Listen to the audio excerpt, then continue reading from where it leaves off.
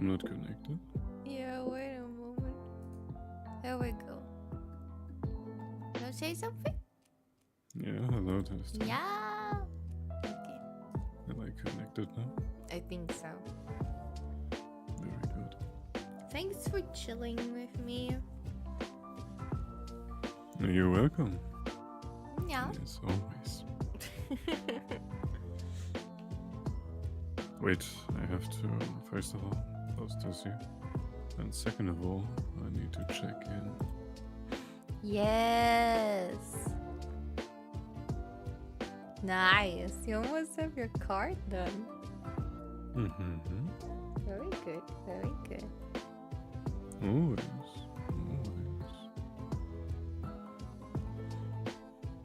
Let's see. I also require your help. What the heck? Chair? There we go. Get comfy. God bless you. Oh, it was just a little hickey.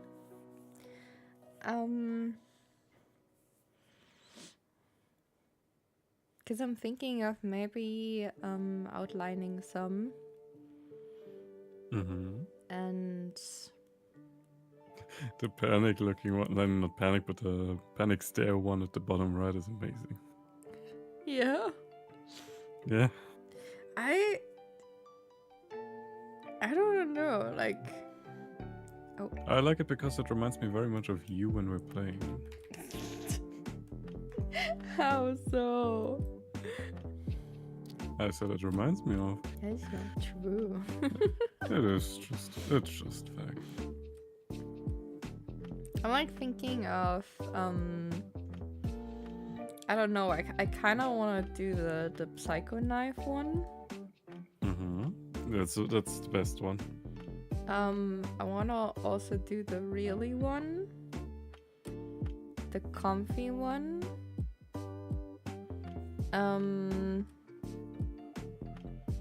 I would love to do the taking notes, but I wanted to animate this one, so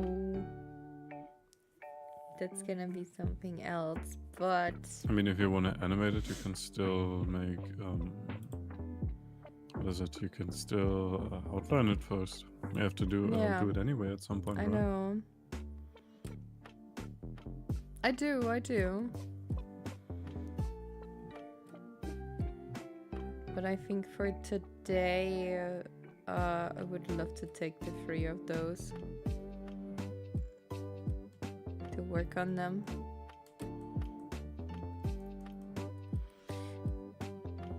You're sure? Okay. That's good. Which one first? Work on the psycho one. Psycho one. Mm-hmm.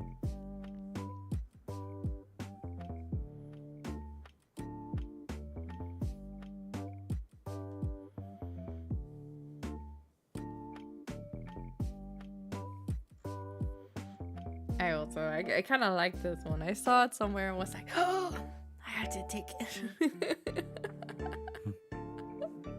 If I'm not taking this one, then I will be disappointed forever.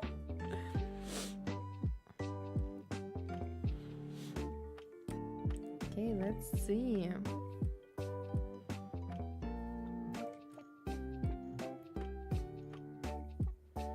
I shouldn't have drank. I shouldn't drink soda.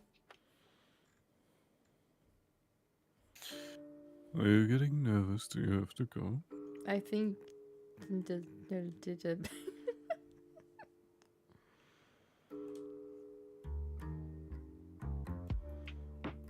You know what? First, let's do the fake out lights.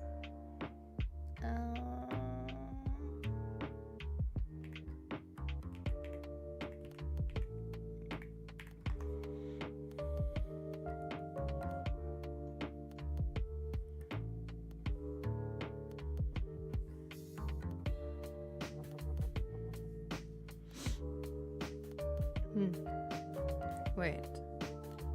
Where is this one coming from?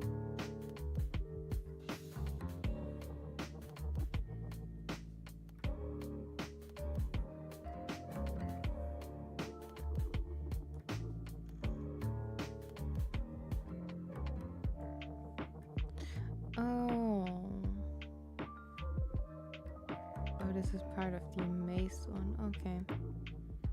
Okay, okay.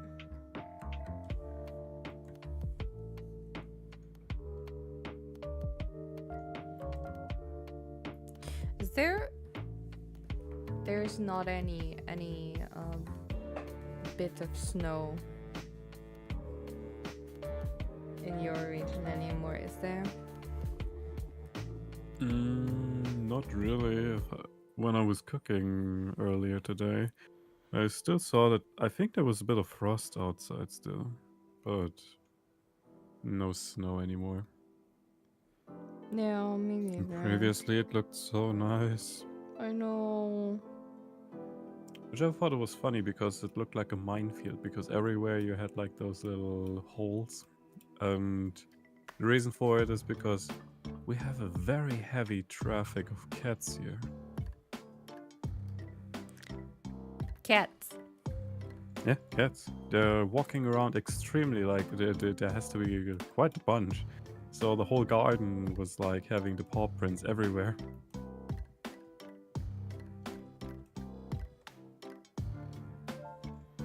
Maybe they were searching for something. The cat No, they're society. just always crossing by, like we are. It's like a crossroad section that we are in here, and it seems like that every single cat here in the neighborhood is coming by. For your garden? Yeah. Don't mind me passing through. Which I think was funny because we have in front of the kitchen, like outside, in front of the main door, there's a table standing, and on the table is a little vase. And Daniel is always being like, oh look, outside there's a cat. Oh, it's so cute. Then he's coming to the window and is trying to get its attention by tapping on the window, and then the cats are coming closer and they're looking at him. And I'm being like, why are you summoning them? It's not going to end good. And he's like, oh, just look at them. Yeah. And then the cats are always rubbing themselves against the window and stuff like that. Mm-hmm. And then they look at the vase. Uh-oh. And I was like, well, what are you expecting? They throw the vase down? Yeah. But it's a hard one, so it didn't break or so. But yeah, it gets damaged. It's cats. Is he like that all the time? No. And most of the time he doesn't even notice it. He just notices it when it's already too late. Last time he was also like, they throw it over again.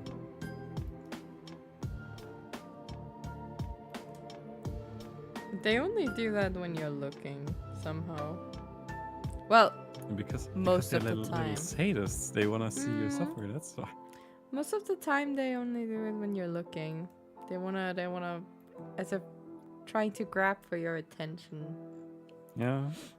Being like, are you My looking? most Are you looking? My most favorite was still a video where there was a cat on top of whatever that was, like I think maybe from a chimney or so. There was a bunch of stuff there, and it threw the first thing down, which was like a cup or so, and then went to the glass, and then wanted to move it, and the one who was filming that was then being like, no, stop, don't. And the cat was looking over, was like, what? Oh, and it was looking at the camera, was holding its gaze, and the paw extended to go to the glass again. Like, what the heck? Mm-hmm. Like, Little- careful. It rather had like this, oh, you care for this. Good to know. Didn't do it anyway. Good to know indeed. It's cats. We never had indoor cats, so I never had such shenanigans.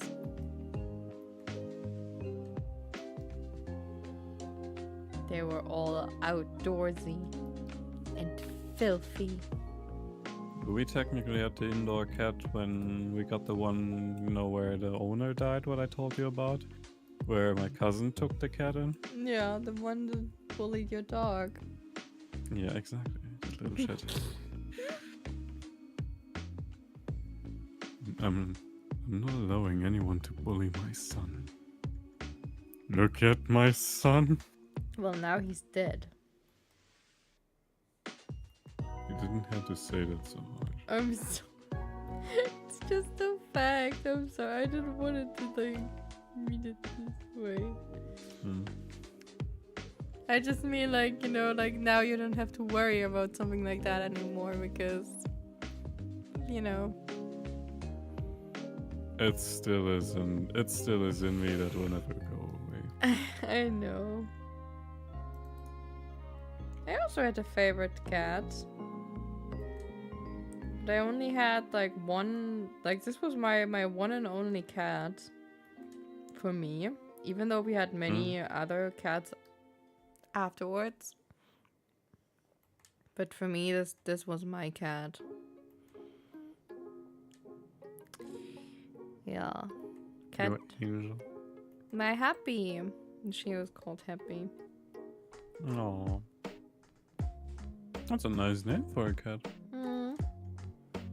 I didn't knew that I named her after an English word back then. Because I thought I made the name up.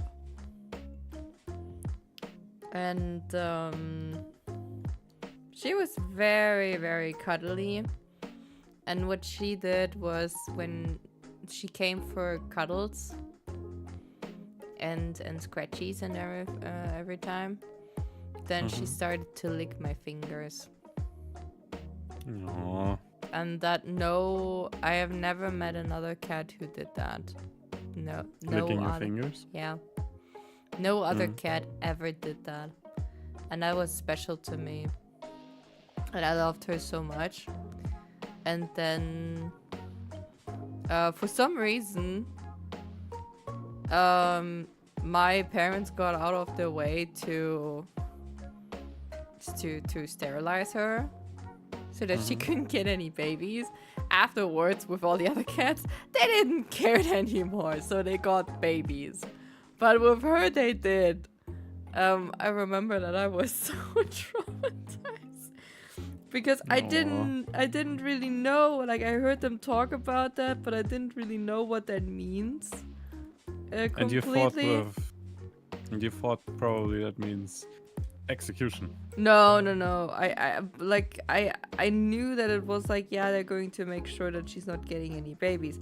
But when they got her back, I wanted to check on her when she got back, and I got an evening down to like open the door and and I picked her up to kind of like, cuddle with her and everything.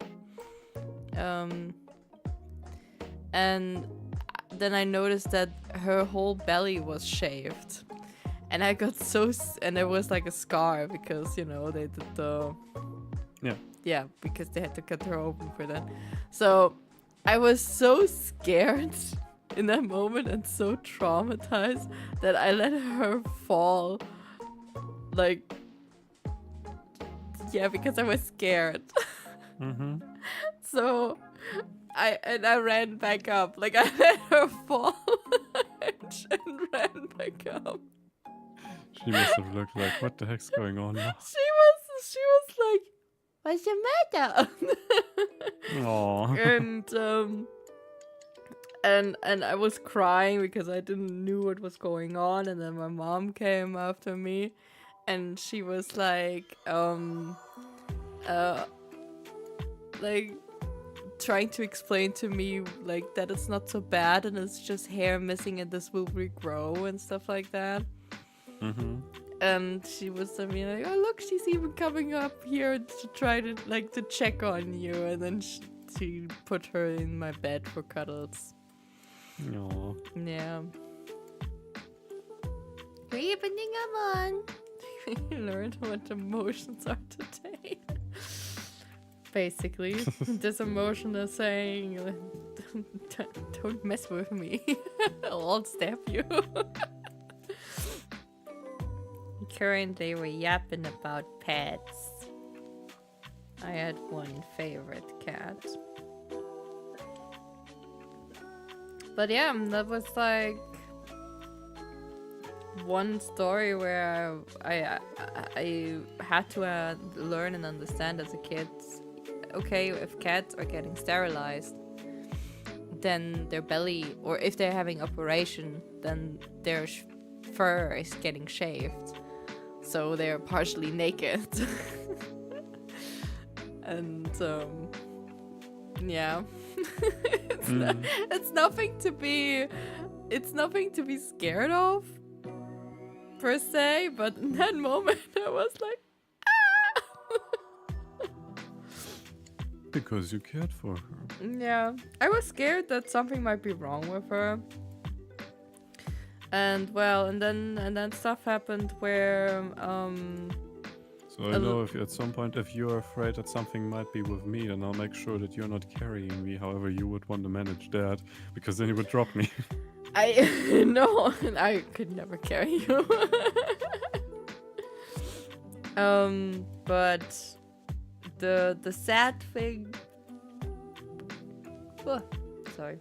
The sad thing of this all is that she got hit by one of the cars that were always like driving up the hill, like from our house, like next to our house, because they were like fixing up old cars for, like, you know, crash derby races and stuff like that. And they hit her because they don't care about, you know, driving slower. And she survived the car crash, but it was so bad that she passed away the next day when I came home from school. And I think partially that I don't know if my parents went to the vet because of that. I don't know if they tried to bring her there. I think they did, but the vet also said that I assume that they said that they cannot really do anything about that. I don't think that my parents would have said, like, yeah, we're not paying for operation or anything, because this cat meant a lot to me. But yeah, she passed away the next day then. And I was so devastated. And I tried to fix it for me, you know, by giving me another pet, like giving me another cat or something like that. But it doesn't fix it, because this cat was unique, because, like I said, like, it was the only cat that came to me for cuddles. Every time, like, when I leave the house, I just call for the cats. She was the only one that sticked around and wanted cuddles and everything, and loved me so much and licked my fingers all the time. So yeah. Sweetheart. I really miss her. And now I'm crying. I didn't want it to cry. I fully noticed that you were crying, so I already took those tissues for you, dear evil girl. Yeah, I'm sorry. I didn't want it to get emotional. That was to be expected with a topic like this. I know. Well, normally I could just, you know, talk about this not so long, but I guess Sometimes it's also completely okay to talk about things like I this. know.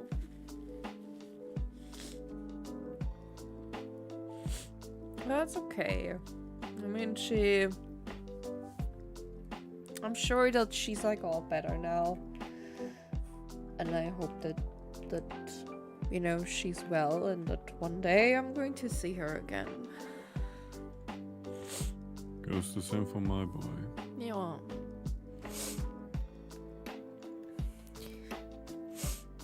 You cat who was scared that something might be wrong when they saw things for the first time.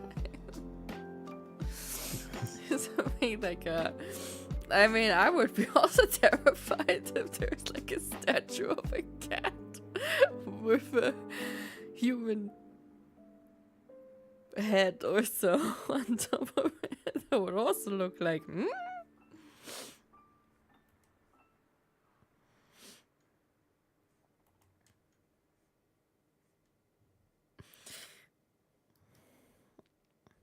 Well, I think some cats are special, and it is like animal chooses the Owner. person, the owner. I think for me it is just so sad that I couldn't have her for longer. Like I didn't have her for such a long time. If I remember correctly, she only lived like a couple of years, like maybe 2 or 3 years, I think. She was very young. And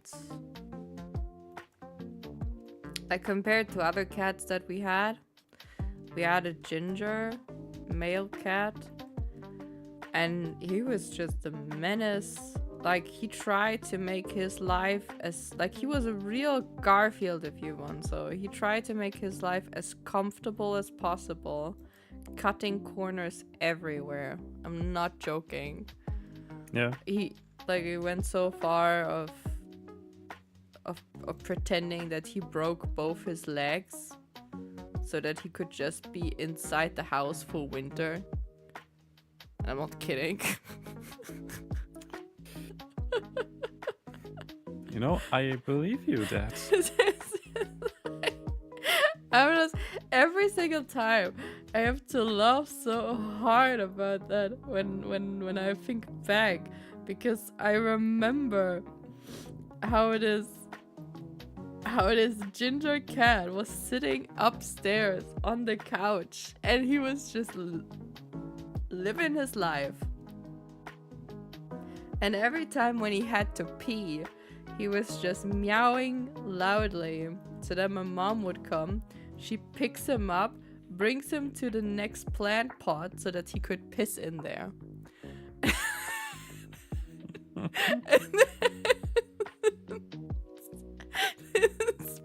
Basically. What luxury for him. I know.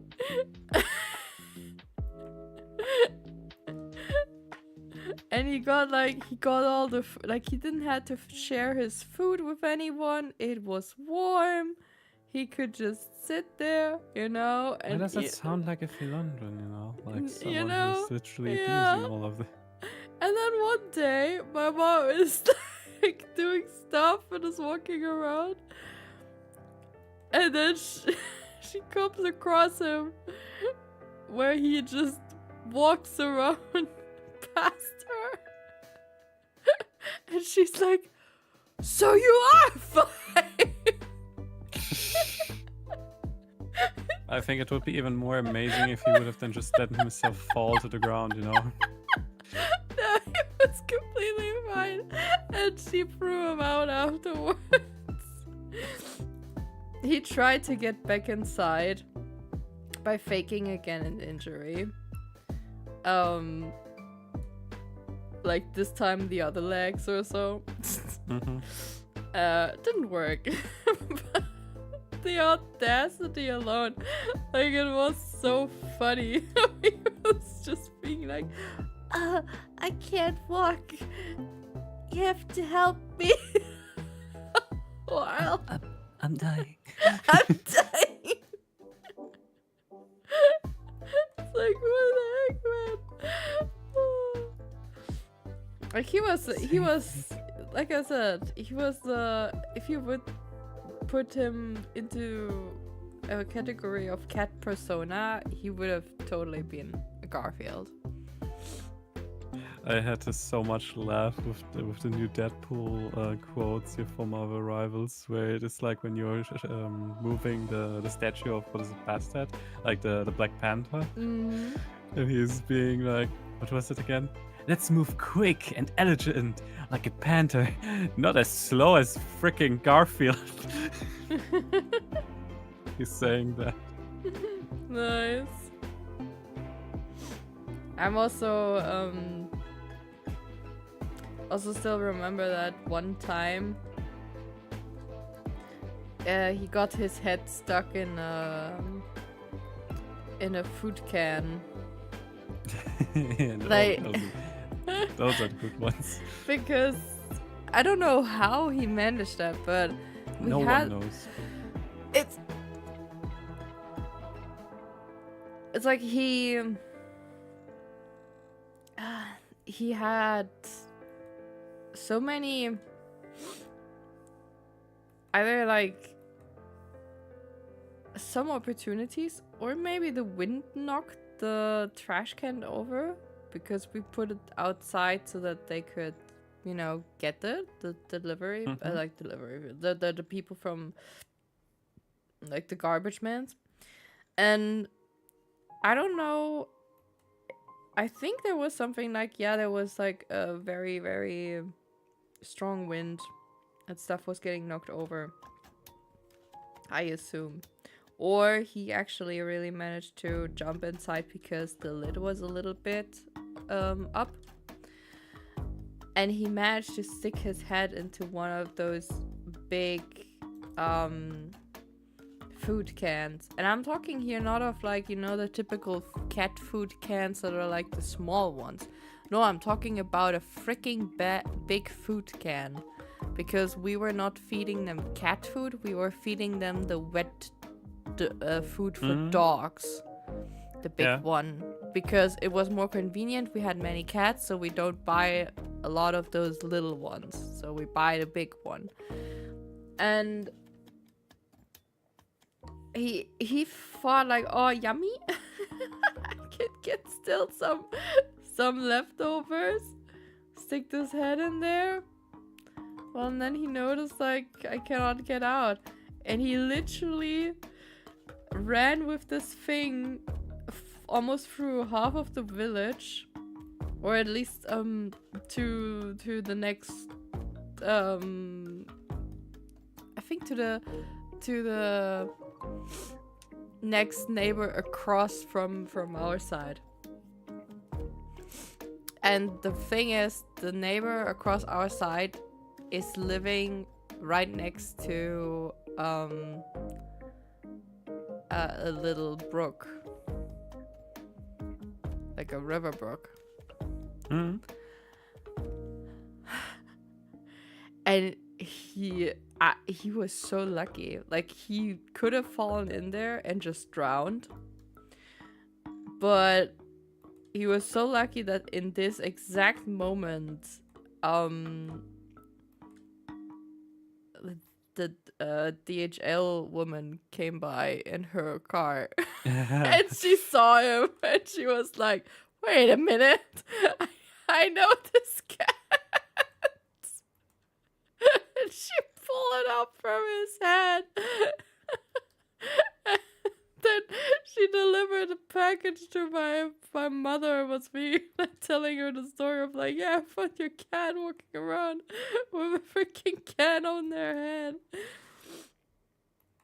And he saw when she saw him again, he looked like, you know, like one of those people from those I don't know, from when like the 80s or so, or the 90s, I think, when it was very, very in for people to put a lot of hair gel into their hair. Yeah. And she was sort of looked spiky, basically. And that's exactly what it looked like. So it was straight from the 80s.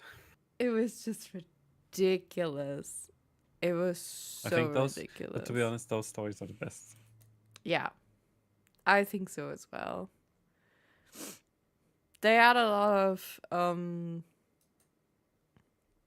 lot of charm for sure, and I will never forget that, because those were some crazy animals. Like, we had some really, really crazy ones. Some of them I miss, some of them I won't miss. But, like, it definitely made life a little bit exciting. For sure. I believe you that. Yeah. They're such kitties. At one point we had a lot of cats because they just kept on getting freaking babies. They just wanted to have all those babies. And we were capable of giving most of them away. Just to, like, people who wanted to have a cat. And some cats we had to, like, keep because no one wanted them. We also had one cat that was blind on one eye. They couldn't see anymore, so his field of perspective was wrong. And we had, like, sometimes, like, pillars for roofs that were in front of the door, like in a doorway, basically. And sometimes when it happened that we were bringing their food to their designated place, everyone would, like, run and try to be the first, and he as well, and then he would run with full speed against this pillar. No. And sometimes also against some stairs because he didn't make the jump up or so. And we called him Blind Jack. So it seems like I'm blind. No, you're not blind.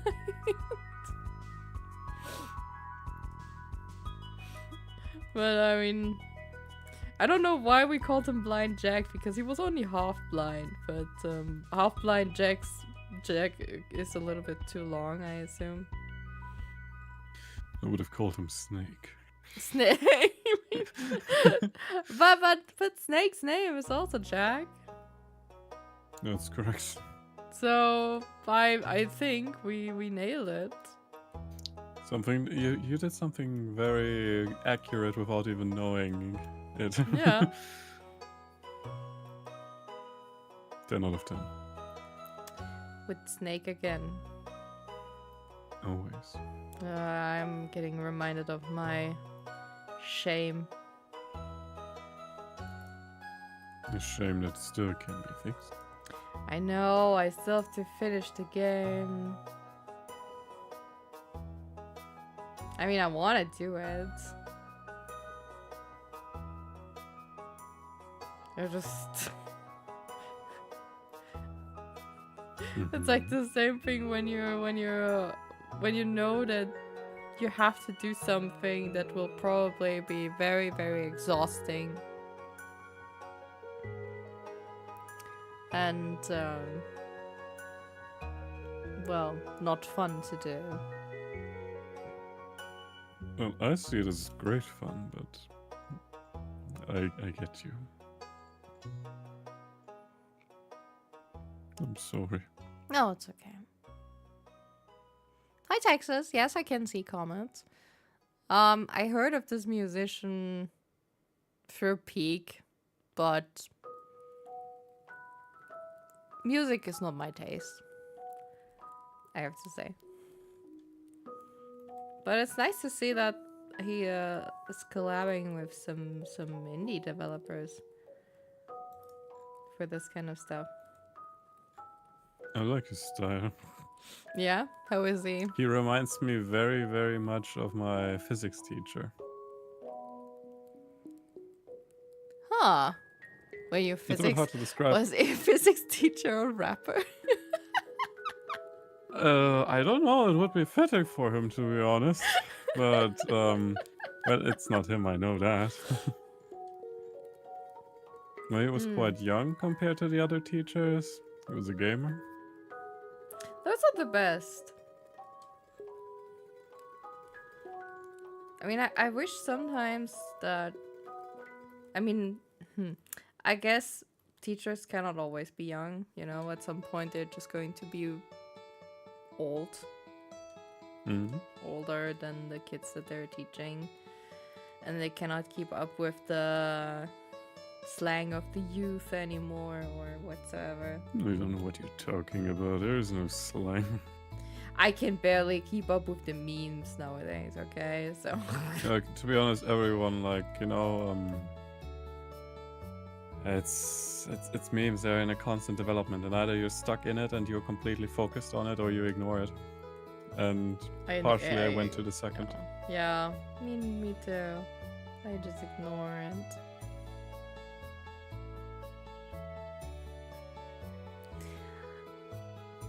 I don't think that our music tastes are aligning, Texas. I mostly listen to well, various kinds of music, but I'm not so much into, I don't know.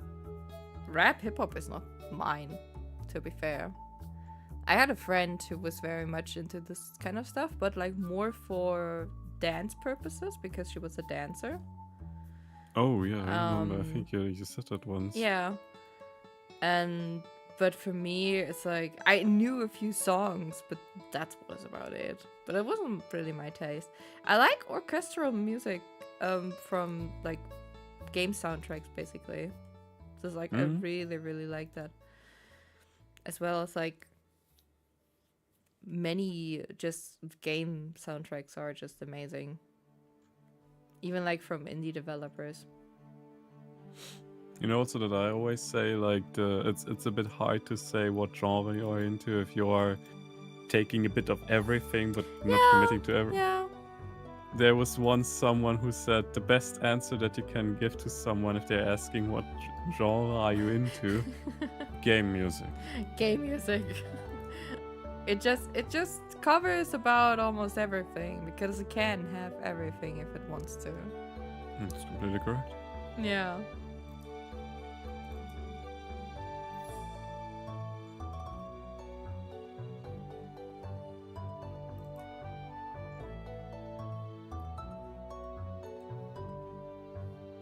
I do remember when I was younger, I was so stressed because I thought, I have to have the perfect answer for like when people are asking me what kind of music are you listening to and so on. So I literally wrote down some titles from like some songs and the artists to it because I was like, I have to know this kind of stuff because I just there was a very specific part of my life where I listened to a lot of AMVs. AMV? Yeah. I watched them, but I liked the music that they picked for the AMV. So I downloaded. What was AMV standing for? Animated music video, I think. Oh, okay, yeah. But they took scenes from animes and then they cut it together so that it would fit with the music. And I really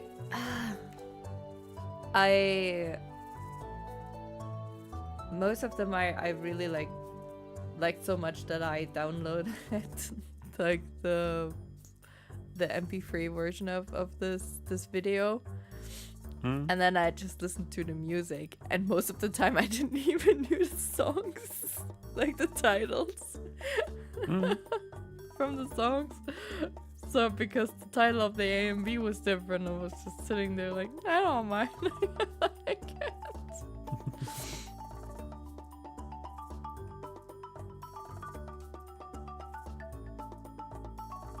For me, most of the time it was like if I had played any game that had like, you know, copyrighted music in it, being like that they got the license for it, I randomly heard the song somewhere in a radio or when going shopping or so, and I was like, oh, I know this one, right? I know this song. Yeah. And I was like, is it from the game? And then back then, because I didn't know, I realized, oh no, it's a standalone song. They just got the rights for it in the game. To understand this part, when no one is explaining that to you, I don't know, like sometimes I kind of miss for those kind of moments when you're a child. Things out like that. It can happen also nowadays, sometimes, but I thought back then, I thought it was just so funny how sometimes you were just finding things out and it just made click for you. I don't know. Like, it was something different, for sure. It had something, in my opinion. Things were different back in the days anyway. Back in my days. Back in my days we had a sprint bar. You remember the meme from Warframe? Did they have the sprint bar? They had a sprint bar. Oh boy. Yeah. It developed so much. It changed so much. I mean, good for them that they got away from that, because I can imagine this was probably not fun to play with. Especially, well, I mean, back then, as much as I noticed from early footage, it seemed like the game that they developed was meant to be played more slow. Yeah. Especially also like how we are moving with the roll and bullet jump and everything. Yeah. It was meant to be a bug. And people liked it, and they'd be like, well, now it became a feature. I think this is something that should developers do more often. Looking at you, Final Fantasy 14. No subtle hate or so. No, I want them to do better. I like, as much as I care, you know, I know that MMORPGs are at some point difficult to maintain. It's like the same with gacha games. I know that they need to do this principle of like, you have to buy in-game currency for microtransactions to pull for characters, because otherwise they don't know how else they're going to finance their game. They're like, the most of the time, 99% of the time, gacha games are free to play. So where are they getting their money from? It's from in-game purchases. From in-game purchases, yeah. And it's just like, when it comes to Final Fantasy 14, a lot of stuff is just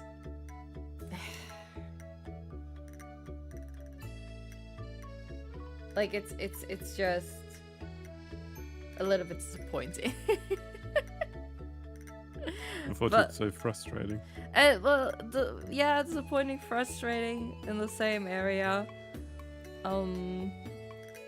Where you really, really want it to be better. If you have already seen a lot. I can imagine that some people would say, that's not true, and the game is super duper great, and I don't know, you know. Best is when they're saying it's doing fine and everything is good while things are going down. Not looking at oblivious people like EA. Ubisoft. We are fine, we are fine. We don't have to sell our studio. I mean, my favorite was still Ubisoft being like, yeah, it never, like, everything is good. It was never better. Yeah, by the way, we cannot show you our numbers. We have to wait with that.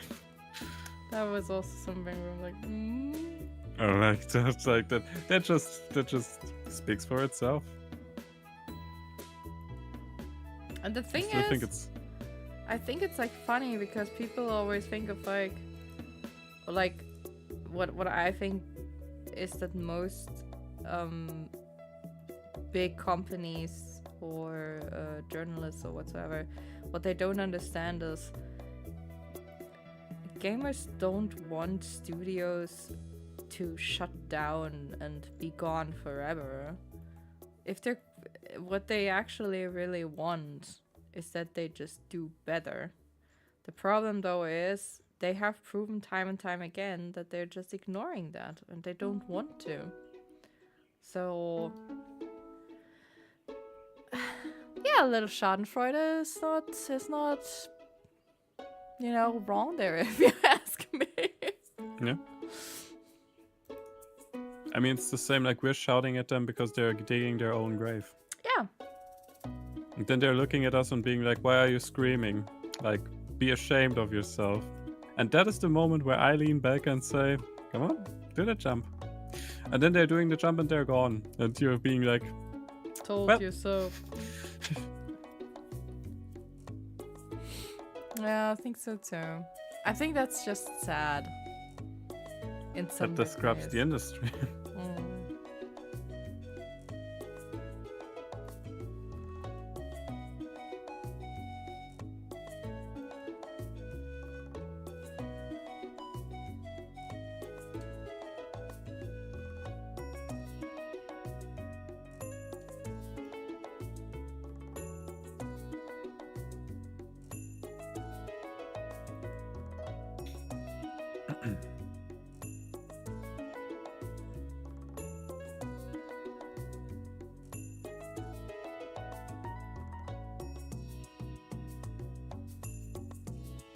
I'm drawing a blank on another topic. Drawing blank on another topic? I don't know what to talk about. Maybe do you already have like wishes for like what to check out tomorrow in Final Fantasy? After such a long time? You're asking questions. Yeah, I know.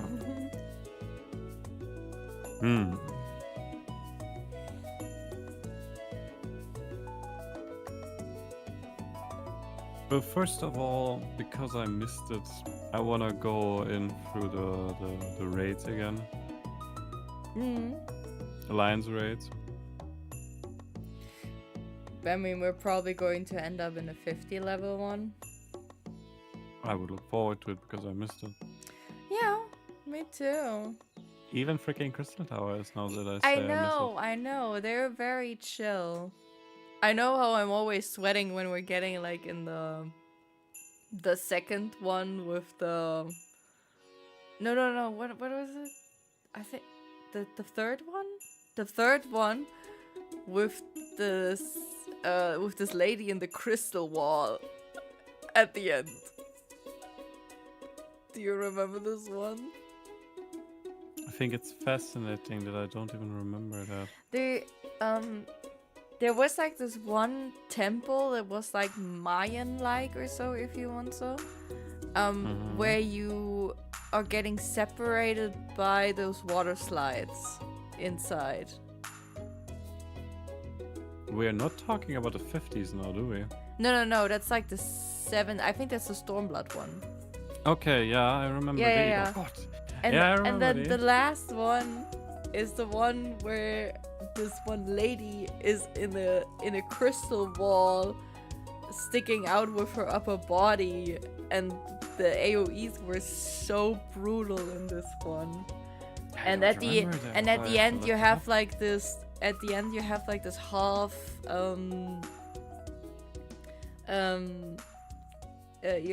this dome that is protecting you, and then you have to spam stuff for healing so that the people are not dying.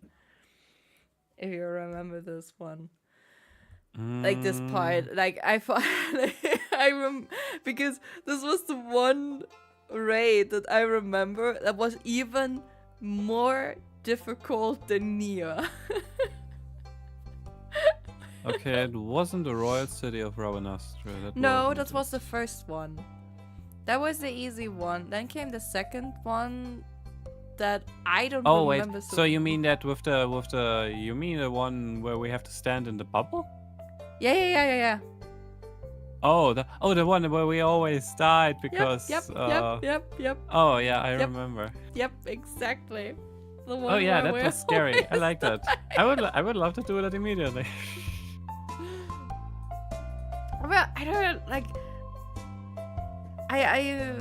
The raids or something that have certain things about them where I'm also saying like, how to do them again? Like, I would love to do them now.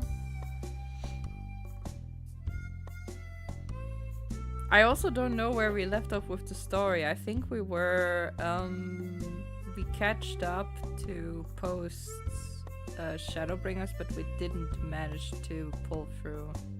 we were stuck somewhere. I remember that because I think wasn't it a level problem or so? We were not Yeah, true. We had to level.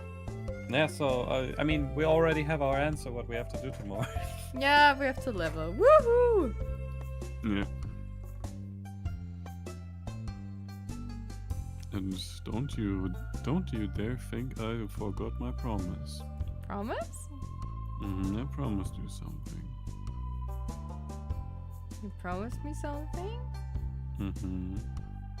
Nothing that I will do in the coming 3 days, but still something that I want to do. No. One day. One day we're gonna do it. One fucking day, out of a simple reason. It's the same like when we're doing roleplay. Always when we're getting closer, then it's being like the campaign is done. We're like, not this time, Charlie. Not this time. I'm so also thinking about if I maybe because of some hairstyles that they released. I'm thinking of maybe buying some. I want to see if they're matching Nima very well. If it is just a hairstyle, then go for it. Like per se, in-game purchases are something to like that you have to think about. Like the way you think about it is only your decision. Can you do me a favor? Yes. S just wrote in chat. He can't hear anything because he's at work. The emotes look great. Let's fucking go. Keep going. Nice. Can you write him that like thanks from me and have fun at work? Should I write him in chat here? Yeah, in chat. Twitch? Yes. Do that. Okay. Thank you very much. From both of us. Yeah. Do we have a heart? Yes, we have. Hearty. What else? I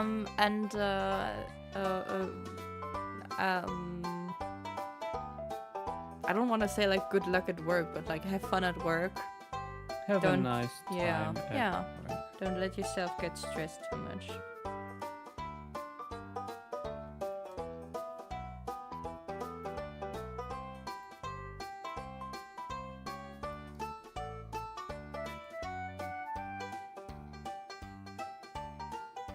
I think in that regard, what could be useful here is to... Subtitles.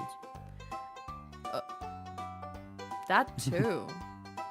It would be terrible, to be honest, because some things that we are saying, I don't know if a translator is so well in capturing that, you know? Yeah, that's also true. Especially because sometimes we're coming with fantasy names.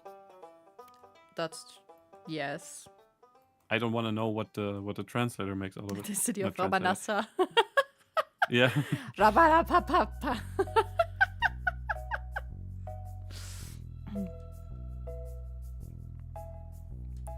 But yeah, I mean they're not so expensive, so that's like why I would like to buy them. Sure. What I wanted to say to that was my phrasing of you can think about in-game purchases whatever you want, but at the very end, it's not so much. Yeah, of course, it would stack up because of that. It is expensive, but I think so too. I think so too.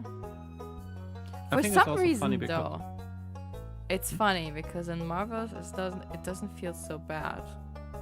That's completely correct. Which is funny because Marvel's is using the exact same thing, like my boss likes your VTuber model.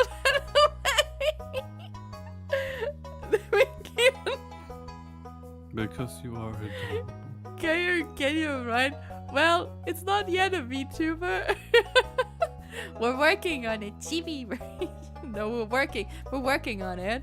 But yeah, thanks for the compliment. Oh, I feel so flattered.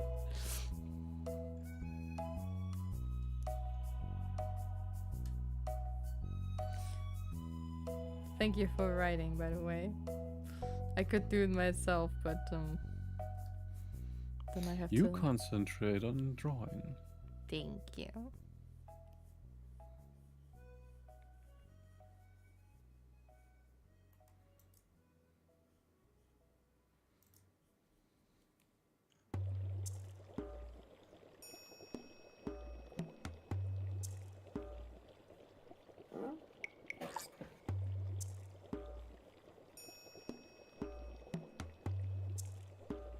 Here we go. You little cutie patootie, you know that? Me? Yeah, you. Yeah. Because you're a little cutie patootie. True PNG too. Huh? True PNG too, I guess. Well, I mean, it's funny because we talked about it today. I would love to try to make like a chibi version of the, like as a VTuber model. I think that would be fun.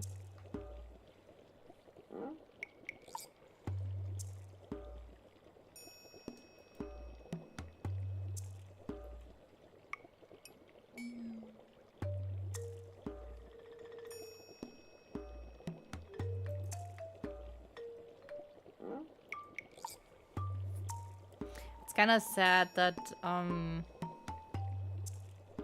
we cannot really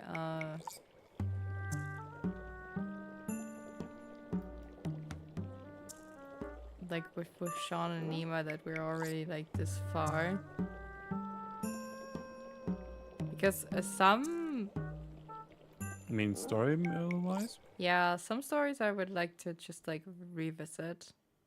You can do that. For that, there's the book at the bottom where you I can know. revisit stories.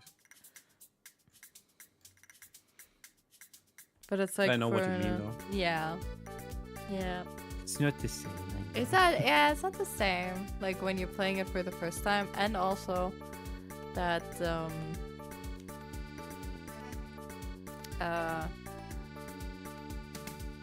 that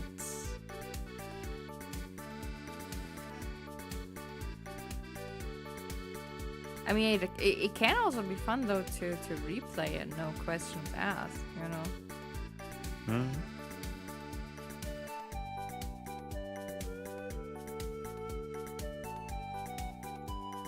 But we don't have so much. Wouldn't have anything to. I kind of miss it too, you know, because you knew the story, you played with me through it, and then you looked how how I would react to the whole story. Yeah. I remember how you were very grinning to yourself, I guess, in ARR. What? When everything like went down at the end with the banquet and everything went wrong. Oh, I was. And yeah, I was so happy that Lodorito got his head chopped off. The thing is, you know, I myself, I enjoyed this very much because it is very common that you already know what's going to happen because you can expect it. Like, this is a typical trope. But seeing then finally someone laughing his ass off, being like, you cannot do shit against me, oh! And then he's just being sliced apart and you're being like, well, there goes this problem. Like, I remember, like, I yelled so happily in that moment. Yeah. Of like, freaking finally. I was so happy. And I remember that we were not alone when no, the others were pissed, yeah. but I mean, that's their problem. That's their problem. They knew that I was playing the main story, so... Yeah. They cannot handle it, it's their problem. I still think that was kind of like mean from them. Being like, yeah, they're the main story, and then it's like, oh, you're being too loud because you're too hyped about the main story. You know what I think is funny about that? It just goes all back to what we said in the beginning. What were you supposed to do? You were supposed to be there to play. Yeah. Your main story, and they wanted you to be there with them. But what were you not allowed to do? To react to it. not saying anything, not reacting. It wasn't about you being there. It was about... No, it was never. It was just of like, oh hey, we have another person that is playing and that we can, I guess, use for in-game purposes, you know, where you It partially need... was pure entertainment. Yeah, but entertainment for what? If you're not looking how a person For is them. react. Yeah, but they didn't even, you know, were interested how I was reacting to the story. They didn't That's true. care. So I myself am like asking then like, why do you want me to play this game in the first place if you're not interested to see how I'm reacting for the story? Yeah. Like, what is the point? Why did you recommend this game to me? Like, there has to be a reason, right? You're seeking reason where there might not be. I know the logic is already out of the window with those people. So, it's fine.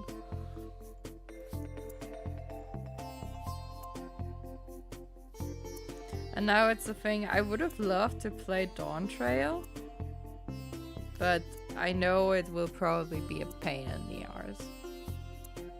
I think it's still funny because after everything, all the recommendations and whatsoever, I still think, yeah, the best way to phrase it is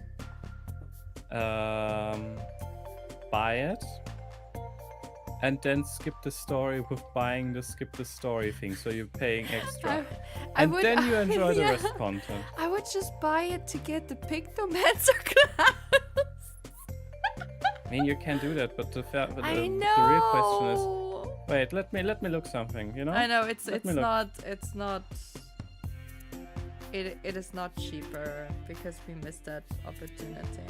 So it would be Now there are like... stores where they stick to it, but how cheap can I get it?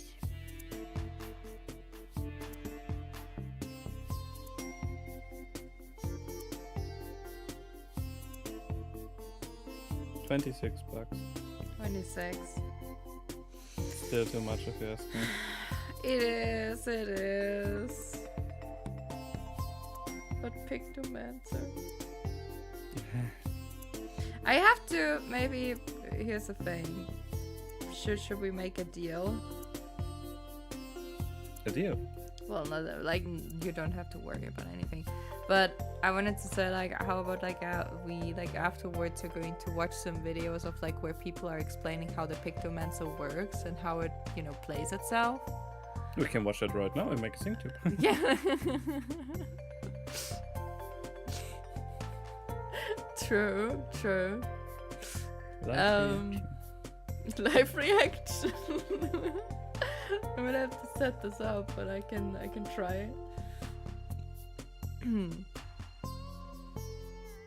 And then see like if it would be worth to just get it because of the freaking Pictomancer. I should have maybe bought it when it was 50% off. But it should have maybe done that. I still think it's a waste. But I know. mean, it's your money. You can do whatever you want. That's the good thing. I know. You will never let me live that down. To be honest, I have wasted money myself in my life. You know, like I'm not I'm not a person who judges so easily in that regard because it's a hobby. We're paying for it. It's the same, like, you know, always look at one thing positive. We're buying games. There's a bunch of games we haven't even played. Like, you know, like there's always something to account with. Yeah. But we have not damaged our health in the form of buying cigarettes or alcohol with that. That's true, and to be honest, smoking is so expensive. It is? Like, no Oh joke. yeah, it is. It is so freaking expensive. It is indeed. I remember that. And because of that... How do you remember that? Oh, because I had to deal with this shit a lot. From Not other because people? I was... Yeah, my mother. Oh boy. Mm. Having a family member that smokes, I can imagine that must have sucked. I managed to gaslight her a few times so that she stops with it. Because I was very, very angry back then. Because I didn't saw the reason for it. She is always someone who is, I mean, you know about my mother. I do know about your mother. I do about her. And the thing with her is, like, she was searching for excuses so that she could smoke. And I was being like, either you stand for it, or don't bitch around. Like, that was my mentality to that, And that's not a good thing to do, searching for excuses to smoke. Yeah, and the thing is, for me, it was like, you're hurting yourself right now. And to be honest, I'm very ashamed of you, because everything that you stand for, what you're telling me, you're just proving me the different. And then she was being like, no, it's not true. I'm just doing this once. I'm being like, oh yeah, like the other 20 times. And then she was always being like with this, yeah, I'm going to stop. And I'm being like, not even I believe you. And I remember, because back then my mother then tried to do it like, yeah, that I should also do a lot in school and, do good. And for that, she stopped smoking. And I remember back then that I was naive, I believed her. And she wanted me to be proud of her again. And I'm being like, yeah, sure, I'm proud of you. And then one day, I didn't have school. I went to school. There was no school because the heater exploded or something like that. And because of that, we were able to not go to school. So I went back home. And the school was literally 5 minutes away from my home. And yeah, I found her on my way and she was smoking. And I know how much she loves her reputation. Because she doesn't care for anyone in the streets. She doesn't care what people believe. But oh my god, what if she looks bad right now? What if people think bad about her? Or I'd be like, again, contradictory. So I did something that she didn't expect it to. I saw her there, and I was frustrated, I was angry, and I was sad because she lied again. That I literally approached her while she was talking with people, and I yelled at her from 20-meter distance or so. I don't know what I called her, but I insulted her very loud. I mean, just imagine if I would be drunk. Just imagine if I would be drunk and if I would want to call you the worst. Like, that was me there. Yeah, and she was so ashamed of that she quit smoking. And there it was for real. Like, since then I was heavily checking what she's doing. And yeah, well, she didn't get to it anymore. To be fair, based. I think that's a based reaction. Usually I would also say that wouldn't be healthy from my side, because I'm literally trying to manipulate her to stop, where some would say... Here you can actually say it's for your own good. It's for my good, because simply... Well, also for yours, yes, of course. Like, back then I would have said I did it for her. I did it for her, that's correct. Today I would not say that anymore. Today I would say, yeah, well, you're smoking in my presence, so you are doing something to my lungs. Either go away, or I'll make you go away. Like, I think that was back then also with my grandparents, and then my parents. I don't know if my parents said something or so, but or if they noticed how. I think I was always also crying when I was with my grandparents, and I think it was not because of like I want my mom and my dad or whatsoever. I'm like, when you were small as a child? Yes, as a baby. That could be very much it, because fun fact, I had the same. I know what you're going to say. With my aunt, that was the same, because she was a chain smoker. She was terrible in that regard. And like, you smelled that shit. Yeah. And as a baby, it was always like my grandmother had me or so, and I'm being like, oh yeah, woohoo! And then my aunt was there and she's like, come here, and I'd be like, like instant starting to cry, and then she was always being like, But I'm not that evil, am I? Well, I mean, she wasn't evil, but she had her own problems. But it was the smoke. Like, babies can notice that very quickly. And, yeah. I would hate that so much. Yeah, I mean, I would wouldn't just, like, not enjoy that. I wouldn't let a person who smokes so near to my child anyway, because Yeah. a small little lung, you know, like small little baby. Like, Small no, little how about baby. don't? Then another thing is when I started to get my asthma attacks and everything, and then my mother suddenly was being like, "Oh, I'm so sorry, it's all my fault." I'd be like, "Huh? Well, why is it your fault? It's not your fault if I develop asthma." And then she's like, "Yes, I have to tell you something. When I was pregnant, I was smoking like crazy." And I'd be like, "Oh." Maybe it does explain something. Hello, Presto. Evil aunts, yes. Yes. Sometimes you have those. I mean, she wasn't evil. She had a lot of problems. She was stupid. She was lazy. She mistreated her own child. Amazing. Mistreated her own child. And yeah, her laziness costed her life because she's already dead. No, but like if we're talking about family members that were smoking or like are smoking. Chain smokers. Chain smokers. I had my grandparents from my father's side. They were heavily smoking a lot. And well, I just remember I didn't like that back then when they had an apartment and then they had their own house, and every time when we were there they had to go out for smoking, which they didn't do in the beginning. Like we literally had to tell them to go outside, like, which is just, you know. And also my sister, because she also had kids herself then at some point. She was literally being like, well, if you want us to come over, if you want us to visit you guys, then get your stuff together, and when we're coming over, we don't want you guys to smoke, because those are our kids, those are, you know, it's their health. Just no.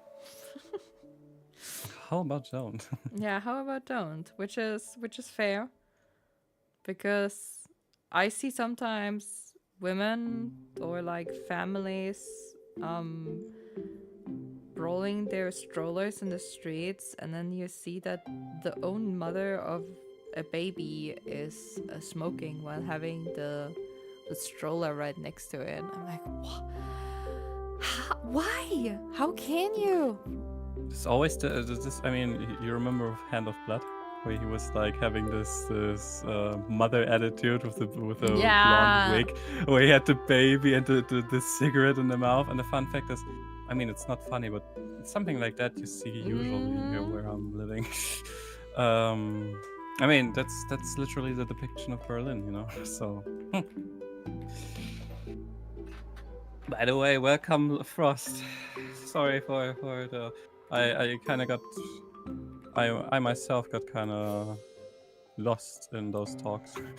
Lost in the Why do I suddenly got this like Vietnam flashback face?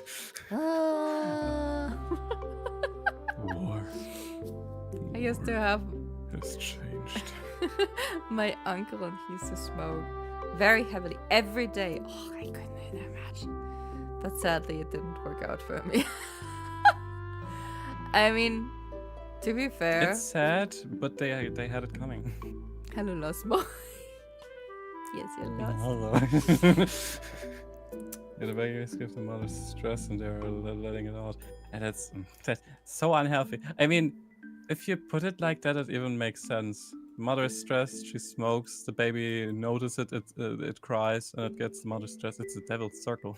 But to be honest, like, as a parent, you have to stand above that. Otherwise, you're not fit a parent. You Like, have think about that to. before you have the child. You have to decide at some point, and if you can't do that, then maybe, and this sounds harsh, but maybe then the best decision is to give the child away. Which is funny. They never wanted, always if you're getting into those scenarios, They never want to do that. Because it's their own flesh and blood. But rather make them. And I had there were others, like in my school, like you heard stories back then. We had kids that were nearly starving, you know? Not because they were not they couldn't afford food. Where I'd be like, why would I want to mistreat my child this way? It doesn't make sense in so many ways, but it's humanity. Humanity never makes sense. There is something that is endless. The universe or stupidity. Yeah. And with one thing, we're not so sure. Yeah. Albert Einstein. Mm-hmm. Wonderful person.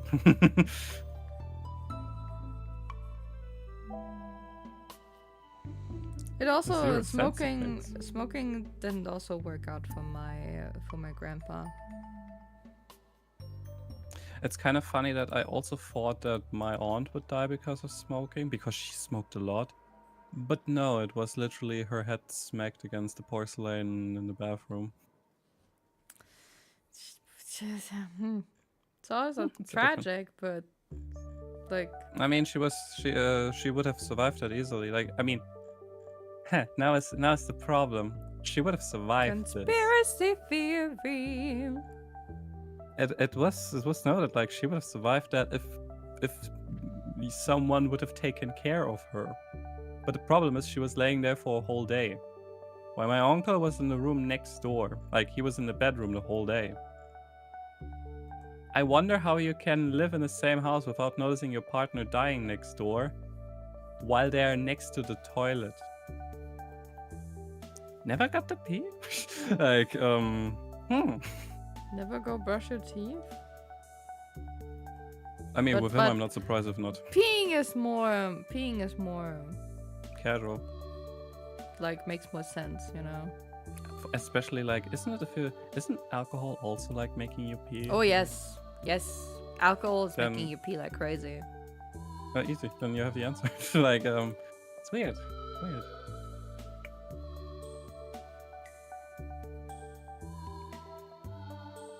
I just think it's funny because my mom is still writing me that now with my uncle, because he's suddenly out of the hospital.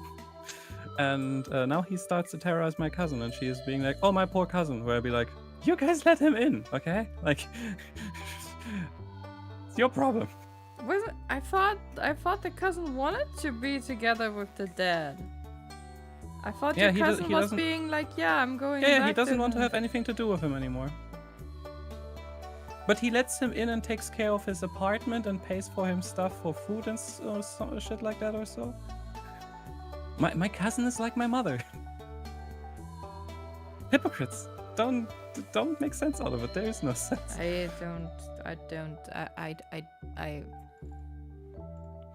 Peeing is more casual. More 2026. I'm talking shit again, ain't I? You know what? I should. Shit. It sounds like it. No. I wanna sound smart. You're smart. Don't worry about it. I might be smart, but not always, and that's the problem. What am I? You're beautiful. No, I'm.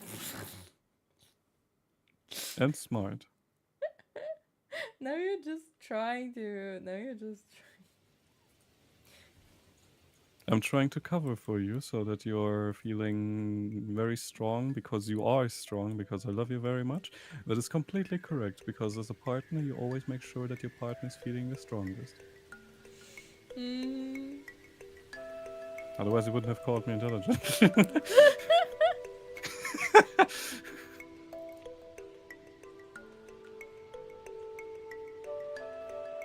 Mistake there. You have a beautiful knife, you know that? Yes. Do you want to see it up close? Oh, show me. Oh, you're not even afraid. You have No, I'm zero not. survival instincts. That was completely correct. This is I'm very getting lost. dangerous. Hmm. This is very dangerous. With me. I think I never mentioned that, but Danger is my second name. Is it? I thought your second name was Wolf. Jack Wolf That's Morrison. Correct. That's correct. Woof woof. Hmm.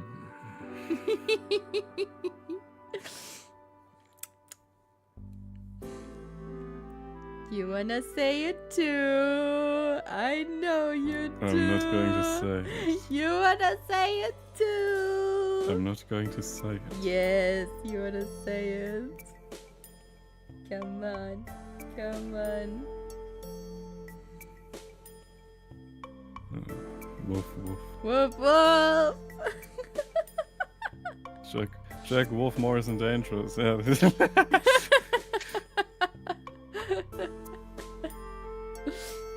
Okay, for you I do it again.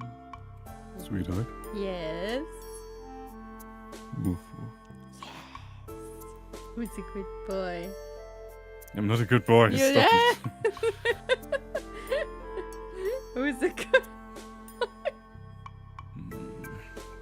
Mm-hmm. Watch it, otherwise you cut yourself with your own knife.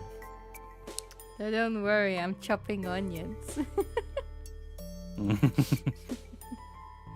Hi Frost, how are you doing? Nice sweater on your side? Mhm.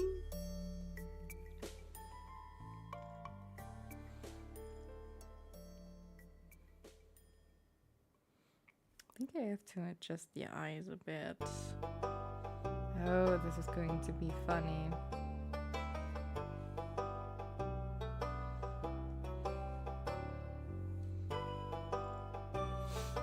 No, no, no, no, no, no, no.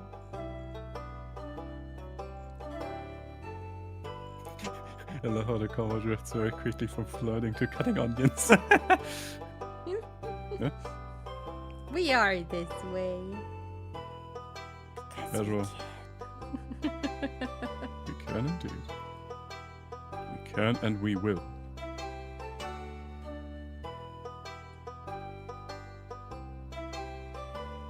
I wonder if people would get ashamed, you know, watching us flirting. Like the second shaming. Third hand shaming? Second shame. Second hand shaming? What is it called? Oh, you mean the same problem that Daniel has? Yeah. Like when we are flirting that he's being like stop it. I think it's funny.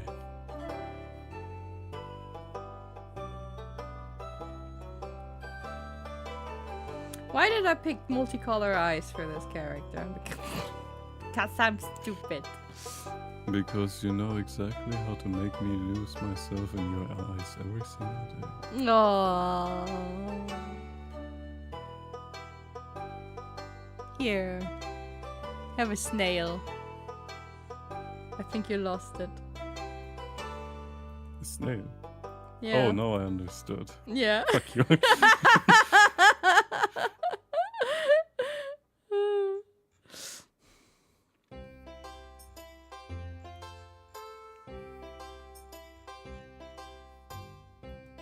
Oh, Frost, by the way, have you seen the Deadpool Deadpool! quotes?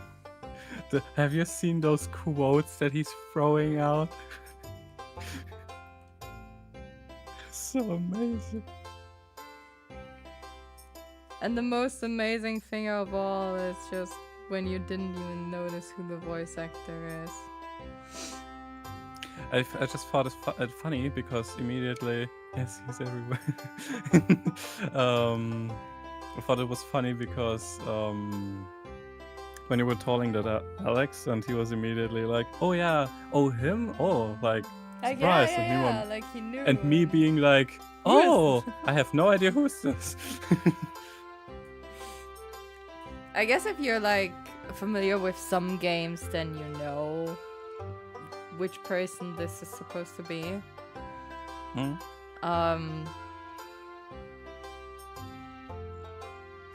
But yeah. This somehow.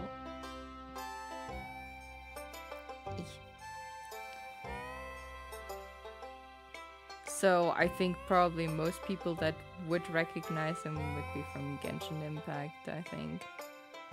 Okay, that makes sense. So It's very funny that he's actually every role. Yeah, I mean, what was it again? Like also with the video. I where they were called talking- it. I called it the last time that we played, and you were like, "Wait, he's changed positions," and I was like, Yeah. either like this is like for confusing us, or I said maybe he's going to be an all-rounder. But then I was like saying I can see Vanguard and DPS, but I had no idea how he would be as a support. But they made it work, and I'm like, Yeah. to be fair, I don't mind. I think that is a very Deadpool thing to do. Everyone will try him. Yeah, that is even more the problem, you know, where we also said like when we were playing, healing someone with guns. Yeah. Have you seen the melee attack? Stand still! I have to shoot you to heal you. I think you can even slash them with the pistol with the swords. I think to heal them Stand also. still! I just wanna heal you. I'm just- giving I you. just- I'm giving you more flash. Yeah. I wonder if you can also heal someone with pushing your butt against them, because you know, like if it is just dealing damage exclamation mark, then if you're doing the melee attack without the swords, then you throw your butt against the person, like you push your butt against them. And I wonder if that heals. That would be funny, you know, like this is a little gimmick. I think my herbal witch shouldn't hear of this healing method. She might try it out with her bow. Don't Healing shoot arrow. other people without their consent, okay? I mean, it was the same with Overwatch back then when Anna came out and they were being like, "Oh, I can shoot my friends." What did you say? I always wanted to do that. Hold still. Like those are such memes back then. I love it. That's true.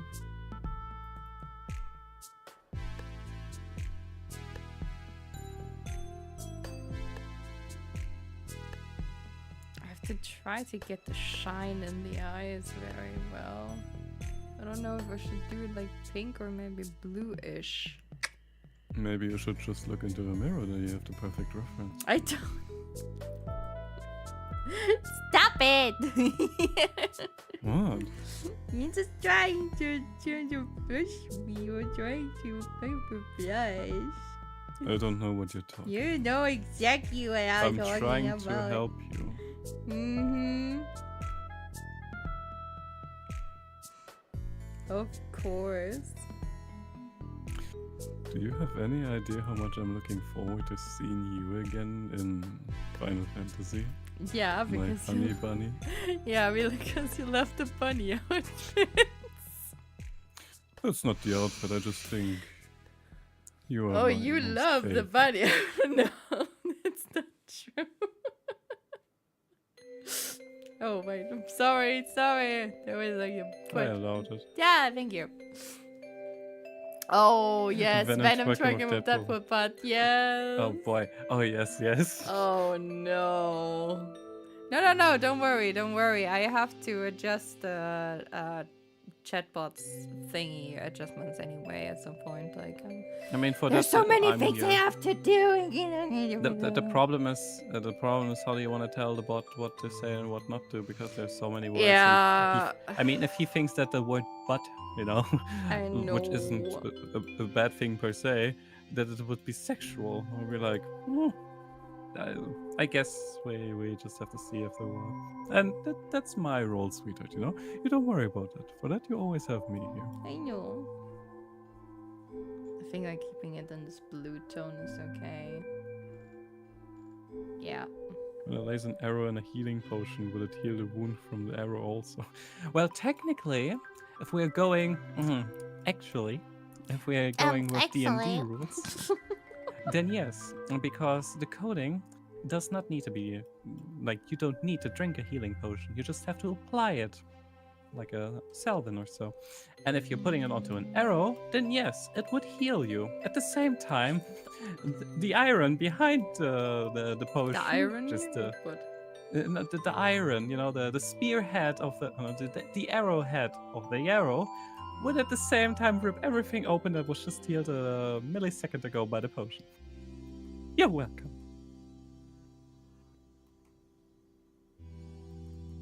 Arrow tip. Thank you. Why are you giving me such images?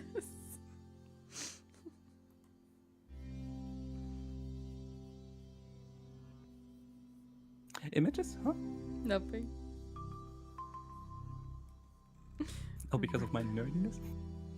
Ripping stuff open. Oh, oops. Well, I can go even more into detail. Please don't.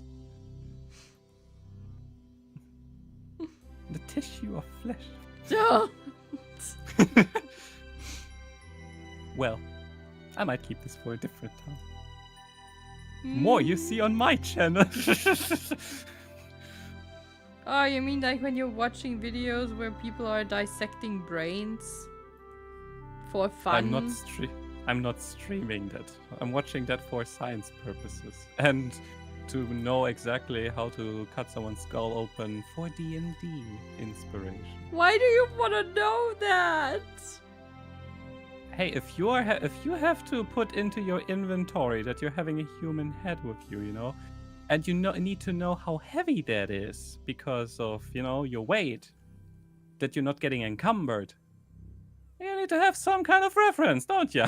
How? Why would I take a head with me? Why wouldn't you? Maybe it is from the clown from Baldur's Gate and you have to put him back together.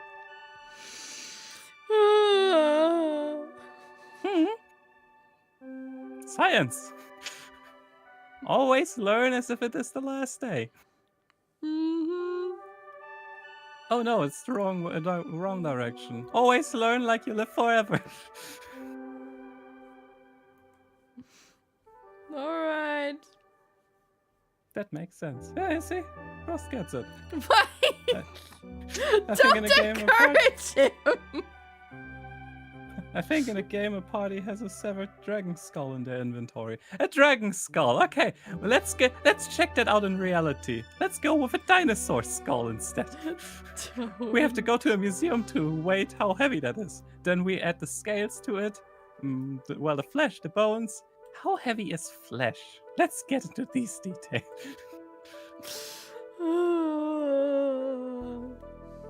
Hey, you're not the GM. You don't have to know these stats. At the end, the player is the one who's unknowingly asking, hey, how heavy is it? And then I'm looking stupid because...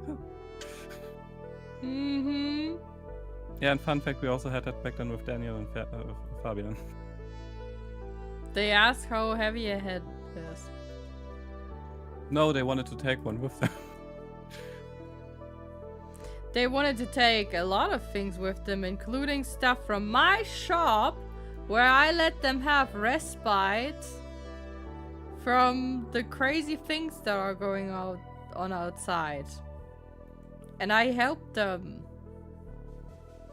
But hey, let's steal from the friendly witch. Why don't we? I should have killed them all back then there. I still think it's amazing also back then when they encountered so many Danes. Like, you know what was my favorite? No. Because when I played the Baron, like the vampire, they knew the rule of a vampire can only enter a residence or a building if he's being invited. And they knew there's a vampire around here somewhere. And then there was this there's this businessman walking around, and he is trying to get his fingers everywhere and tries to get into a position of power. So he's a powerful ally. And Daniel was immediately like, "Oh, we need to save it. Like, we need to get him as a friend." I was like, "Okay, that's going to be interesting." And then our dwarf was just like, "Ooh, I found him down here on the streets. He was just walking by very casually, and he wanted to come up to our castle because they were hiding in like a little castle, which was more an abbey, which was a good defensive thing, you know." And and then he's like, "Oh yeah, I found him down here on the streets. He asked if he can come up with us so we can discuss some things. I invited him up." And Daniel was like, "You invited him up, huh? Is he okay? Not that he's a vampire." "I don't think so." And then we were walking there, and I remember that we were in front of the building, and he was like, "Well, then, and oh yeah, and the guy who owns this place, he's up here. I'll show you to him." And he walks in, and I was standing out there, and I'm being like, "Excuse me, but it usually isn't in my favor to just walk into every place that I don't even know of, especially since you are not the owner of the area here, are you?" "No, I'm not. The guy who owns this place is upstairs." "Do you allow me to come in here so that I can see him for myself?" "Yeah, sure, come in." And Daniel was listening to it, and he was like, "Didn't you catch that way?" Like, "Well, what are you talking about?" I was like, "Thank you very much." And I walked in, and he's like, "Oh, you mean because he maybe phrased it because he's a vampire?" And then he's like, "No, I don't think he is a vampire." Like, he was so pissed.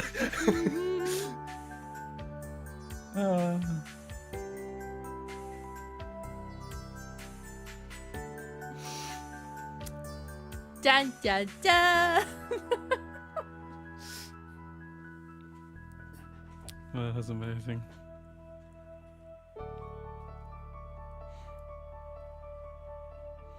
They should have died way early.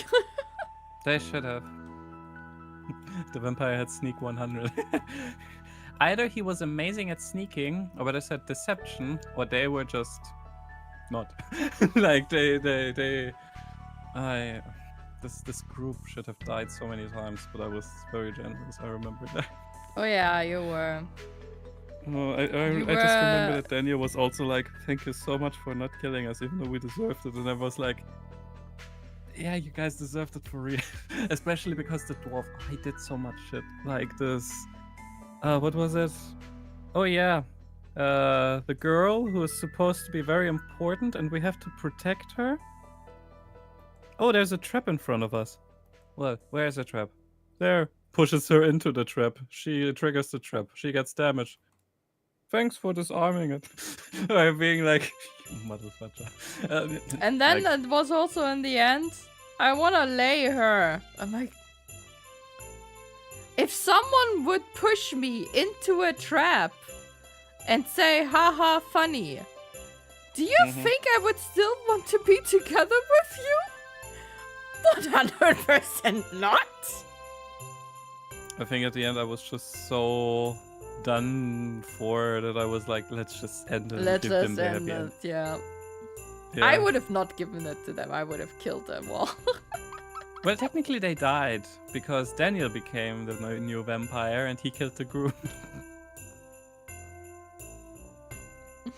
True. I would have Love is wanted blind, to is kill there. them. I would have wanted to kill them. They wanted to try to rob my shop. Yeah, I get that. I get your full reason why you wanted to end them.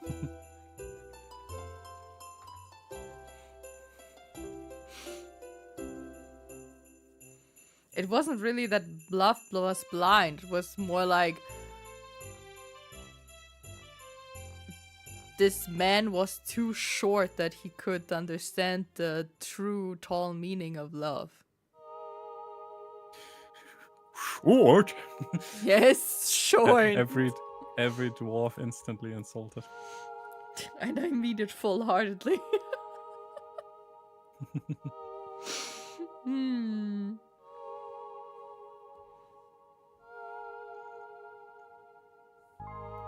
Ah, dwarves. I like them. I can imagine that they can be fun company. For sure. There are real cool concepts for dwarves that I've seen. Like, you can do a lot with dwarves. But most of the time they're just getting stooped down to racists. Right next to the elves. Yeah, I mean, to be honest, in every fantasy setting, if you're going with the hardcore fantasy settings, racism is a must-have. Because no one trusts each other. Like, you see that so often. Like, elves are thinking they're superior because we're superior. Dwarves are saying, you all hate us. Because of that, we have the right to hate all of you. Find the mistake. Humans think we are the superior ones, while they're walking around drunk and trying to conquer everyone. Like, these are like the cliches, but it is a perfect mixture for racism, you know? Like, it's fantasy. I love dwarves. They are tough, funny, have cool beards. Yeah, I mean, it's true. The dwarves are very often funny depicted, which is a good thing. They're tough. Oh, if you're playing the dark sources in whatever settings you go, you know, like if you're playing the evil guys and you're facing dwarves then against you, you're not going to have a nice time. I tell you out of experience. They're little toughies, which I think, yeah, they're perfect tanks. And they have cool beards. Which I think is amazing, how we have our fashion whatever, you know, like fashion magazines and whatsoever. They could do the same even in this volume.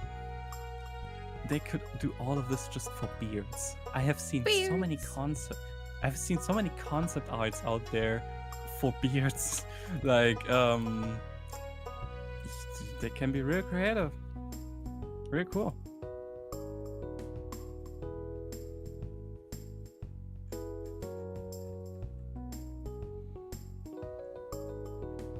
At some point I also want to build a dwarf.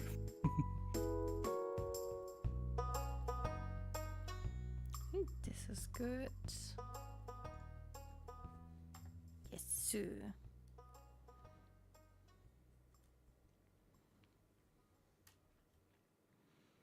Gives already a menacing look. That's the Momo we know. It's like when something in the game pisses me off. What did you say? If you have enough from the killer. Yes. Now it's payback time. I would attend a dwarf beard show. Yeah. Imagine like the catwalk and then the dwarves are walking along there and they're making like this gesture of like, look at the beard. Well, I stroking the beard. I'm just stroking one's over and making like this presenting. Newest model. Yeah. Makes sense, makes sense.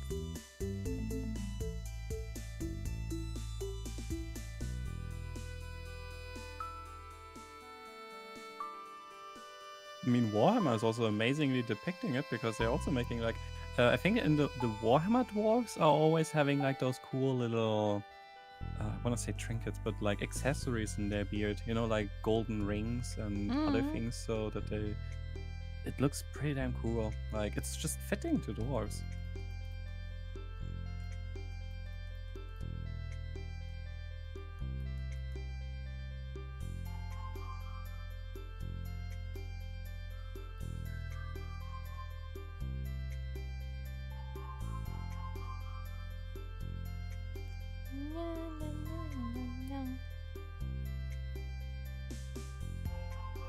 My sweetie.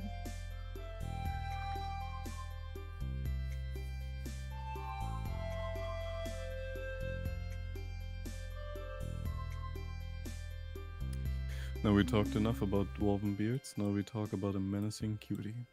Menacing cutie. Mm-hmm. Who's that? It's you. Ah. Yucky.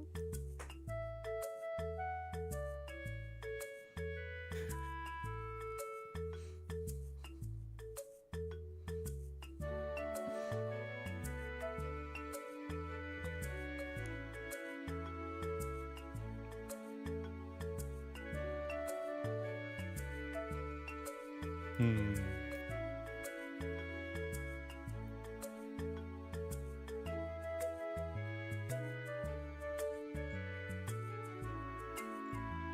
Okay, it's taking shape. It's taking shape. I think it already looks amazing. Yeah, it's not done yet. No. My back Nicely just- stretchy. My back just cracked so much. Very good. As long as it doesn't break, it's all good. No, not yet.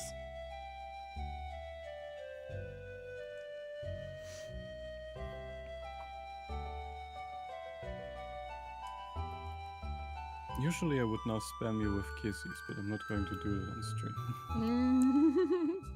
Maybe don't. People might not take this so well. Sounds like a dumb problem. But I get it. We don't have to provocate it. Yeah, that's completely correct.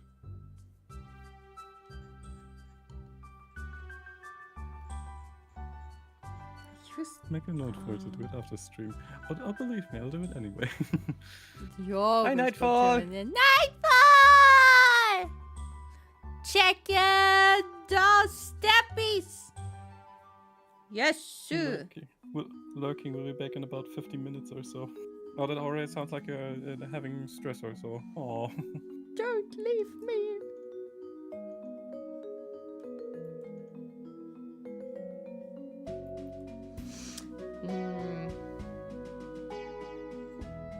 Can I do this a little bit different? Probably not. Okay.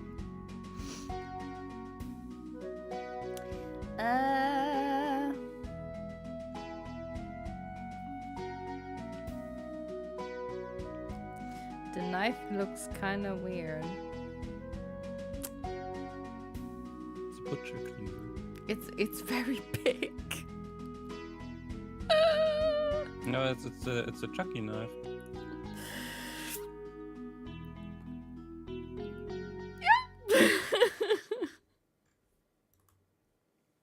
Which fits because you are a small cutie.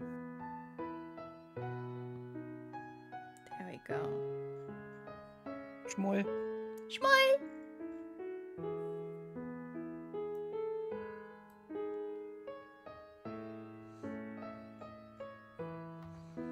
Okay, this is already good. Yum yum yum yum yum yum yum. You know, just because I think like when we wanna play Marvels, Yeah. it's going to be so much that everyone is just throwing themselves onto that pool. I already see it. And the Yeah. problem is usually that is drawing people in again, which also leads to it that a lot of people are playing the way that they don't understand the game. Yep. Like that's a very common thing. Yep. And just because of that, I'm immediately thinking like, we should make sure when we're playing, maybe we should ask Frost beforehand because we can always need a great teammate. Always, That- yes. There doesn't have to be a rocket or so. We ain't forcing you anything, but I think it's in general good to have someone where we know that they're playing With not blood, with chaotic. a brain. Yeah, not with a brain, no, with a brain, yeah. Yeah, Maybe it's with me. a brain. I would love to play. Don't worry. That's very nice. Yeah, it's good to hear. Sometimes you just have people where you think, I am not sure what is inside of this big marble that you're carrying there on your neck, but I am very, very sure that it's probably not a brain. My favorite phrase was always this. What was it? Brain so smooth. Mm-hmm. Is there right? This could be it. Okay. Have to figure things out.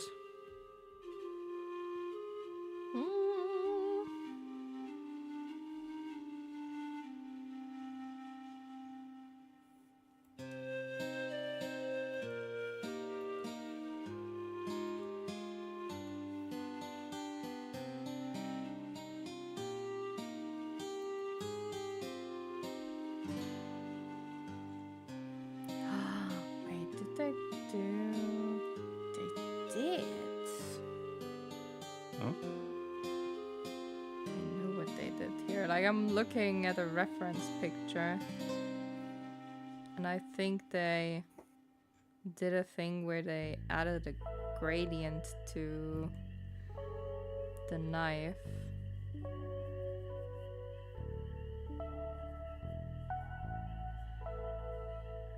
So that it gets lighter.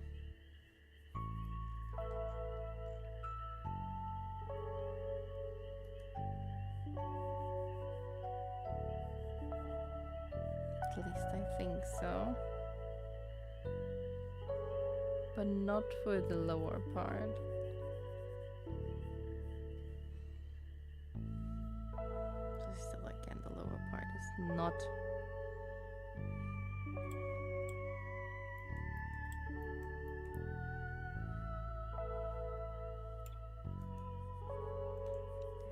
There we go. Making that sparkle will be also a thing. Ah! Sparkle. Sparkle! Sparkle guard. Hmm.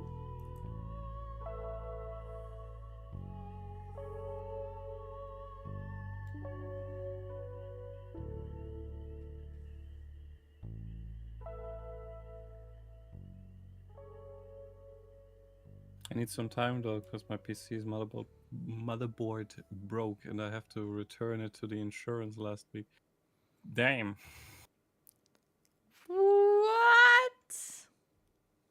Completely snapped. That sounds not healthy. I mean, we're going to play now at the weekend anyway, mainly final. So Final Fantasy. So yeah, no stress there.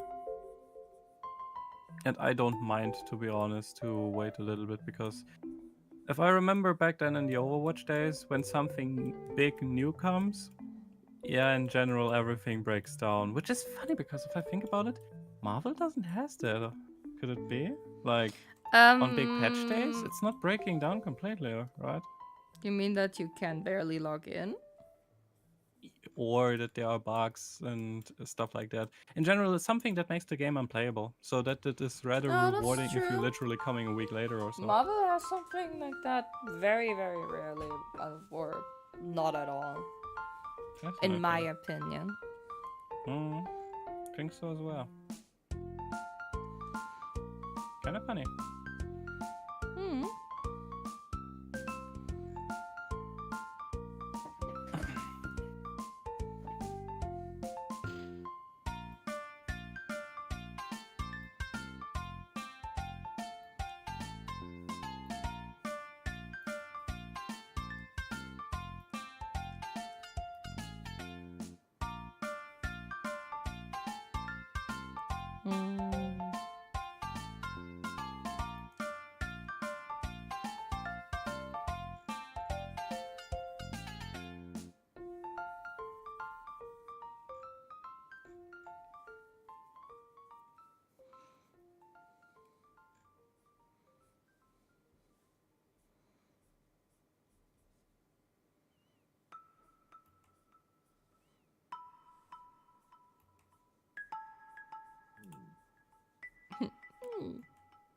That was my belly. Feed me. Feed me. I'm not even hungry. Oh. I am working. Processing. I haven't eaten for a while. I am just saying hello. Yeah.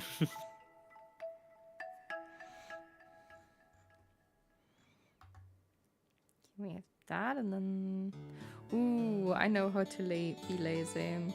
I know how to be lazy. Don't we all?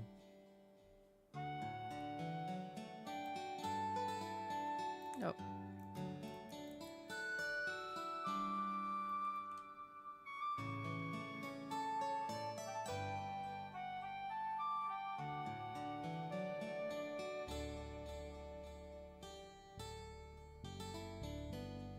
wasn't broken in half, but it was a little part of it that called capacitor just popped. It's very random, even though it's a new motherboard. Yeah, well then there's a good part of the insurance here. Because that shouldn't be.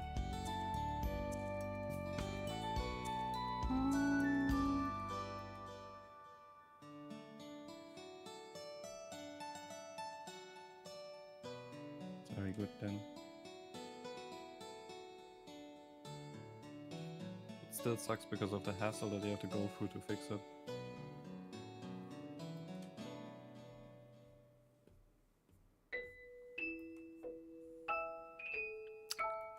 Those are not the right Hopefully, ones. because it's 21 days of waiting. Oh yeah, that sucks indeed.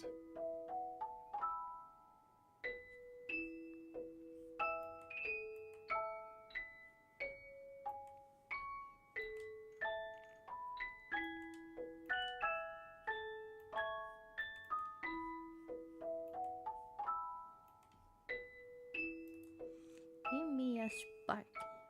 I feel like a caveman without my PC. Oh, I bet.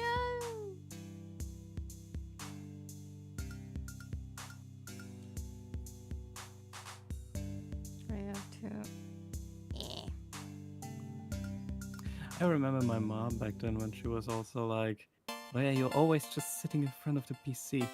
Oh, that's so not good. You're so addicted. Without it, you would be nothing, would you?" And I was like, "No, I don't think so." And then there was this day when we went like out. We had like a little holiday house literally for the summer. And I had no PC. And everything was fine. I was drawing again. I was chilling. Like, I don't remember even what I did, but I had a nice time. She didn't. Funny. But, yeah, everything was good.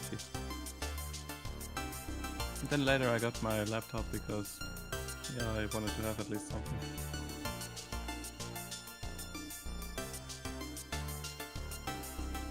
Ooh, nice. Yeah. I cheated a little bit.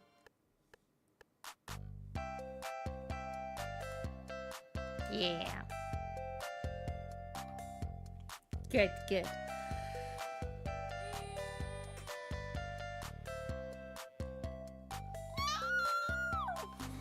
My mom used to blame everything that happened to me on the PC. What? Says Frost. Why?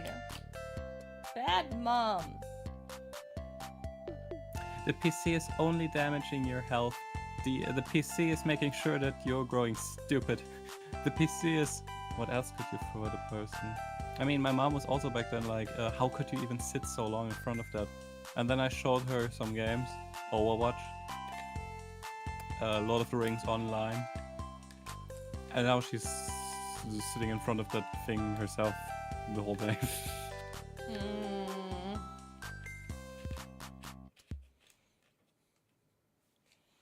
I don't like that. What? They're just people. Yeah, because they don't even think about analyzing it closer or trying it for themselves most of the time. Like it's always easy to judge about something that you don't understand most of the time.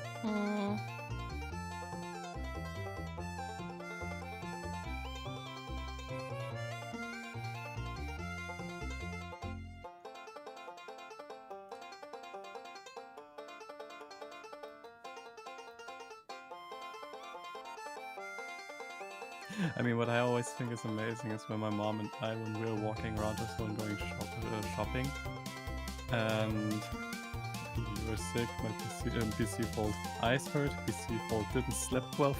Yeah, okay, these things, I heard that so often as well. But you cannot sleep?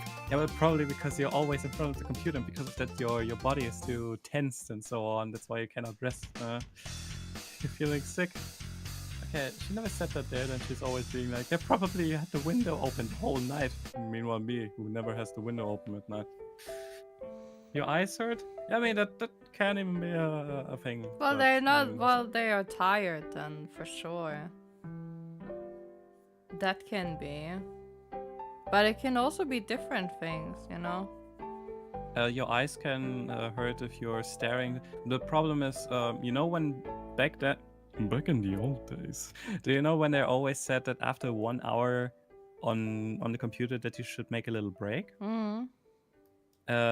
People were always asking, why is that? The reason is very simple. This is something that doesn't apply to today's standards anymore. So when people are being like, back then they always warned us to take breaks like in between. Why are they doing it not anymore? Because technically it's not necessary anymore, because back then people were not used to that. That's the big thing. Because if you're so in depth into the computer and just staring at the screen, you can easily forget to blink if you are too concentrated. And this is the problem, you have to blink. Blinking is important anyway. Shocking. And if you're not blinking, then your eyes dry out. And it's not that the LEDs of the computer are burning into your eyes. Yeah, that can have effect, but this is nothing to be of a health risk or whatsoever. Like, it's the same like if you're staring into the sun, then it's your stupidity and not the sun's fault. Yeah, the fact is behind that, like, yeah, the idea of after 1 hour you should take a break is that you're not getting so much involved into like into a game or whatsoever. That's like why Warframe is still having that, because you're playing so long and most of the time you're very like focused on something or so. Like that is a thing for Warframe players, that they're saying like, yeah, don't forget to take breaks, because if you're too focused, then you forget to blink. And this is then bad for your eyes, because then they're drying out and then they can get damaged. So it is true. But like if you're chilling like we are, and we're not like, oh, we're in a tournament now, we have to stare at the screen. Like, as long as this is not the case, if you're chilling and you're watching a YouTube video next to it or so, then you are not staring at the screen, so you're not forgetting to blink. So it is not so bad. But of course, people don't inform themselves. So they only hear staring bad, computer bad, screen bad. It has to be with the eyes. Like, it's so they always explain it so simple without even understanding why. And I think it's funny, because I was curious and I was like, why is that? And then I read about it, and then I understood it. Because, fun fact, especially also Microsoft and so on, the people who back then said these things like take breaks, they also give explanations if you continue reading. League of Legends play 12 hours every day. Yeah, okay, I'm not surprised League of Legends players would have the problem. Get me back to the old days. Yeah. That's why I also say with back in the days, it had a reason why it was this way. Because it was way more common that you were staring at a game because it was no problem. But you get what I mean, like, that isn't the case anymore so much. Golden days. I mean, I wouldn't call them golden, but yeah, it definitely had something shiny. Shiny. It's actually very cool and interesting. I didn't know about that. Yeah, the more you know. And the good thing is, because you heard it now, you know it. And if ever anyone comes at you stupid again and is out of some reason is telling you, yeah, it is just damaging your eyes to look at the screen or so, then you have the answer for it. I can tell you already, this person probably won't believe it anyway, so it doesn't really matter that you know. But at least you know, and you can feel smart, because you are smart. You're welcome.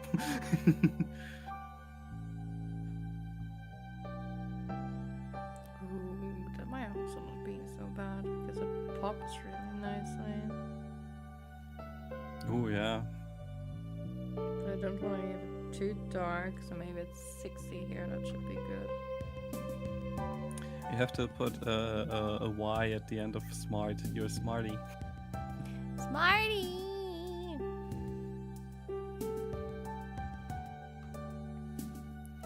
It's taking shape, it's taking shape. It's a little bit more, like this emote is a little bit more, oh, so sorry, I'm going a lot, intense, intense? There's a little bit much more to it with everything than with the others, maybe. But for that, the effect probably will look good. Let's hope for it at least. Yeah. Oh, they solved my mom's nagging by introducing her to a silly little game called Zuma. It's always these kinds of games that get parents hooked. It's amazing. My mom also was hooked by Candy Crush back then. Like, funny. Okay, I have this. Let's do the hair. There we go.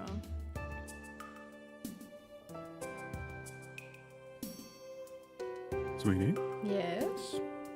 you're doing amazing, by the way. Thank you. Look at I'm you. also little stick. trying real hard. Unbelievable.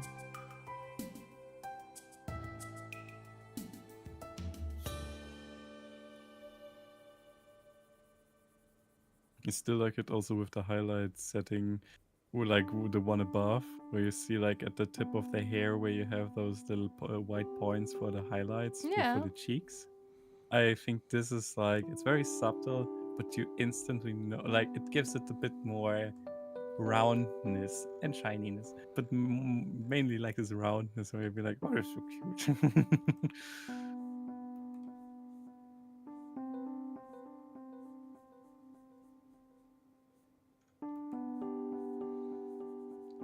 Oh, I'm just gonna be so happy when I'm done with this one.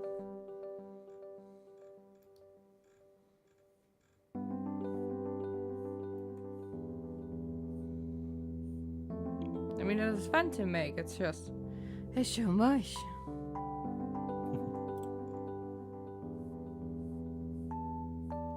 Leave you there. More. Yes, I wanna play. I know. I'm so sorry.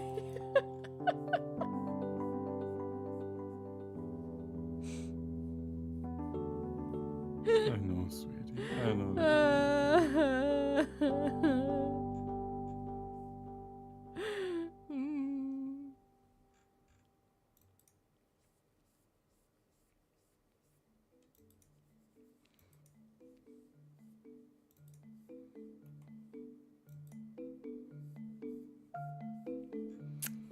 Thank you so much for being so excited and engaged for what I'm making.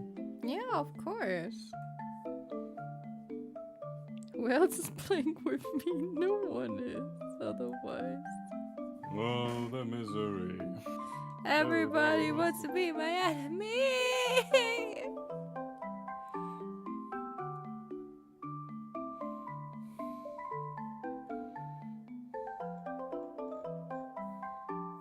I'm a good GM because I'm the only one. Well, at least I can't sing. Yeah. No, I understand it. What? What you said?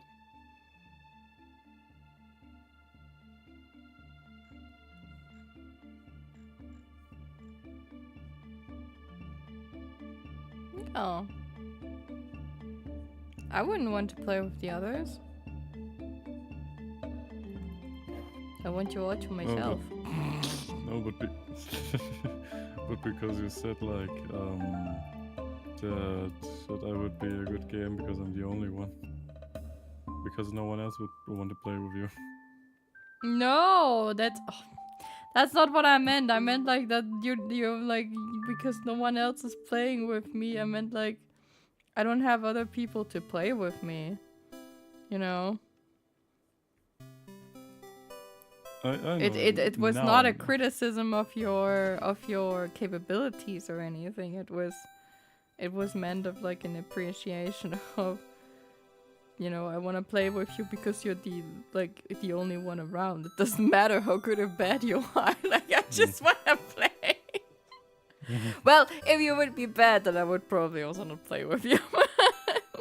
So consider it a compliment. Oh, thank you.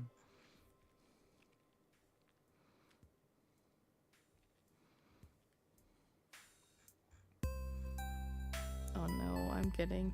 Oh no. No. I'm getting thoughts Show me your thoughts. of maybe changing the hair. Oh god.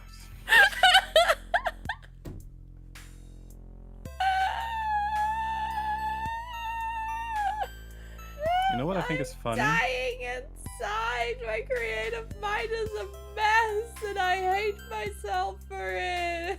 Where can I put myself in a rubber cell? I think it's amazing that you change hair more.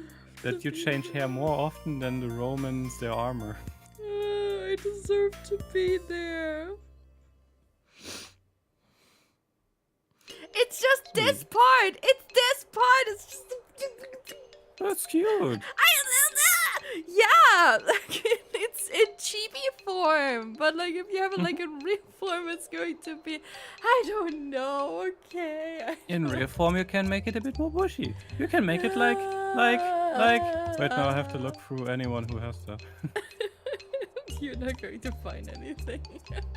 Maybe you gave the Nira. Wait, let me see. Okay, yeah, like okay, you have the normal Momo. That's very sweet, very fitting. And you have that also with your old persona. You have that also there with the hair string down. That's also Mel. Mel also has a little bit the hair. Yeah, but that's like way more. How often did the room change down? I don't know the front, so I'm just like also new facts to me. Let's go through. Who else do we have here? We have yeah, where he has a bunch. Whenever he's coming with such facts, I'm like, I don't know. How do you know about that? Because he loves history. It's an easy answer. Lately, I always figured out, you know, like when the Roman Empire collapsed more or less, and it changed like into East and West and so on, and then they started to reform the army, and then they, you know how the Romans look with their shiny armor and like really gorgeous with the big shield and how we know them? At some point they didn't look this way anymore, and I was like, why? Like, why did they went away from that? Solution is way like the reason why is way more sad than you think. Because it was not profitable anymore. No, that's not, well, partially. I mean, it was technically outdated, that's true. But because previously it was like you have the special boys and you have the sidekicks. This was how the army was kind of concepted. Yeah, and they went away from that. Instead, they made it the border patrol and the inland defense, if you want so.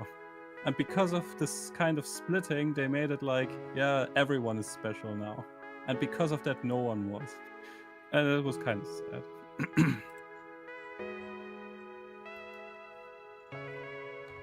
But it's too long to explain. Why am I trying? It's okay.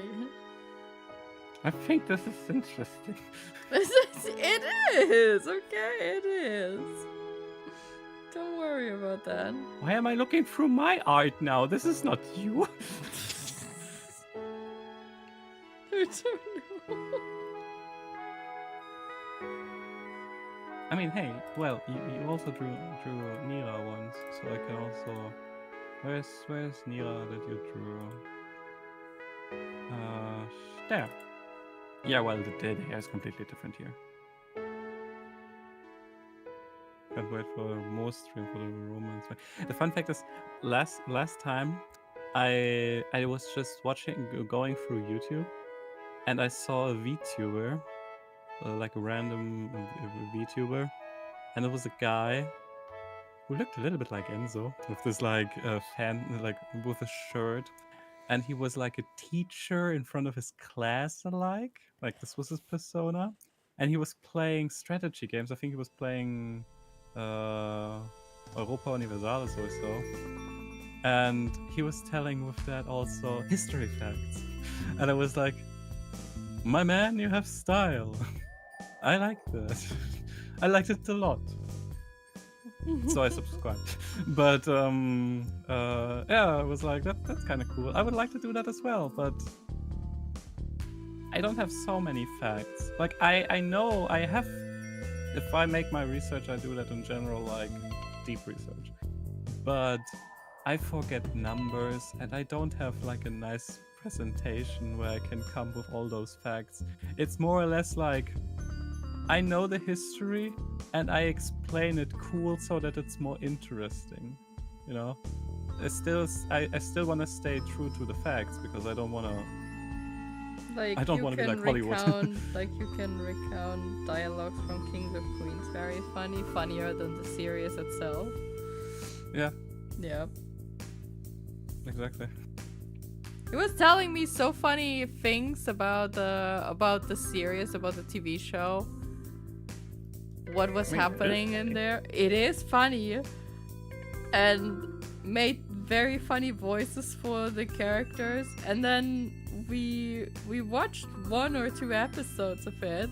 And he was asking me like, and what do you think? And I'm like, To be honest, you can't play it more funnier than they do. I pushed the expectations so high that the real thing couldn't even make up for it anymore. Yep. Yep. Damn, I'm good. Fact stream? Yeah, I don't know.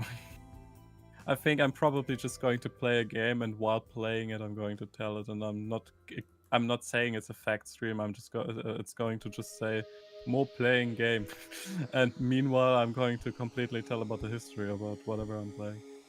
I mean, I could make another Total War Rome. Ah, yeah, it's one of my favorites. Usually I would say, I would also ask you if it would be interesting if you want to be a more historical game from the Total War series. We could play Total War Rome. It's an amazing game. But the problem is, it doesn't has this, like what Warhammer has. Like that we are both at the same time when we're playing the campaign. It is more like, yeah, I do my turn and then I have to end my turn and then it's your turn. And that takes a lot of time. So isn't so dynamic. It takes way more time.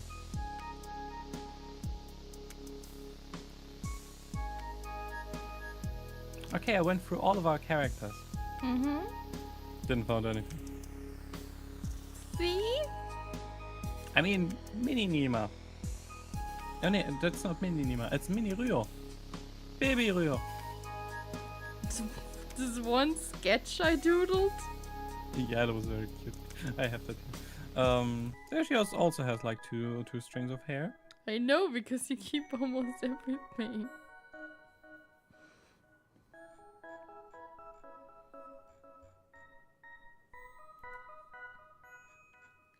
If free time exists, Rome facts that fill. Yeah, true. I do my turn. And if I end my turn and it's Momo's turn, then I'm going to lean back and tell about Roman facts, so that she is rushing her turn that I shut up. I have to play my turn as quick as possible. Oh my gosh, I'm already sitting at this Emote for 2.5 hours. And?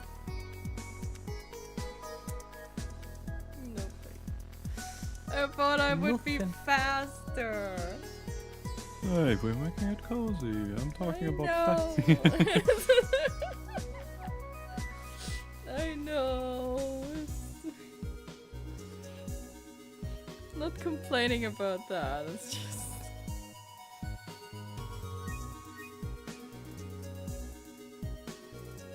Another thing that I think is kind of funny is like because the game that I always like to play here, my Songs of Six, where with the city simulator, because it has also quite a realistic, what it means realistic, let's say more realistic inspired battle system. I was going back into ancient Roman tactics, like how they were fighting their battles. And then I also figured out some stuff like how smart the Romans were. And because of that, I had to use that. I went into a quick battle, made that battle, and it went so smoothly. Because if you're going with Roman tactics, the front line will never be exhausted because you're working on a checkerboard system. So whenever someone at the front is being exhausted, they can just move to the side and walk backwards. The enemy cannot follow up because if they're following, they're endangering themselves to be encircled. Like, it's so smart.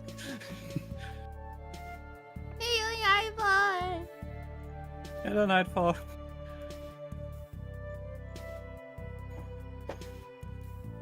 Oh, yeah. Yeah, maybe I should make a fact stream at some point. Maybe, somehow, somewhat. I think about it. Maybe I'm getting drunk. You never get drunk, you hate alcohol. I know. I never said on alcohol. Sleep deprived. Being sleep deprived is also like some way of being drunk. It's true. Drunk with facts. Well, in that case, I would be permanently drunk.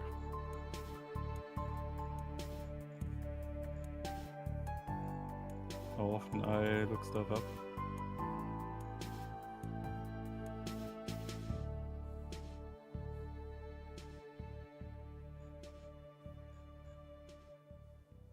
How is your evening, Nightfall? How are you doing? Wait. I need to address the community a little bit. Yeah, and address my community for me. Address the community. While I'm working. Momo is currently very busy and very focused, so I'm going to say... hungry. I'm saying hello everyone. I hope you're having a beautiful evening or day, depending where you're living.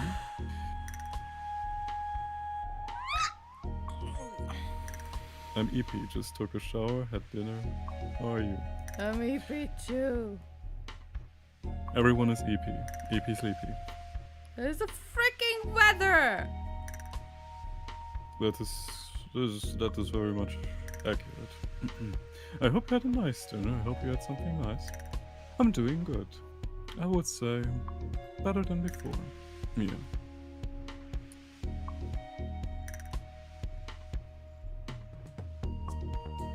Or should I better say, I'm doing way better since I have so wonderful people around me.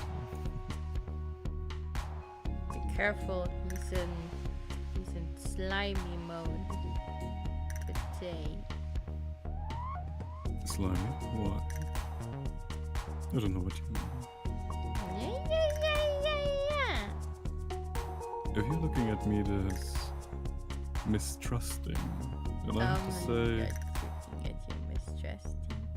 You can open your eyes wider again, which gives me a beautiful look into this sea of stars. Stop with the flirting. I can't.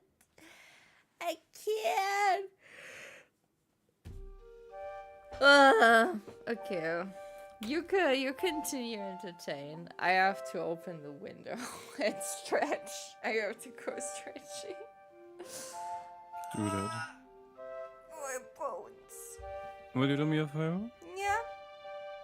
Get yourself also something to drink. I don't want you to... I have something to drink here. It's... Mm-hmm. Oh, it's really frustrating. No. Okay. Then let's do a little break. Yep. I'll take care of the chat. Good. And I don't know what you're talking about, Nightfall. I'm not leaving a slime trail at all. Yeah, that's not true.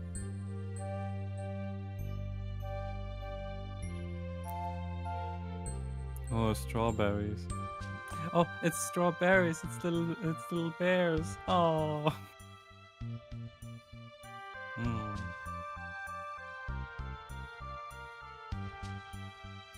I have chocolate that has a bit of coffee in it. I don't know if that is a good idea now for the evening.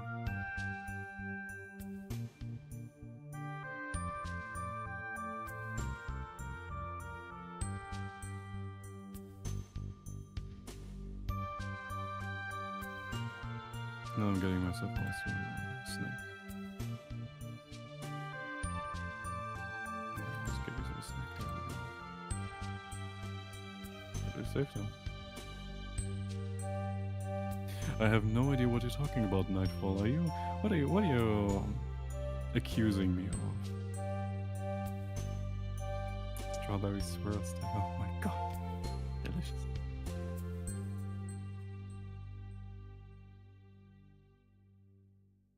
I'm just trying to be as pleasant of a company as I could be for everyone here. Because nevertheless, isn't it that we all want to just have a pleasant time? I think so.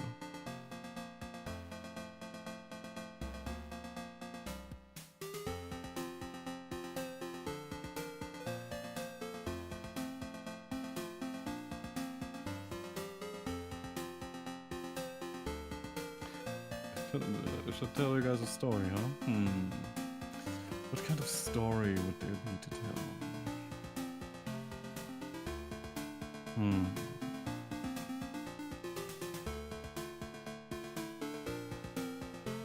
Thinking about any kind of D&D stories or so that we would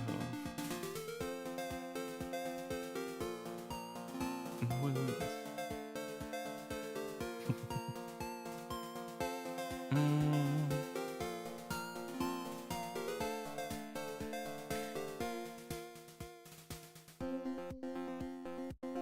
I would not be a good showmaster. I cannot come up with a story out of nowhere. That's terrible.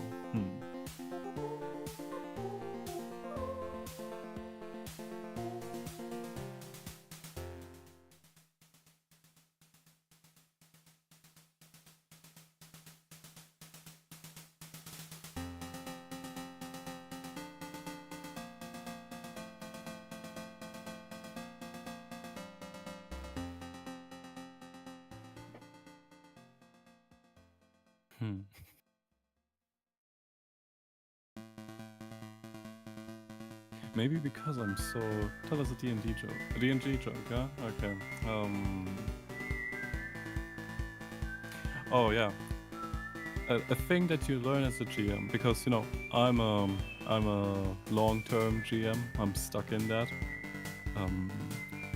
There is this saying of, like, as a GM, there are a few rules when you prepare stuff and so on. Make sure that you always keep in mind that no matter what you prepare, your players probably will decide differently. If you say, this is an important character, he's not supposed to die. Yeah, maybe they save him, maybe because they remember that he's supposed to stay alive, or maybe he doesn't, well, that's a normal thing. But one thing is always important. The magic rule, what was it again? You can make the most badass character, especially for your villain. If you make a badass villain, you give the players a reason to kill him quicker or more, or maybe he is cool, but he will never outwage Boblin the Goblin. Silly names like these will always win. You tell me, we had more Boblin the Goblin, especially with my players. Okay, yeah, I had multiple people in that regard, so yeah, players. I always had the problem, I introduced bullywuds. Those froggy people. Since then they were very, very much addicted to that and were being like, yeah, we want more frogs. So we could have populated the whole pond. I have an awesome story, tomorrow is Friday. As a statement and not a story, but who is telling spilling tea again? What's spirity? Spilling tea. Spilling tea. They demanded that I tell a story. I had no story in mind. That was so terrible. What? I failed in entertaining. You But at least I was... guys let yourself really, really easily get lied to. This man always has a story. I really have no. I mean, I came up with Boblin the Goblin, you know. Mm-hmm. You know, of the saying of like important characters and names important and so on, but Boblin the Goblin will never be forgotten. Which is a fact. I just want to mention Daniel and his bullywug addiction. Oh, yeah. It's so fun. It's so fun to bully Daniel. I just think it's... I just remember back then when he wanted to become the evil emperor of the jungle as a vampire, and then he had those froggies at his side.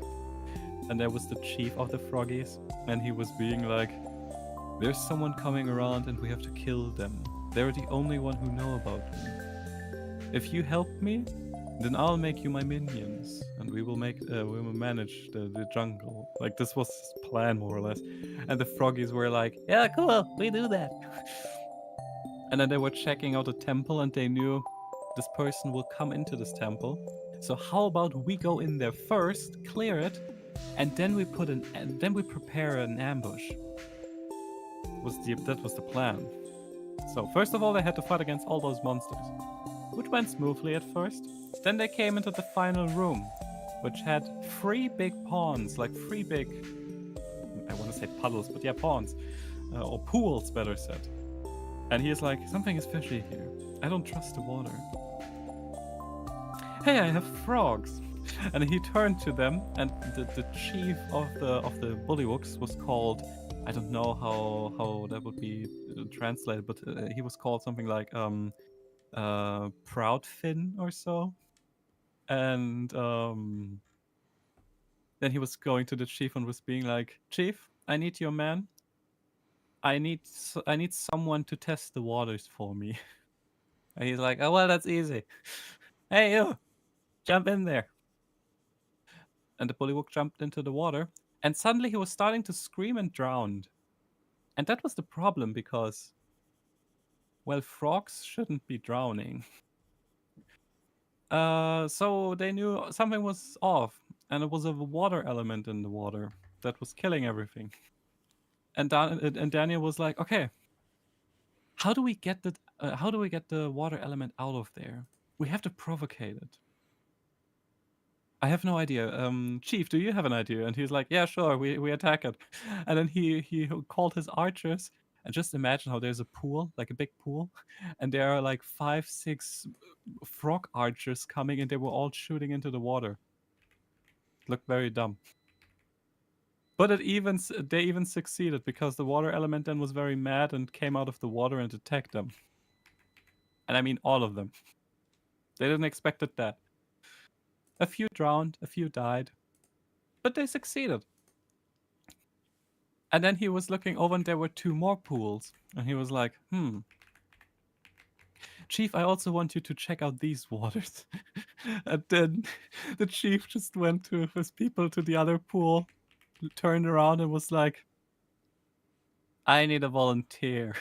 Everyone stepped backwards, except one who didn't listen. And he's like, perfect. Grabbed this person and threw him into the water. Yeah, this frog drowned as well. And then it was like, okay, just don't do anything anymore, okay? We just ignore these 2 pools, okay? They will not be our problem. We will take the first one to prepare an ambush. He's like, yeah, sounds cool. I just remember how one of the frogs was in the back and was like, did we just drown this person as well and now ignore his death? Like, is his death in vain? And the other one was like, just shut up, will you? Don't ask questions. The chief is always right. Like, oh, those poor guys. Yeah, those were Daniel's minions. I was very proud about them. He lost a lot. If I remember correctly, he went in there with 40. came out with 12. But he came out successful.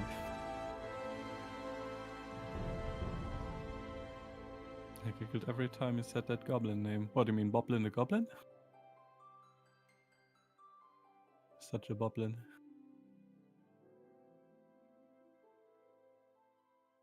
Poor frogs, yeah. I think one of the reasons why he liked them very much because I did a lot of silly voices back then.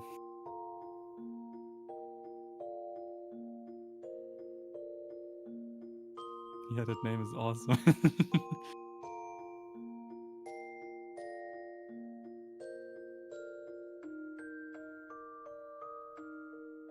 Boblin the Goblin. This is going to be stuck in your head now.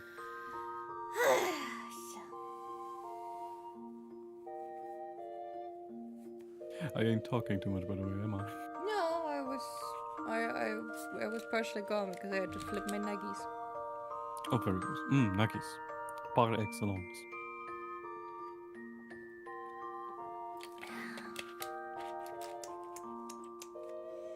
Oh yeah, by the way, and I just had to think about the story again because of your cat. What you mentioned with the cat that was playing that it wasn't able to move anymore. Yeah. I just had to think about it because wasn't it lately, like yesterday, the day before that or so? Didn't we talked about something also similar to that? Because I was then remembering with one of the other rounds that I spectated back then, where like a friend of mine was playing this goblin who was faking that he wouldn't be able to move because his legs hurt so much, and because of that the Goliath was carrying him, being like, "Oh, don't worry about that little guy, I'll take you." And he's like, "Oh, thank you so much, it hurts so bad, I can't walk." And then they were coming to a river, and they were being like, we have to jump over a gap. Well, that's very easy. Just jump one after another.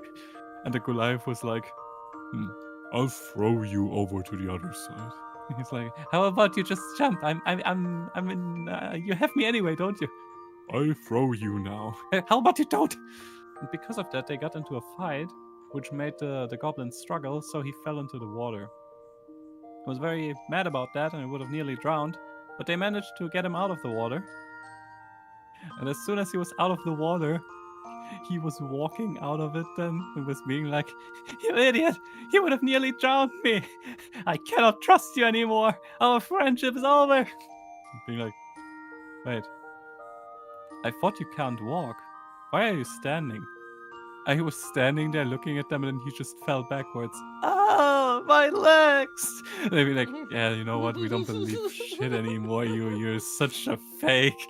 And they all went away, and he's like, "Guys, no, really, it hurts. Guys. Oh, for fuck's sake." And then he just stood up and walked after them. That's what you get for lying. That's a goblin move. And the best thing is the story didn't end it there. It even went worse because the Goliath was a barbarian, and he had something of a story where it was like he has to kill a certain animal, and then he gets like the spirit of the animal, and then he adapts like its powers. And he wanted to have a dire wolf. It was something also with the tradition of his tribe. And the fun fact is there was a dire wolf nearby. A big one. And he was like, "This one is mine. I need this one." And the group is like, "No problem. We support you." And there was a whole wolf pack. And so they were all killing the wolves. And the dire wolf was for him. So like 1v1 style. And the GM extra made it clear you need to be the one who executes him. And he's like, "No problem." And the others were all like, "Don't worry, we're not going to kill it. Like we just don't attack it." And the best thing is he was fighting that thing. And then it was like, "Okay, I want to strike it. Okay, roll." It's a crit. Okay. Is it dead? No, it's not dead. What? Why is it not dead yet? It has 1 HP. Oh, for fuck's sake. I don't have anything. I have to end my turn. And then you can guess which turn it was. It was the turn of the goblin. And he was like, I'm going to stab the wolf. You're not going to do it. I rolled a 20. Is that enough? Yeah, and you kill the wolf with that. Oh, like, guys, look, I killed the wolf. And the Goliath was like, I rolled a d20 now. If it is above 10. And if it is below 10, my axe flies. If it is above, the goblin flies. He rolled above. He grabbed the goblin and completely shattered him into a tree. As soon as he hit the tree, the player leaned back in his chair and you just heard this. Oh! He tried to kill me again!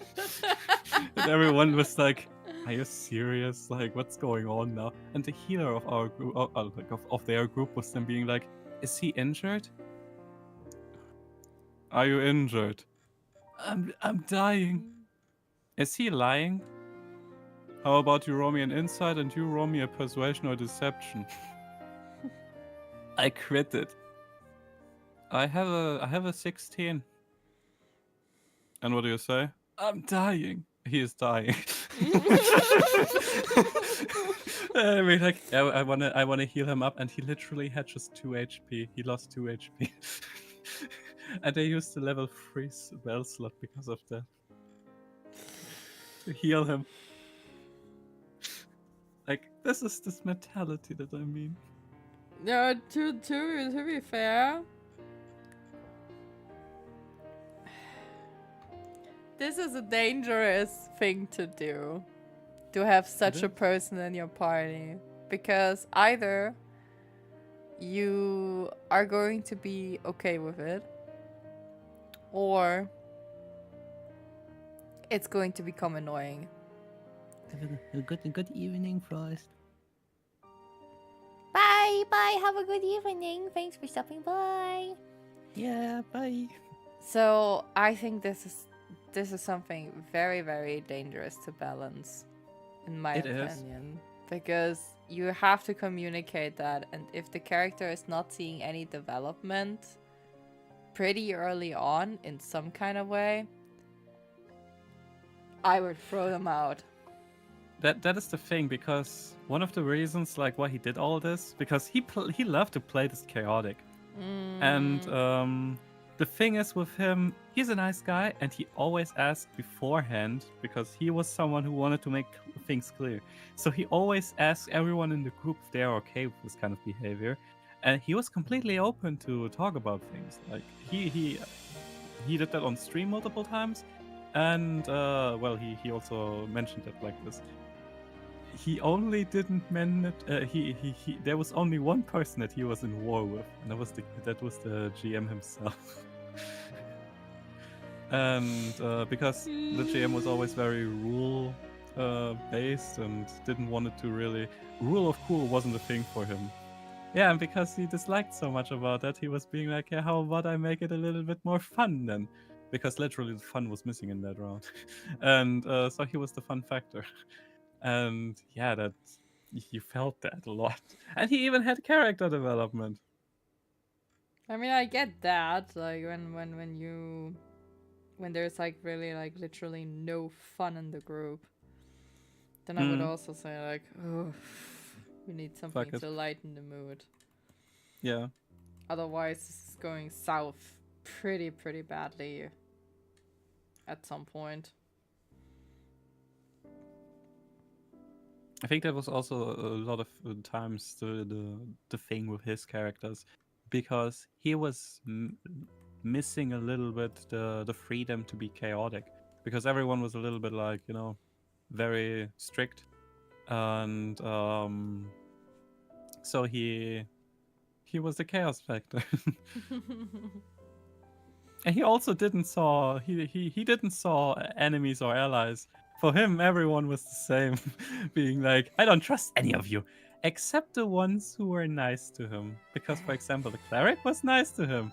he never stole from her. He never did anything to her. He never even lied to her, except with the healing there. But that was also in the beginning, rather.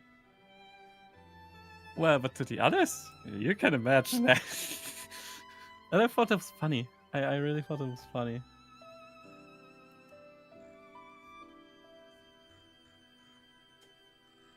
And it's fitting to a goblin.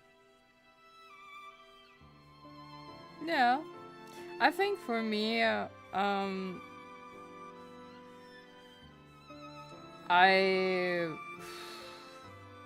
could only keep that up for X amount of time playing with such a person. I mean, it's nice when they're like communicating that beforehand. That's like a huge plus, definitely. Yeah. But if it's just a character that is just being like, haha, I'm being chaotic for shits and giggles, that it's just tiresome after some time, especially if it ruins plans. Like, for example, this with the barbarian, you know, where I'm Yeah. like, this is a dick move. It is, yeah. And if you're not working on that afterwards with, you know, that you're making it up in another session to help him get Well, this. The two of them were also best friends, so they were already expecting that they're fudging each other up. Yeah, but still, like, if this is something that would not happen, then Yeah, no. I get that. No. And you know, this is something that I had actually. We, you know, remember the little cat that we had before you came into it's very short-lived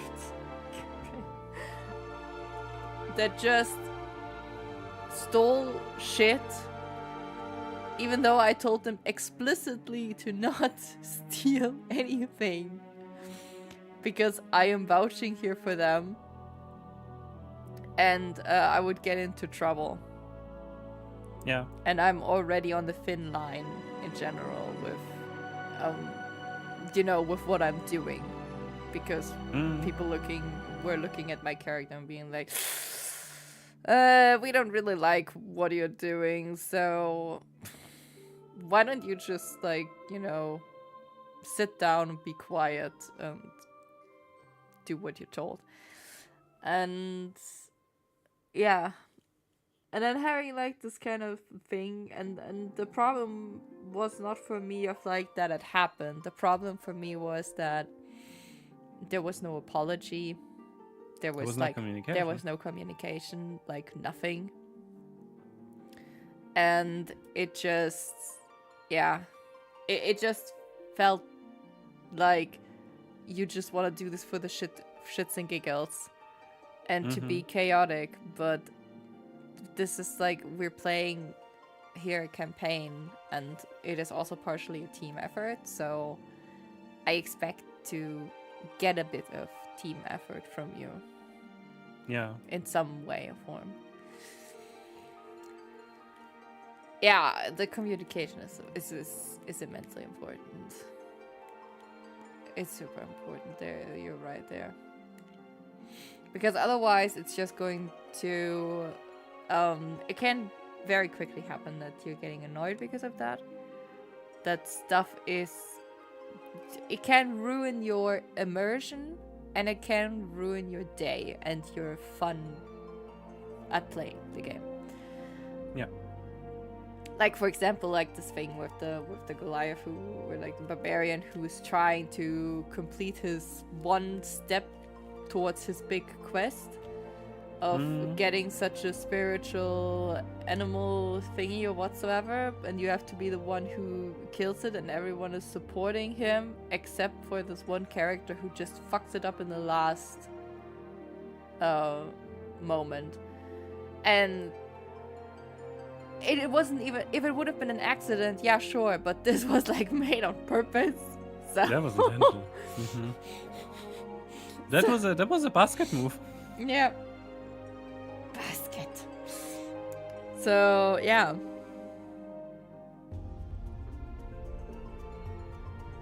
That's like definitely something where I would say. The goblin flies. Oh yes. Throw the gobby.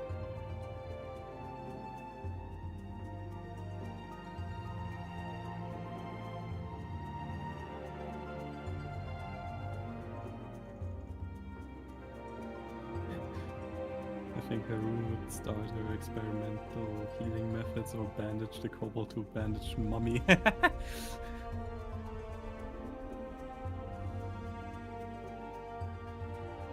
If they can't move, they can't be a problem. It's true.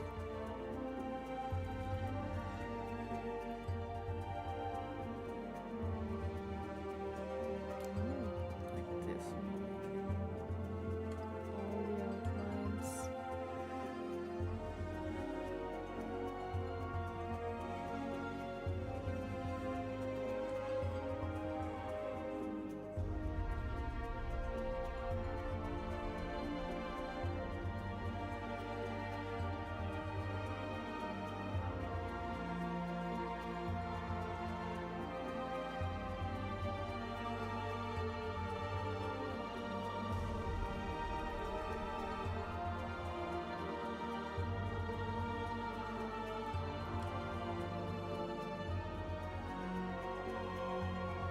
I'm listening to Final Fantasy music.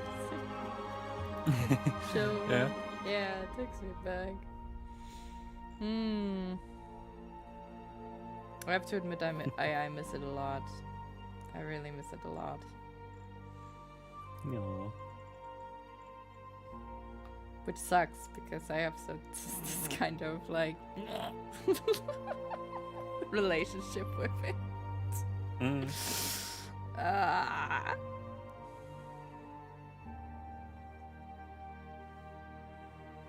Is it that you're missing the game, or that you're missing playing with me this game? I think the second one more.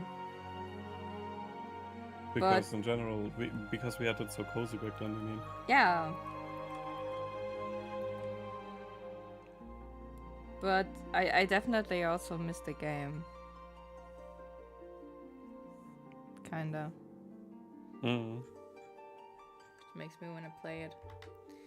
Earlier I wanted to listen to the Final Fantasy 13 Ost, but I immediately started crying, so I switched to the breaker. Oh.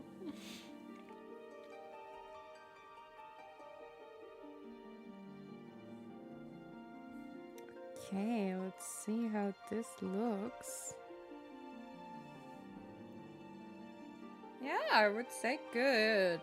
Nice. I still have to say one song that got me into tears and it made me like, because first of all it was a huge inspiration for my D&D system and so on, everything, because of the dragons.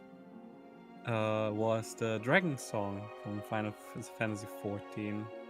Just Final Fantasy 14 dragon song is my go-to of emotional outburst. Like, not outburst, but it's sad, it's beautiful.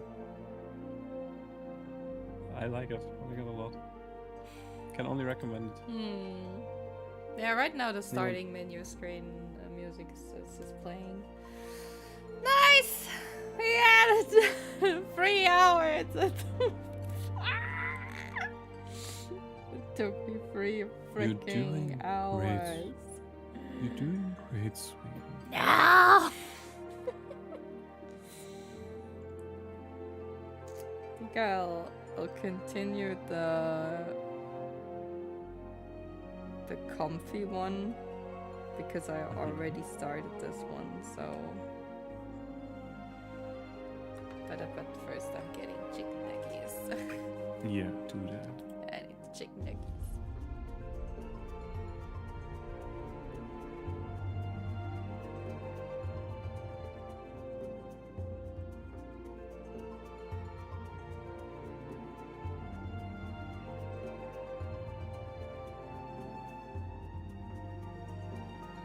Weight of the World is Weight of the World was the very first song that I heard from Nia in general. And I loved it so much. I listened to multiple different covers and so on. I had no idea about the game. I think that was even around that time where, in general, the character was just getting really popular. And I completely missed her. Like, I barely saw anything. Until, I mean, today, nearly everyone you see everywhere cosplays, so very fitting. I mean, didn't you mention also something like you made a cosplay or so yourself? Or I'd be like, I mean, she has a cool concept. But that also reminds me of like how everything got into motion, because back when there was this game just new. Huh. I made a cosplay. Yeah, that's cool. I love cosplay. I think that's amazing. But still kind of funny to think about how back then things were new. Gets me nostalgia, really.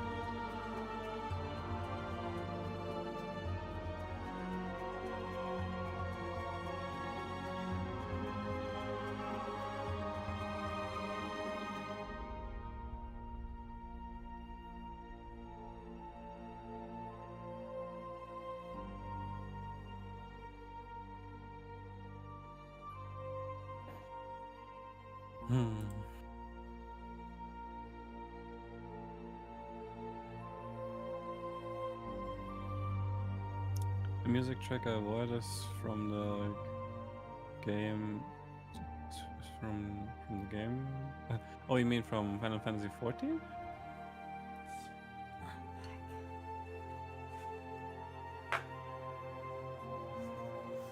What are you even talking about? Weight of the World.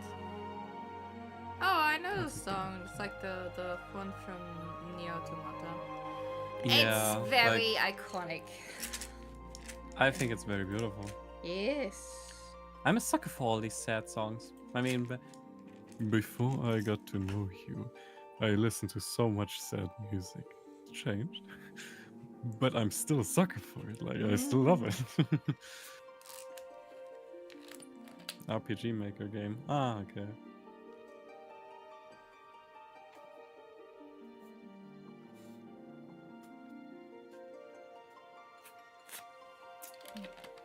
To the Moon.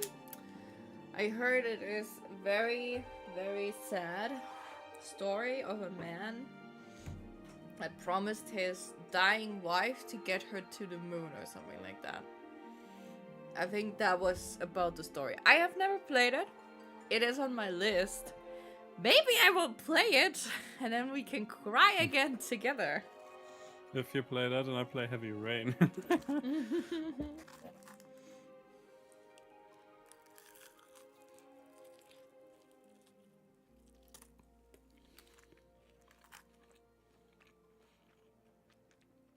New stream game? Yeah, sure, why not? I mean, it's on my list, and it's most of the time so often on sale. So why not?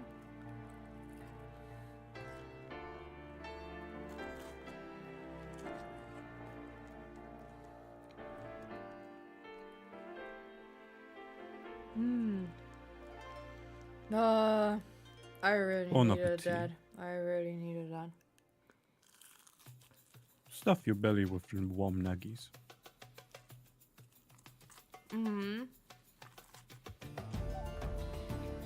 Because nuggies are good for you. Did you guys actually like? Is any one of you like a veteran Final Fantasy 14 player, or did you just dip your toe in it and were like, nah, it's not for me?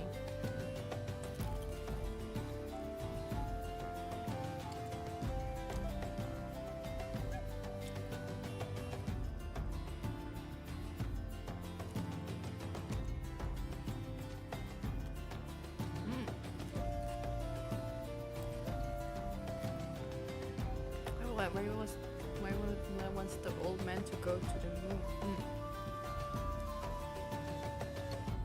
So I guess it's going to be probably then an open, rather, game. Played it for a while, but kind of got bored. I mean, did you make it through ARR? Like the first, The Realm Reborn. the Realm Reborn? Or did you got to Heavensport? Or like, where did you stop playing?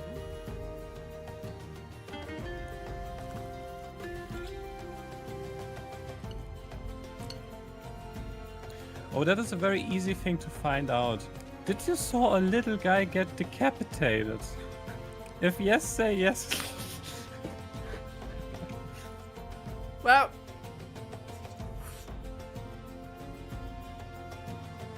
he got struck down. I don't think he got decapitated, but I would have liked it. If He got one- decapitated, there was nothing left of him.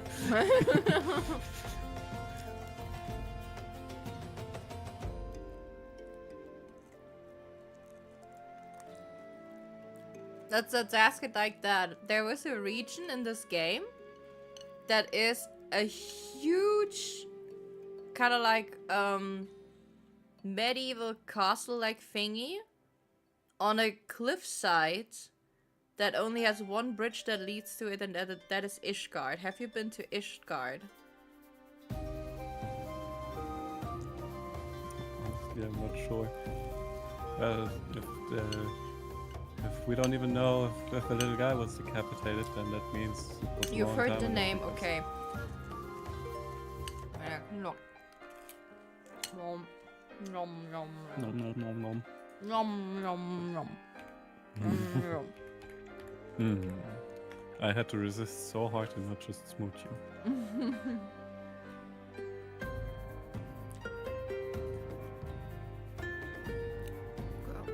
I'm gonna look.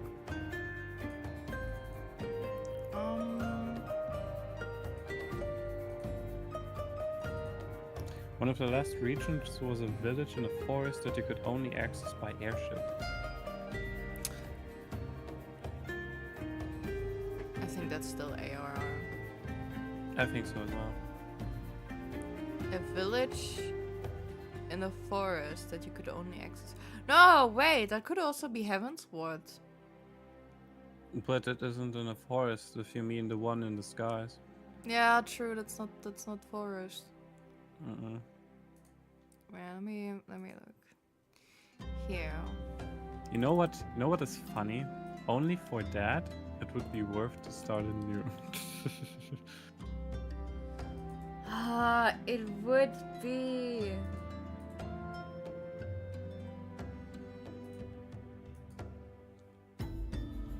Here, wait.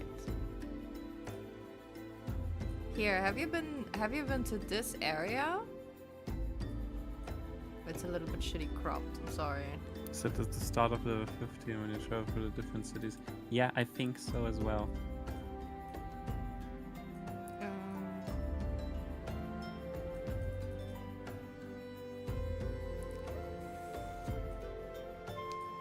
Wait, I can look that I find another. It looks. Do we have a good? Is this a good one? I need a good picture.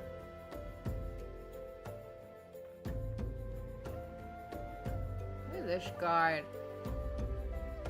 Where's the Just main saying, we can see plaza? on I the- need the. Yeah, but I need the foundation. Let me look. Gridania. Foundation. No, the plaza is named Foundation. Oh yeah, that's true. Go. There, oh, shit. How do I do this? Ah, there we go. Ah, I figured it out. Did it look something like this? Have you been like in this? Because if not, then you haven't played to Heavensward. To be fair, to be really fair, yes, Realm Reborn can be pretty boring. And Rainbow Born is terrible. It is because the story behind all this shit is that when they first launched this MMORPG, the first story was like the story before Realm Garuda! Reborn. She's talking about Garuda! Garuda! I had problems fighting a boss that attacks you with wind, and you had to hide behind. Oh, Nightfall! You're very in the beginning. You're very in the beginning. We would offer you to play with you. If I you would want do to it. start. If you would I would want do it as to, well. I and would also do make it. a new character. A new account? I mean, maybe. I don't know, because fun fact, I liked the server that we were on because there was not much going on. Yeah, that's There was true. not much filth. And the problem is... It could have also changed, you know that? Yeah, that's true. The winds change. But the good thing is, we can adapt to her level, which means we can, become weaker for her. That means we can go along. Like, that wouldn't be a problem, technically. I already installed it. Her thing, sure. We haven't installed it as well because We are if we going wanna to install it. We're going to install it tomorrow because, yeah, for the stream tomorrow. I'm also going to post a funny drawing that I made for that on Blue Sky. Of the pain of installing the game. Yeah. But UwU, don't we feel are going pressured. to play it anyway. Don't Yeah, exactly. feel Like, don't feel pressured because we're going to hop in tomorrow a little bit. To just get a feeling for it ourselves again, you know. And after that, maybe we pick up our subscription again. I mean, that's a nice thing because technically now perfect because I don't think we're going to do story much right now, so there's also not much spoilers. But we're going to do raids anyway. Yeah, raids. Technically, raids are also a spoiler, but I mean, technically being alive is also a spoiler. But so where I'll be like, yeah, thanks for the offer, but I think I won't play it in the near future. It's okay. I don't know on which servers we played so far. I mean, when we were on Shiva, that was our very first one. Odin, Wasn't I it don't. something with a Z or so? I don't think that we could go on Odin because Odin was full. So we went on to a new one that was opened up for Europe. And Wait, I'm I going don't to know have which it. one it was. We were lied. Were we on Zoom? We were on. No. No. Ventania, Shiva, Rain, Phoenix, Odin, Lich, Alpha. Oh boy, what were we on? Could it be I mean- that we were on? We started on Shiva. We started Like on that's- Shiva. That were our first characters. Yes, our biggest ones. But after that, wait, let's see. Server. Wait, how was it called? When were light servers? But if you ever Opens. should change your mind, we're here. We Mhm. love playing the game with new people because it's so much fun. I mean, like, we can say a lot, but the best thing is when we just show it, and in that regard, like, the best impressions is by seeing it for themselves. Like, And we would also offer probably, because we like to do that anyway, when there are cutscenes where there's no voice acting, we would voice act the character and read the whole story. do you know what you're asking there? What? You did it with me. Yeah, that's true, but it's also a lot. But I mean, yeah. I go mean, on. if we're playing together, let's say it like that, you know? Yeah, that's true. We just play it on English, right? Yeah, we played it on English because the English voice actors were so good.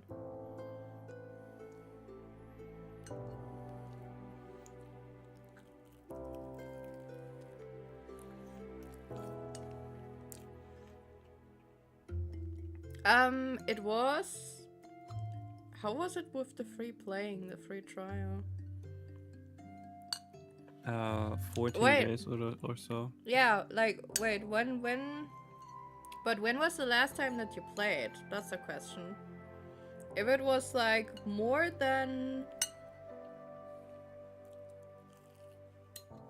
How long? It sounds like years, so I don't think that it's really important. Oh, well then you can also do the free trial.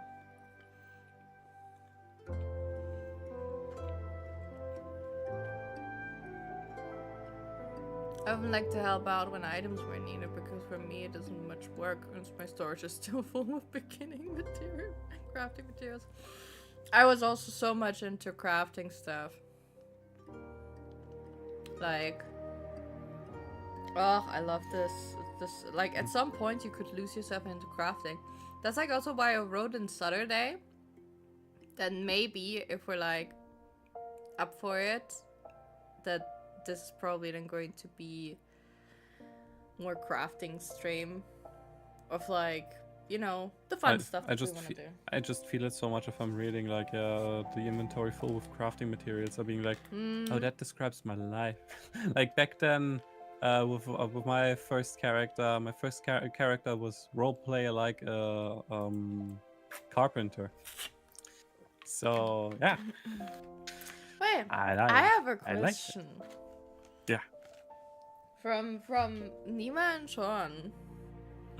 Because we're playing together.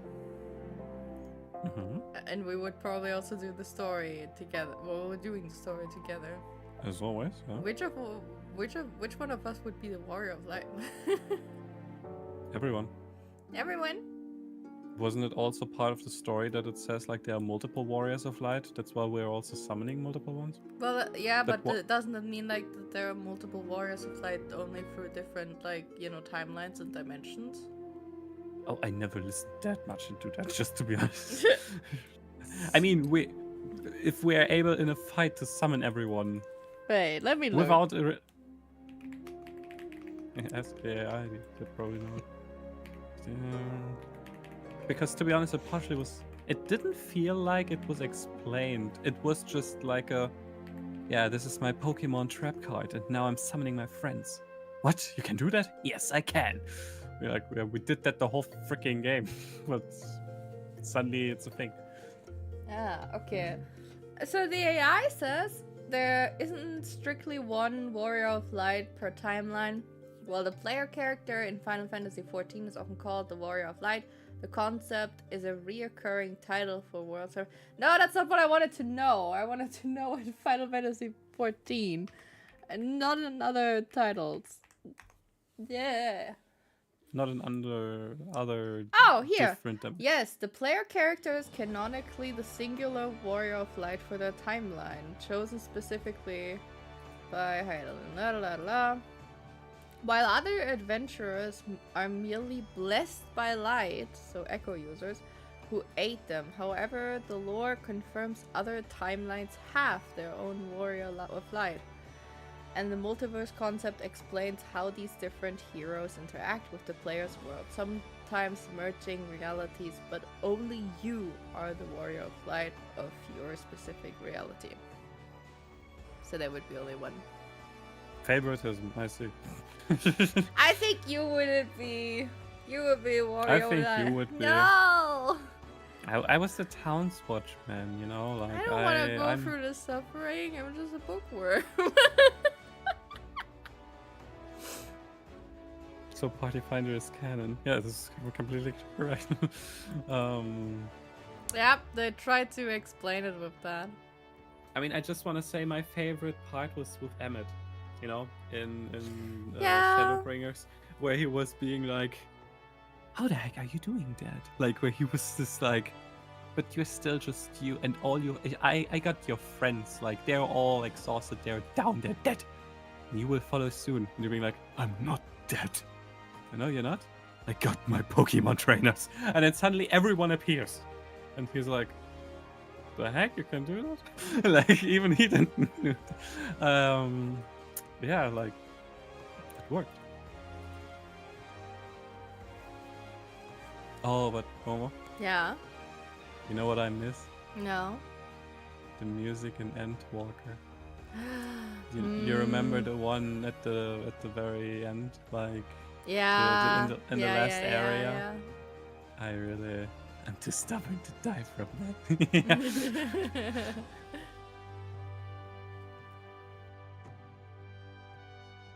You might defeat me, but you cannot defeat my Gatling gun.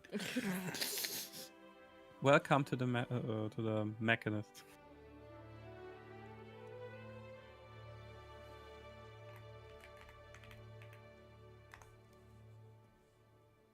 Oh, but one thing I'm afraid of, wasn't it that they completely changed my class again?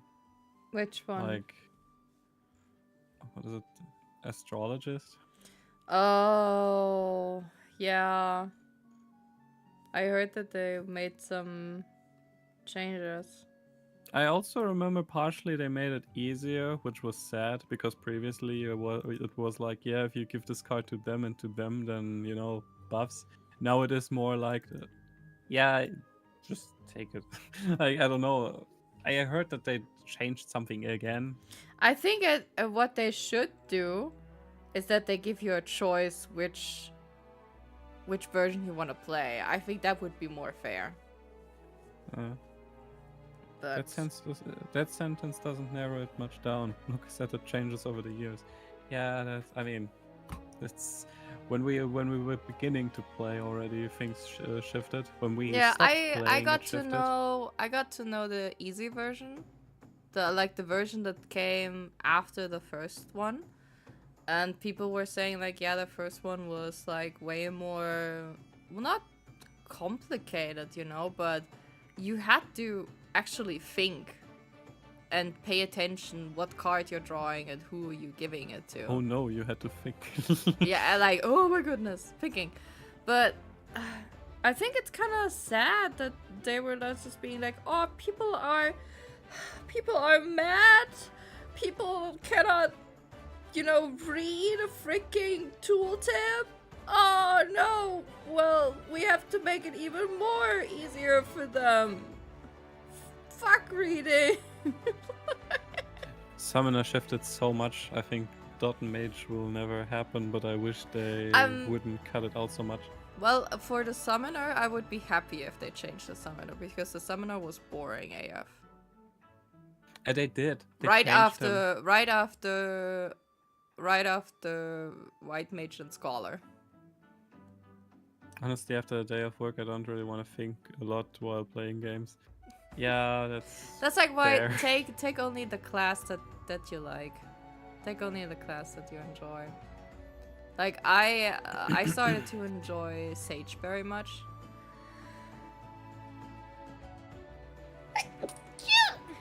God bless you. God bless you. Thank you. Oh boy. That was a deep sniff. Yeah, but yeah, I have to snooze my nose. Ugh. And Delicious. oh man, I like the Sage a lot. The very first class that I picked up was the Archer, because I love bow and arrow, but the Archer was not really what I expected it to be, you know? Like it Same felt for me. it felt very lame. Like people were saying like, yeah, pick the Archer because it's the easiest one to get into. For that I say slap those people across the face and say shut the fuck up. Because play the class that looks the most interesting to you. It doesn't matter how difficult it is. If you like the class, if you like the flavor of a class, you will get into it. Why? Yeah. Because you have already the interest. So, frick those people. And I thought the Archer looked interesting. I was a little bit persuaded because people were saying like, oh, it's the easiest one to get into. But the class that I actually then took to go forth until, I don't know, like level 70 or almost 80 was the Dragoon. And the Dragoon is Yeah. a lot of fun. The Dragoon is cool. Yeah.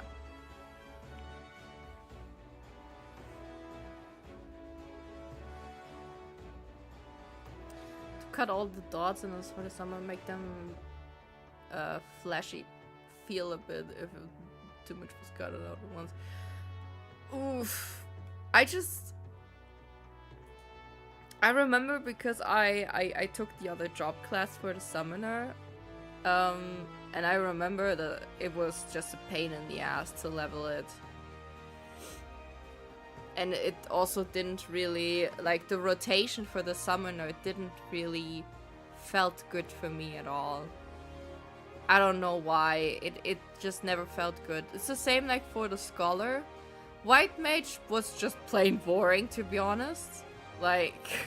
A white mage was my nemesis when the others always came being like, hey, you also have to play white mage because you also have to level it. And be like, no, first of all, I don't have to. And second of all, what's its strength? And they're being like, yeah, it's good. And then I played so many healers. But white mage was like this. I'm healing. I have no I'm running out of mana. Oh, okay. It's good now. Oh, you're dying? Oh, I have to. No, okay, I'm completely out of resources. Meanwhile, when I'm astrologist, being like, here, take this healing over time. Good, You're I'll good do something now? else. Good, yeah. Yeah, like this is how it felt. Like where I'd be like, that was so much more stressful. Like it didn't felt rewarding. Not at all. So true.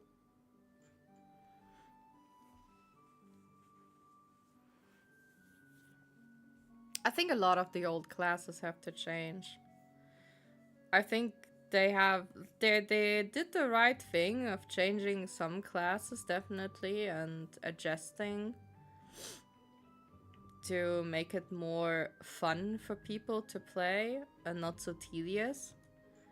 It's quite nice if it is also easy to learn, because I have Yeah. a feeling many people are getting scared because, well, it is scary to play a role this way if you never played it before. And yeah, I think the biggest problem behind that is literally it is hard to learn. Even if they're coming up with, like, there are a bunch of tutorials and whatsoever, and the game is trying it to teach you, it's not doing a good job of that, I have a feeling. What I'm also realizing is, like, if Nightfall would pick the game up again, damn, you would get so much free content. You can play up to Stormblood for free. Mm-hmm. I think, right? Yeah.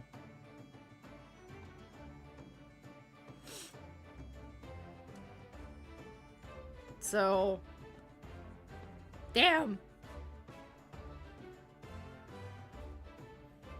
That's like the base game plus 2 expansions. End of Stormblood, huh? Stormblood, we always say, like, the names are for the different DLCs, but yeah, it is a DLC literally, because yeah, the base it's game, a DLC. They the just base call game it is a realm. expansion to be fancy. Yeah, exactly. Like a Realm Reborn is the main game. It ends at level 50, and technically it would be out, but they are making it so that you're getting gifted all the other DLCs that were released until, like, some of the recent ones, better said. Which means the next 2 DLCs, which would be Heavensward and Stormblood, you're getting them gifted from the very beginning.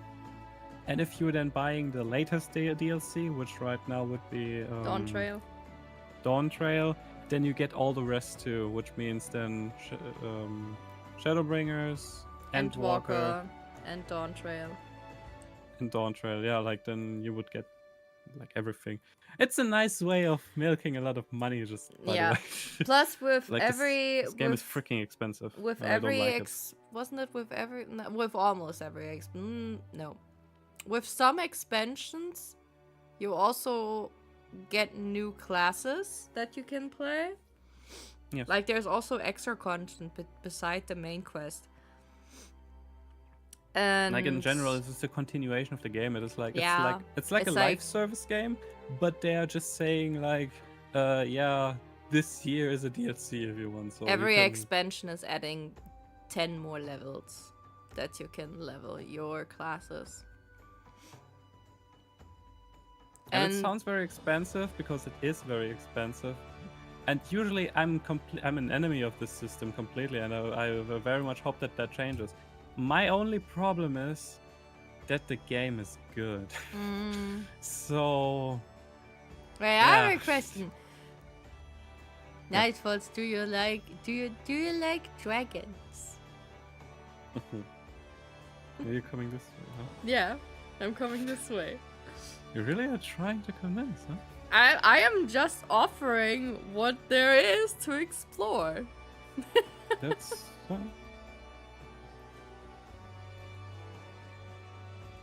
I have to lay here some groundwork. Mm-hmm. Kinda. Okay.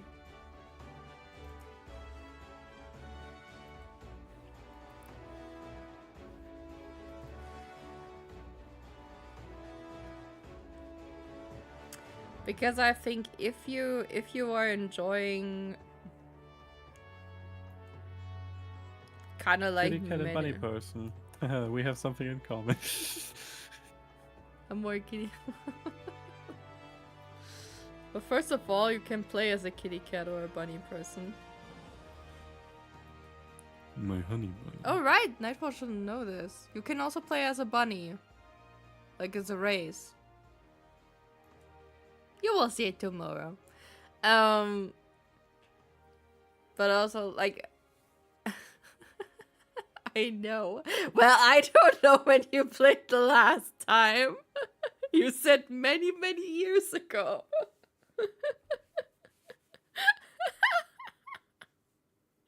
After the Cold War. So I think you would enjoy Heaven's Ward. It definitely is a way better story. Way better after Realm Reborn. And I think dare say also it's way better than Stormblood. But if you like topics of like what's it called? Civil War or stuff like that, if you like this kind of like topic as well, then Stormblood might also be for you. War. The war has changed. I think Shadowbringers will blow you away. 100%. And Endwalker you would also probably enjoy very much.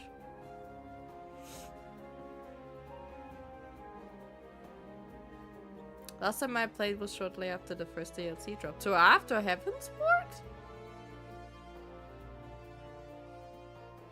Stylish armor. I like that. An elf. I'd say I'd be an elf myself. I would immediately know what kind of character I would heard make. that they're adding more customization in the next expansion. Like there's going to be more customization features for the races explicitly. I'm very excited to see that. I hope that they're going to be fair, and maybe because of this stuff or gifting people and Fantasia. I still have mine, but you I know. also have mine, so But it would be nice to, you know. yeah, I get it.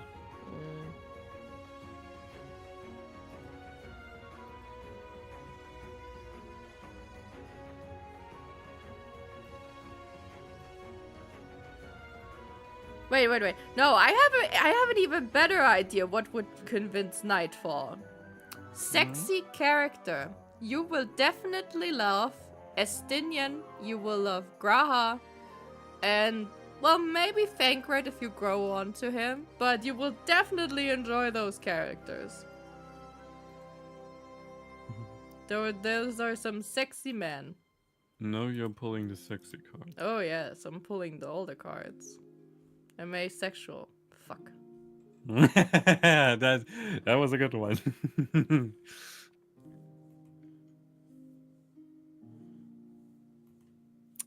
Looks like that was a clean strike. But why are you then jumping so eager on to not save for work art? Huh? I just want to know. I remember this topic that we had last time. It was about loot stuff. Was I not there? I don't know.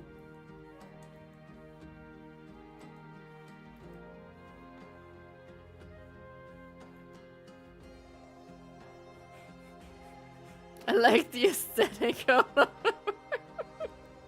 Okay. Fair. Fair.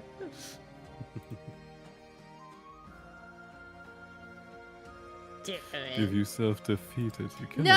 lure people with sexiness. No, I'm not giving myself defeated. You cannot lure everyone with sexiness. That's not how it works. Then with good character, well, yeah, good but there are definitely good character writings in there. That is completely And correct. good story. UwU is also funny. Although I think it is a bit sad that they pulled with him the same shenanigans almost 3 times in a row. Like, no kidding.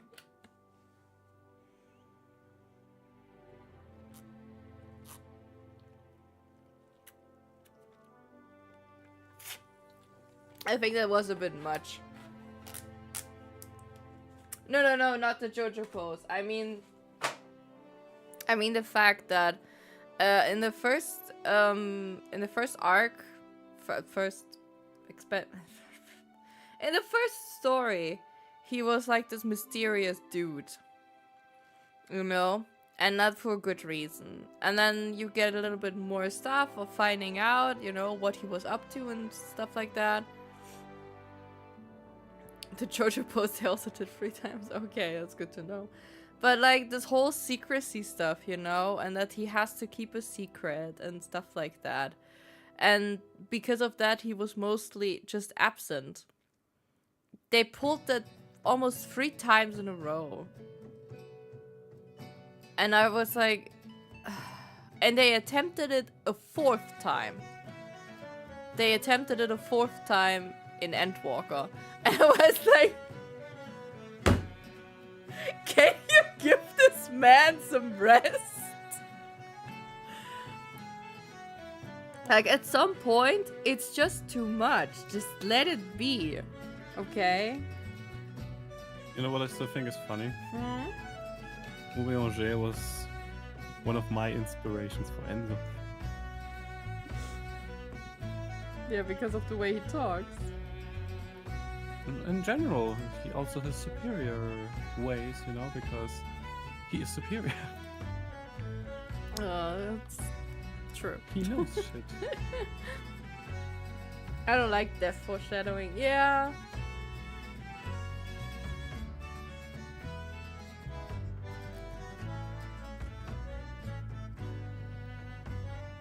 It shows the aura rays in Final Fantasy 14. No.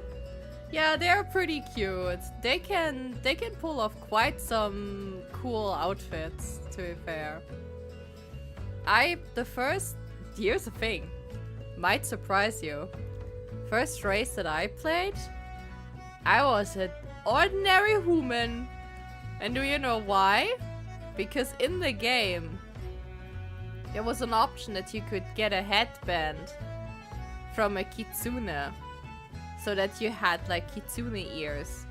And I always wore this headband because I wanted to be a kitsune. I chose a hairstyle that was fitting enough so that it would hide the human ears and it would look like I would be playing a kitsune. The game wouldn't give me a kitsune, I would just make myself a kitsune. If the game isn't allowing you to be one, then you make yourself one. And I was so lucky because when I started playing, there was this Moogle treasure hunt event where you like selecting where you can collect those elegant tombstones, and the Kitsune headband was one of the rewards that you could get. And it was my very first thing that I bought. And I was just happy with it. And from then on out, I was just a happy little fox. I was just running around and being like, yeah! That was very cute indeed. Mm-hmm. I would hope that they're also bringing in, like, if they would ever bring in, like, a fox race or something like that, It would immediately change. it wouldn't, like, there would be way less kitties in the game, I can tell you already.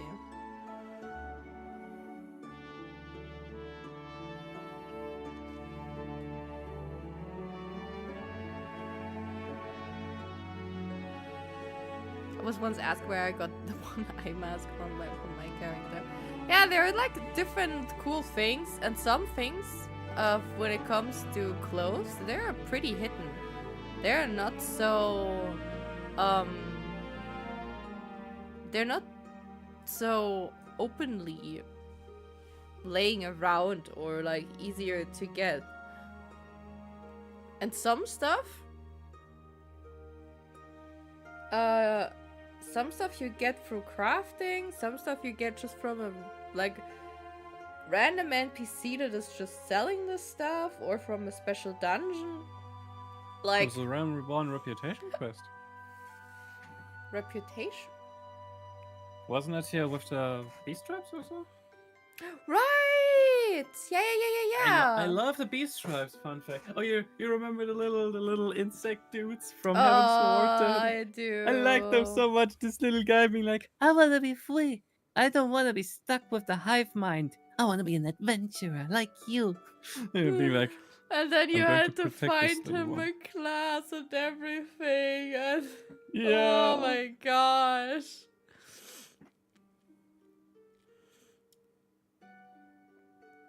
Nice. I think that's so Nice. cool because yeah, that's like also some stuff like you have Stuff that to. no one tells you, but if you find it, perfect. Perfect. It's just perfect.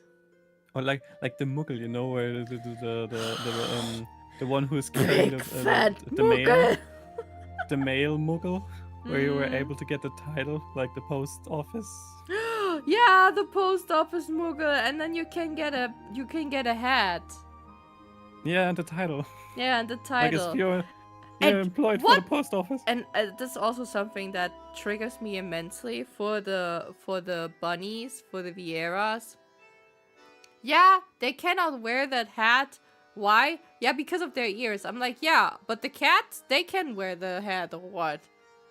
What? Speaking of fairness, like why is this so different? The bunny ears don't even move, okay? So, but the cat ears can wiggle. So please tell me, how is this fair? What sense does this make? We cannot do this. Like, bullshit, you cannot do this. You're just too lazy to click one button. I always love it if it is then also like, yeah, we have mods, like people who are modding that so that the bunnies can have those hats. And then it's like, oh, you're streaming that online and showing this? You're modifying the game. Yeah, that's against our rules. Taking measurement and precaution against it. Where I'd be like, motherfuckers, let people mod your game. Like, if you are not giving them those options, you know, and people are asking for that, then be at least so fair, okay? Be at least so fair. And let them mod.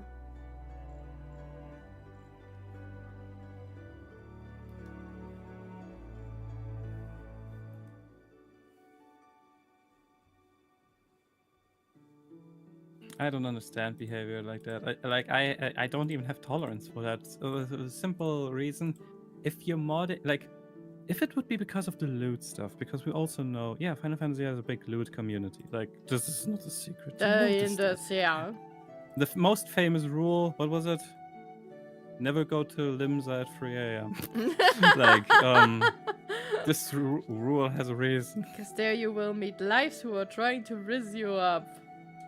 I don't know. Like, I just remember when the others went like, don't go there, okay? I'd be like, but I have their quest. Don't go there. Why? I'd be like, I don't get it. I go there anyway. And then I was there, and I was like, I don't want to be here. Like, What happened there? It was never at 3 a.m. at Limsa. never happened anything there. Wait, God. I don't know. I think I was there, but I don't remember that anything in particular happened. Well, it is of course only the saying, so nothing really happened. But let's say like that. It is Final Fantasy. One thing I learned: Final Fantasy has only two kinds of people. Only two. Toxic people are not really a thing. You don't really catch the toxic people so much. It is rather, they are either the nice people, and I mean really nice because they have a really nice community, or the perverts. There is no in between. And sometimes the perverts try to disguise themselves as the nice people, of course. And yeah, this rule of like, yeah, don't go around at Limsa at 3 a.m. has the reason because there are no nice people anymore there. Because Limsa is it's a pirate city. What are you expecting? Like, you know? Mm-hmm.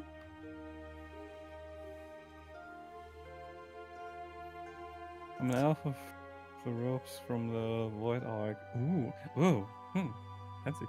And the red glowing half-face mask. Because of the Sounds- mentioning that NPCs say the Warrior of Light looks so trustworthy, and then you're running around like a goth. You're totally trustworthy. Yeah.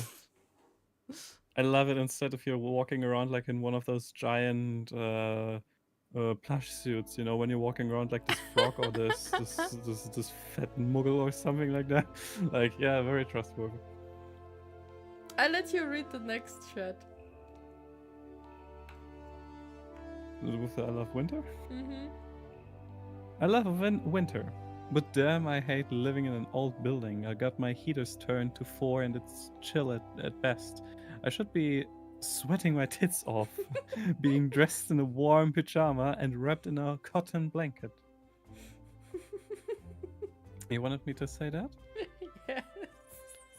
Are you happy now? Yes. Very good. At some point, when someone is writing something different than like the opposite thing, I will say something of like I'm flailing my sausage around or something like that.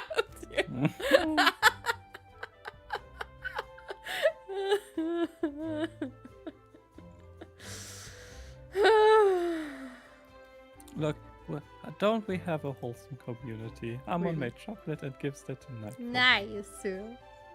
This is the good shit. That's why we're here.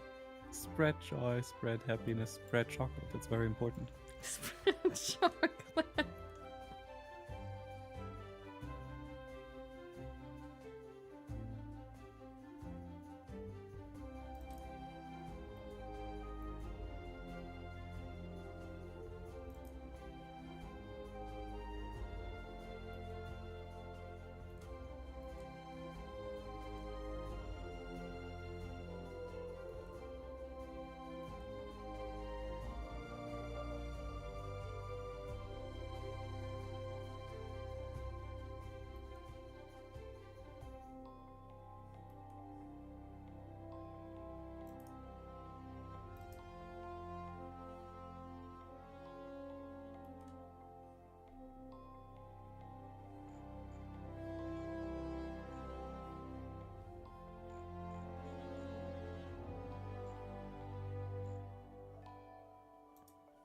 Here we go.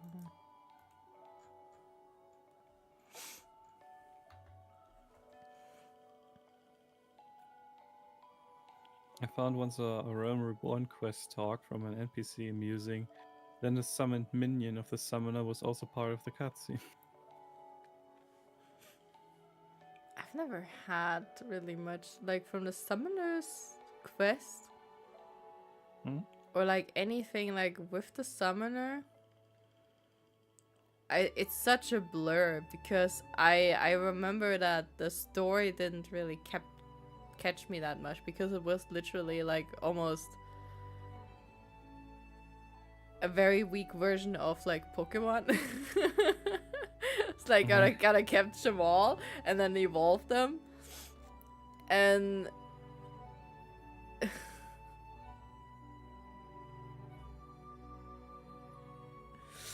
oh, because the minion was floating behind me while you were talking to the lizards, man. Oh no. Oh no. That sounds amazing.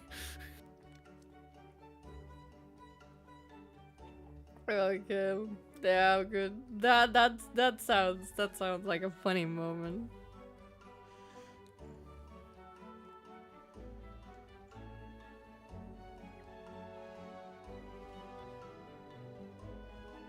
Okay. I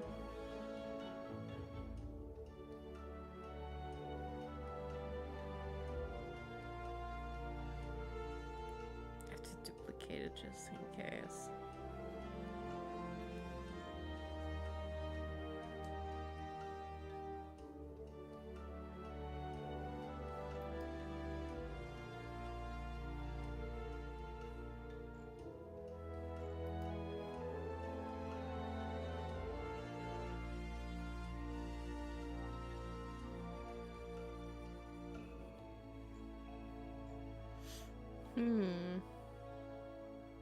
Would look like this.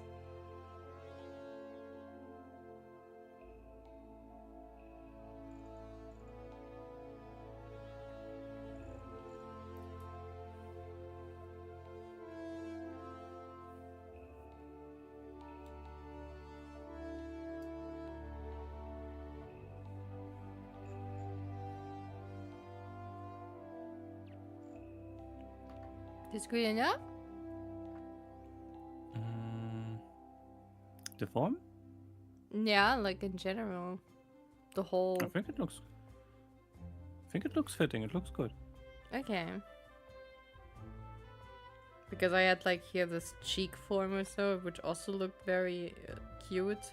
But because the hair is like falling over it. And you could even I mean, there you could even put the hair behind the cheek, technically, just to make it stand forth, you know?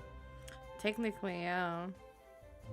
I don't think that would make big impact on the character design. Let me do it like that. First of all. Okay. Looks content and happy. Let's try something.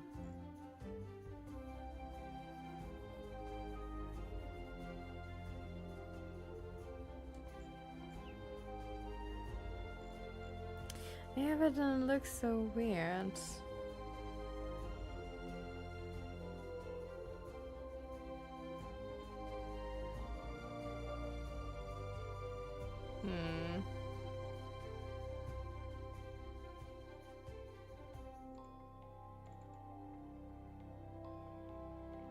Nah.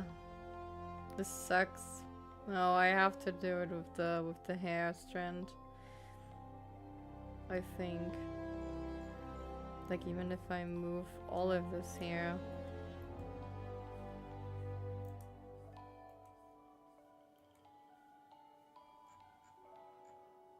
I guess this doesn't make even any sense. Yeah. Okay. It was worth a try. No, but it has to be like this. That's okay. We tried to persevere to preserve the cuteness. Preserve the cuteness, the cuteness.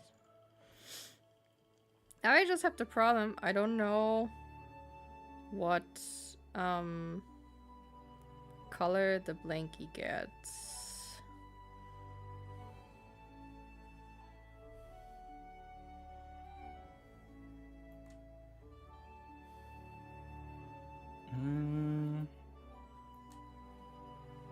Violet? Yeah, maybe. Maybe the Twitch colors.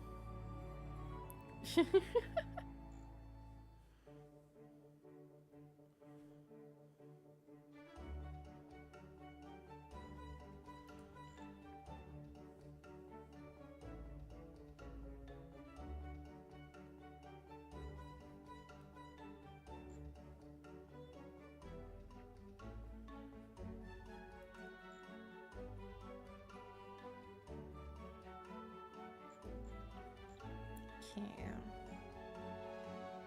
Let's give me this one.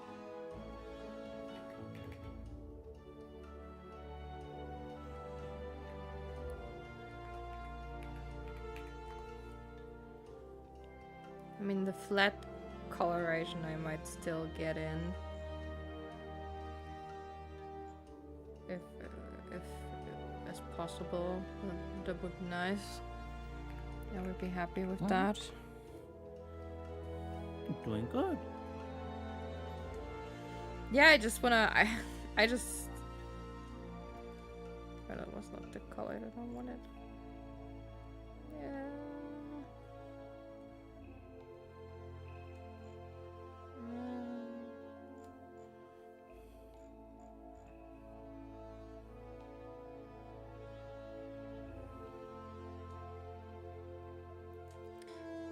Almost, okay.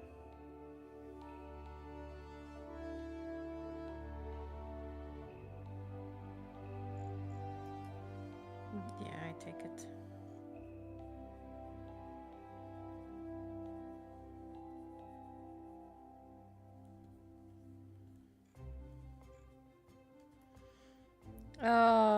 I shouldn't have played the music. Why? Getting into the taste? Yeah. It's fitting. That means then you. I know. I'm just scared that like afterwards I'm also like I kind of want to continue. Sweetheart, even if you want to continue after that, Yeah. then we buy us a subscription. It's also not that expensive, you know.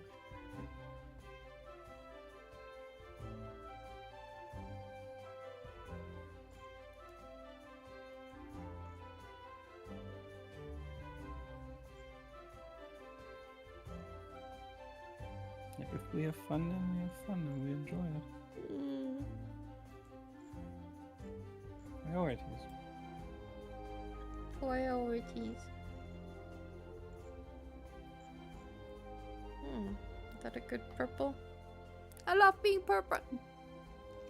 It looks pretty.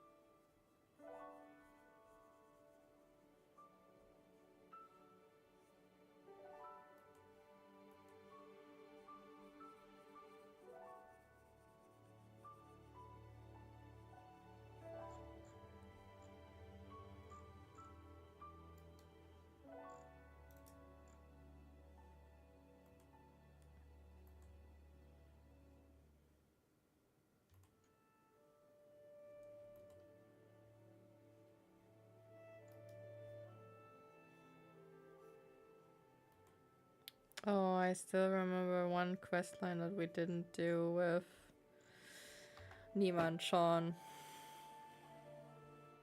Which one? The Daddy Gaius quest line. Oh yeah.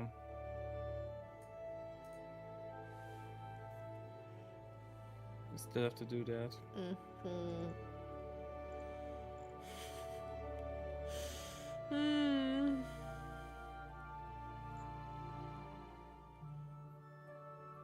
So gonna break my heart.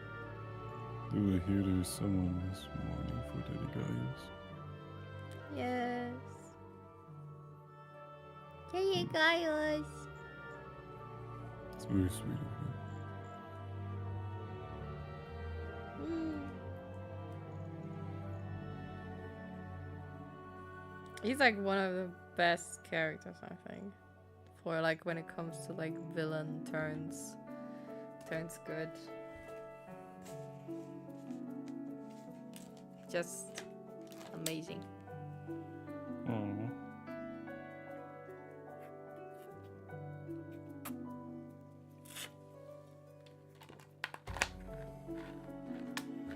I get what you mean. I think I heard of like people doing a lot of like those Warrior of Light RP stuff and so on. And I think that's actually very cool. It's just a shame that we didn't really thought anything of it like with Sean and Nima. And it was just like, yeah, you know, let's do those characters. And Yeah. that's it. But actually thinking for some characters of like doing this intentionally, man, that sounds so fun. It does sound like you want to make new characters. No, I don't want to. Actually, I don't want to start from the beginning. Don't put me back. Don't put me back in the hole. No. No! No! Cool stuff.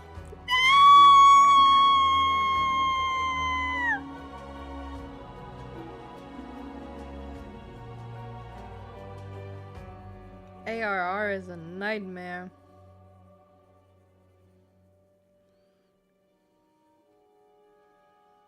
Where you think you can escape, but in reality, you can't. You can skip.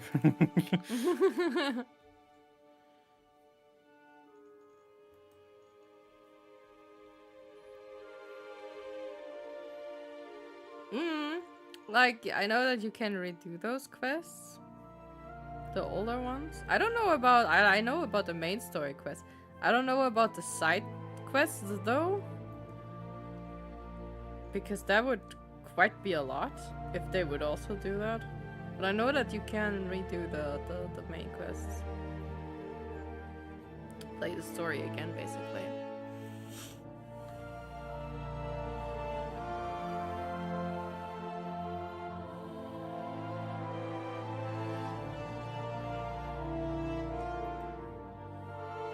It does sound like you attempted to do so. To do what? Replay the story. I don't know.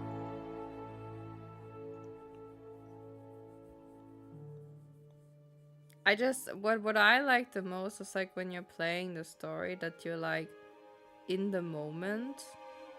Not just like with the story, but also you are in the moment with your character itself, yourself. So that means also you're leveling. Where you notice of like, oh, like this is like it's all part of the immersion. If I'm running around with level 90 in Ishgard, then it doesn't really feel like Ishgard anymore for me. I don't know if that makes sense. I don't know what you mean. That would be also the same reason why I would want to start anew.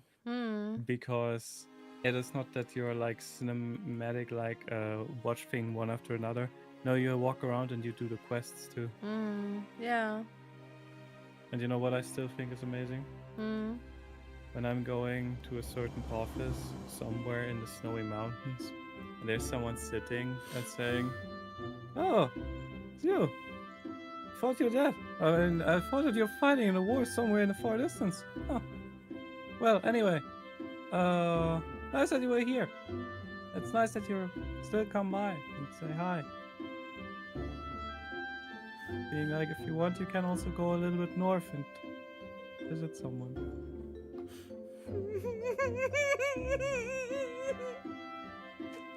It's you!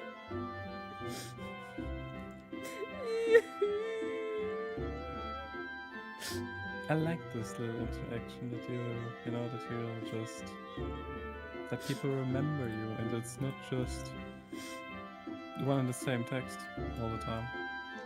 Welcome back, Nightfall.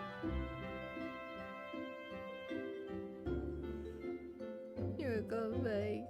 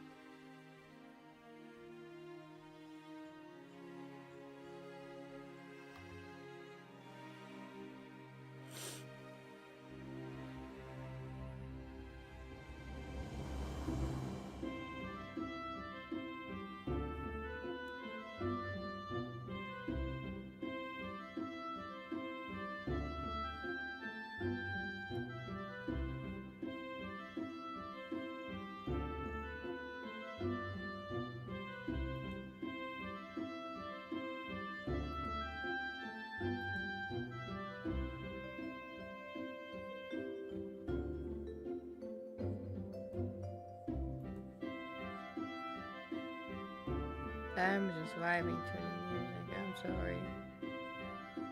It's okay. I was just watching something because my mom is sieging me and is asking me for help. You're not available at this moment.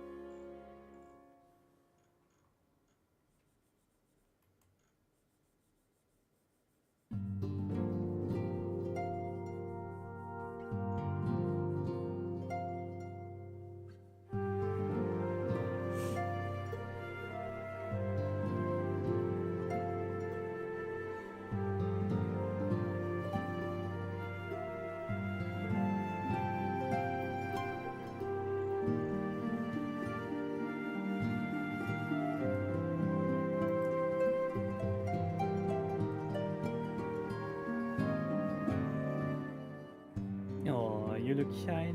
Look cute. Aw.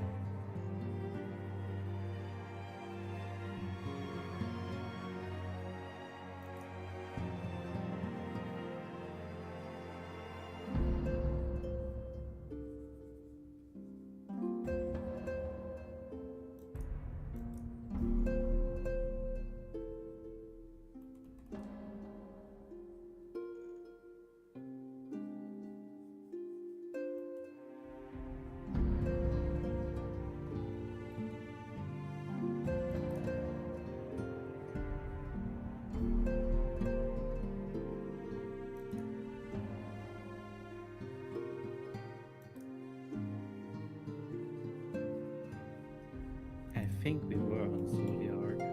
Yeah, I think so too. I think we were on Zodiac.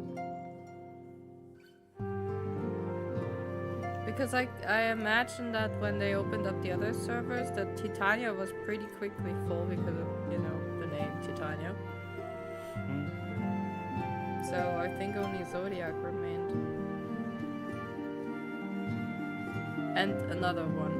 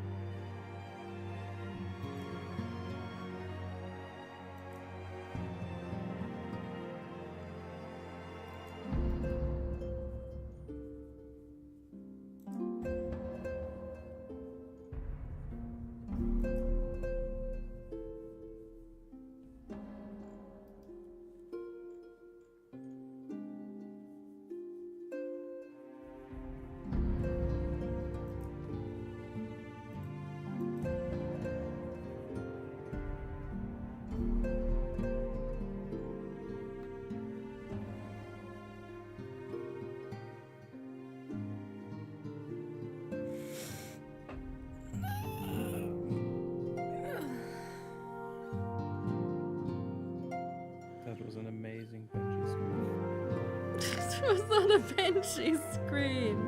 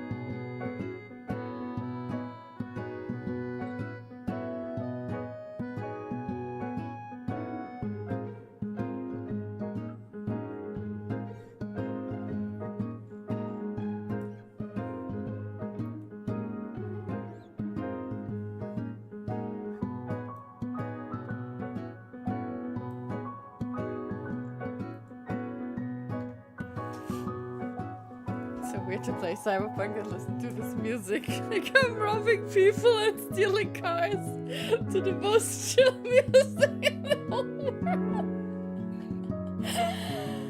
Well, maybe Sometimes you need to have chill music while making crime. it's just your typical Tuesday, you know?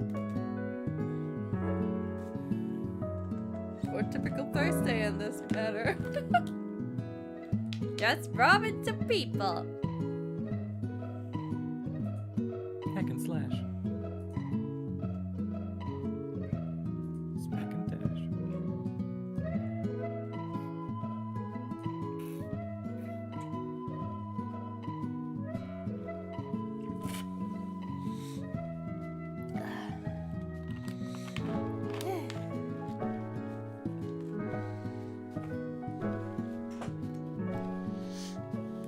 Now I'm infiltrating the headquarters of a gang.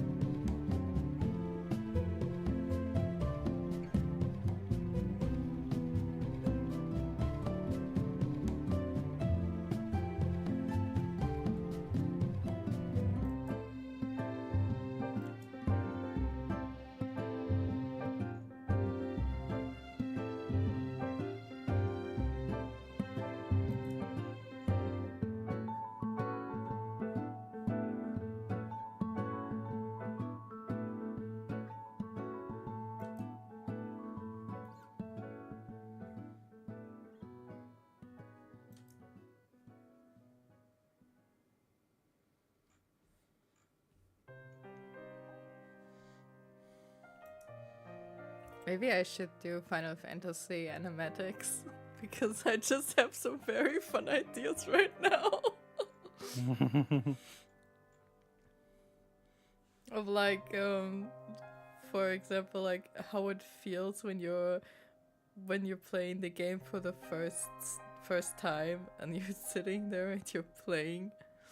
And then you look behind you and you have like a full gang of people who are just sitting there like having their heads like put into their hands and just sitting there giddy and watching you like, you know, Yeah. react to shit.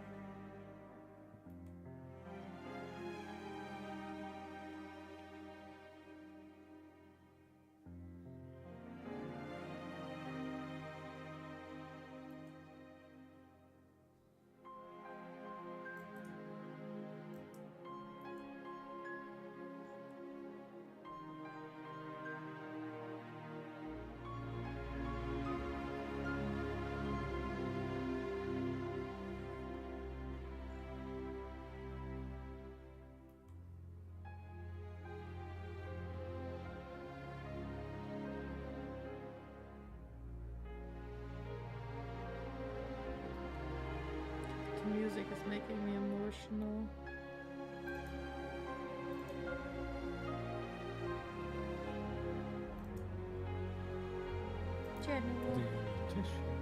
I'm not going to make it. Don't you start with something like that now.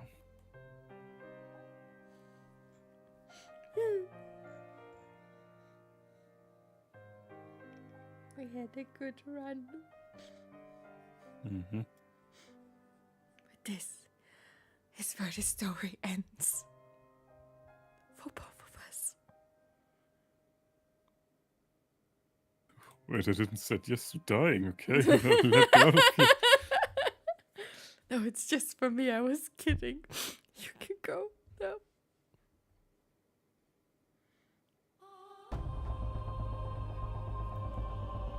Oh, I forget about that. The fight music is queuing, so. Looks like we're fighting.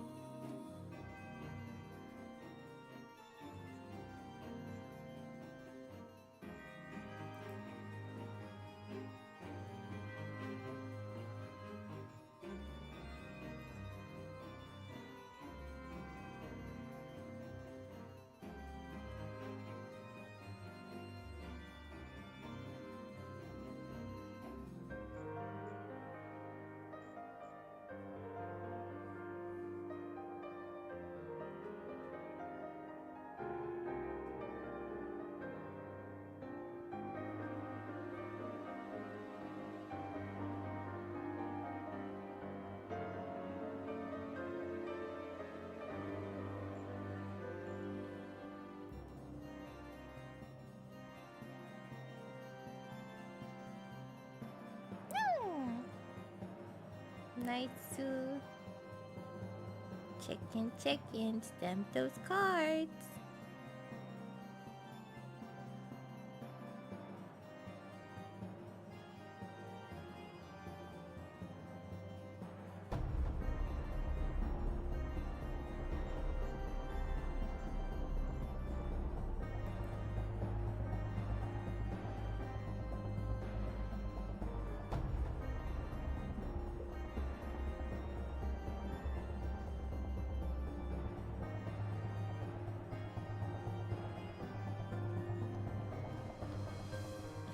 Look at this. Is this better?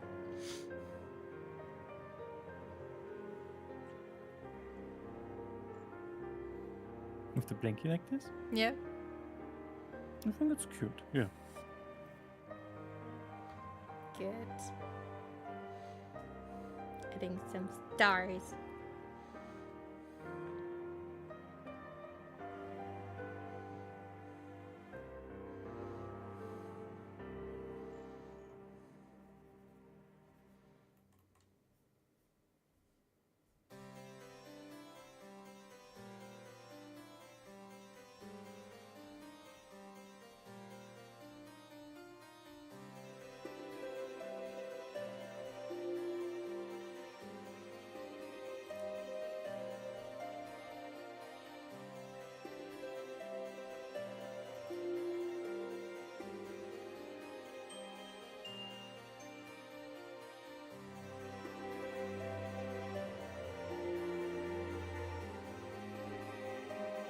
You think glow in the dark?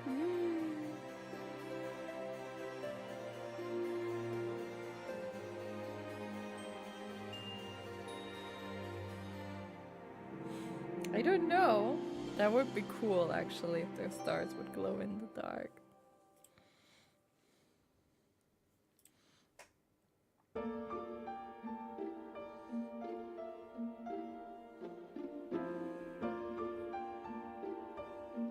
Can I use it for a head pad when it is full?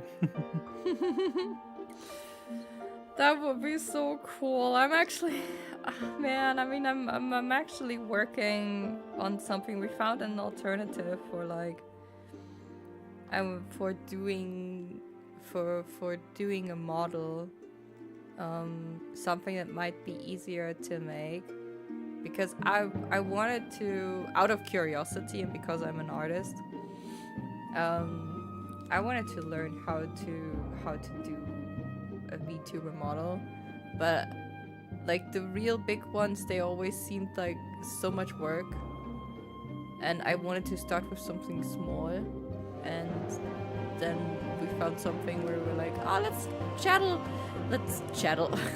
settle for a chibi version, and let's see if we can make it with that. Like that might be enough.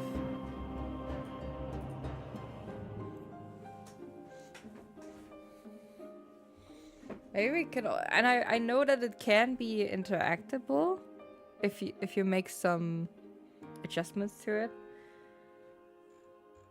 But that would be also like whole new territory. But I wanna try this and see how it works.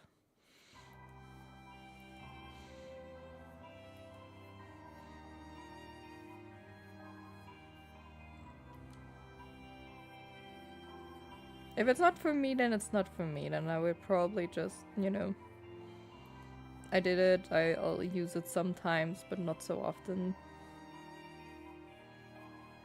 But who knows?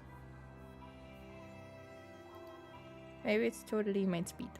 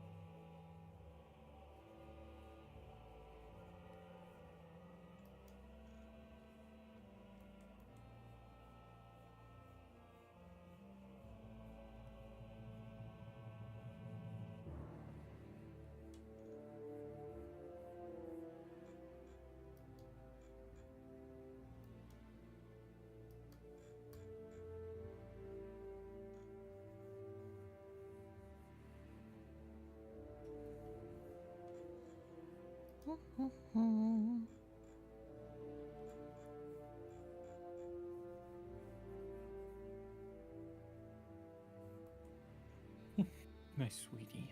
Hmm? No.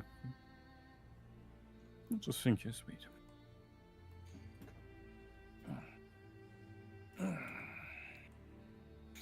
I should already check everything, like if my phone and tablet is charged for the night.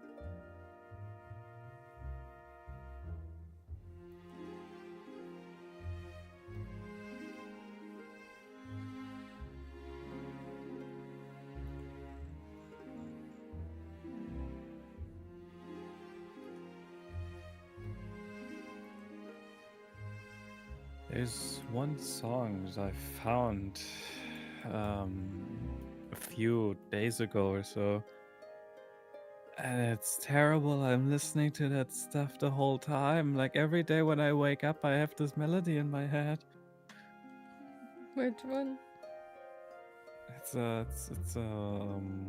can show you that later, but it's a variation of I don't even know the backstory behind that, but it's. I'll show you later.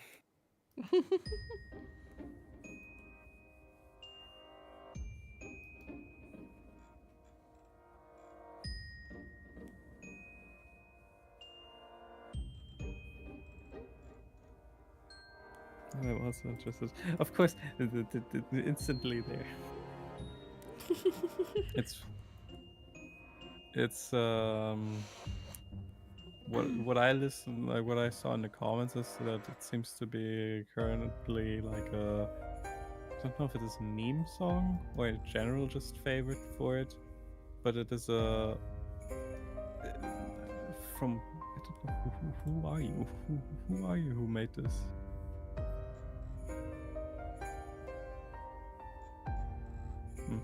Okay, doesn't tell me anything. But there's a guy who made a song which is inspired by the sound of Siren Head, which is like one of those creepypasta monsters, and which is like a low bass like song, and this is so repetitive in my head. This is not getting out. Find something else.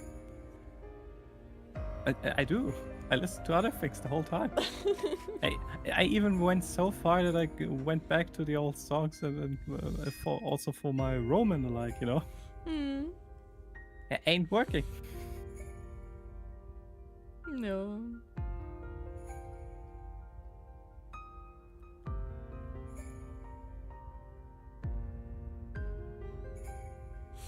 I'm done. You're done? Yeah. Oh. That's cute. I know. I only managed to finish 2. That's already good. I know. I just wish it would be more. We always wish for more, but we should not take for granted what has been given to us. I would like to for the end. I would like to look into the Pictomancer. Right now? Yeah. Okay. Wait, I have to make sure that Rome in the meantime is not burning. Then I can turn to you.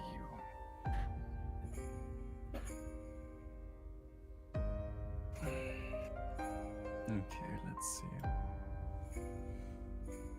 Pictomancer.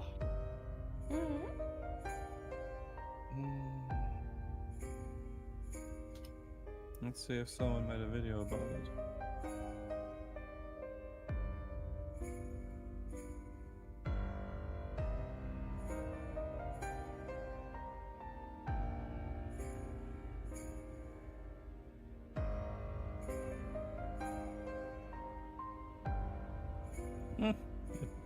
There's someone who made a video who is called Amon.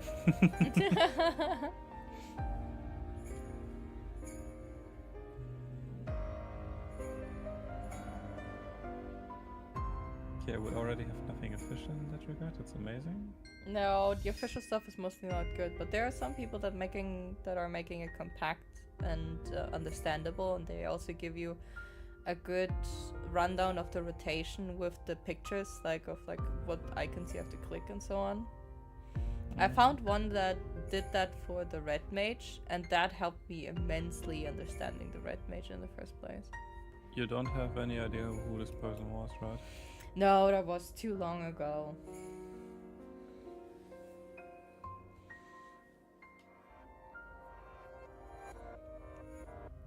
I can look if I can find something as well. That would be nice.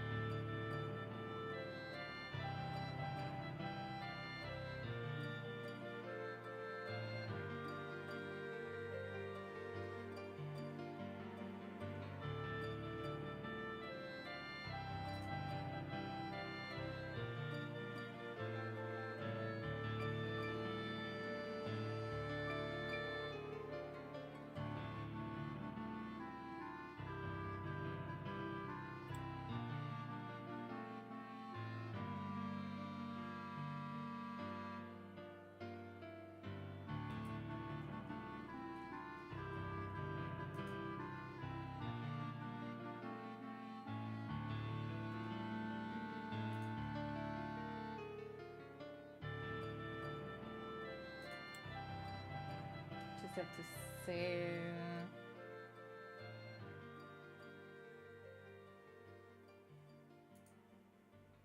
Nah, that's not it.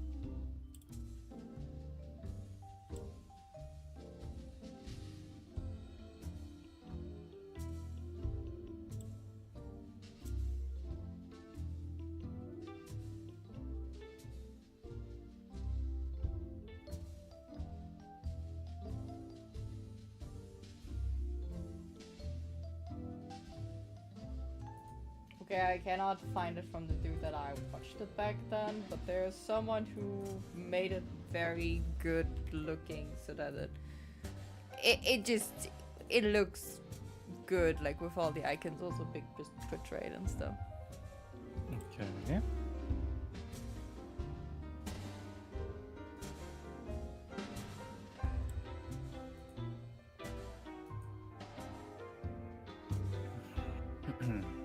You wanna say when to start? Or you wanna throw it into Zing too? We can throw it into Zoom too. Great.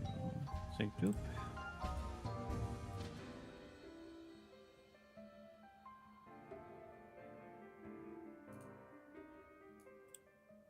Okay.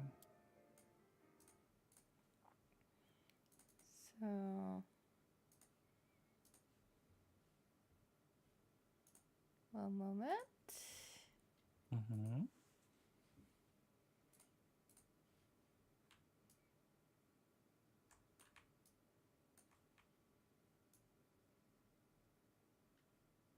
Tell me if I can start. Wait.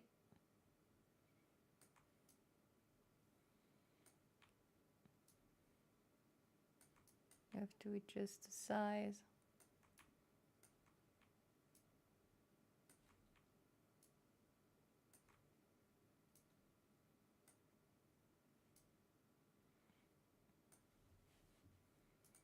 Okay.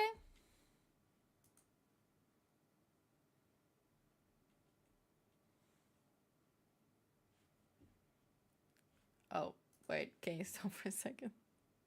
Mm-hmm. It is for some reason. Probably not picking up the audio. Wait, can you start again? Right, yeah.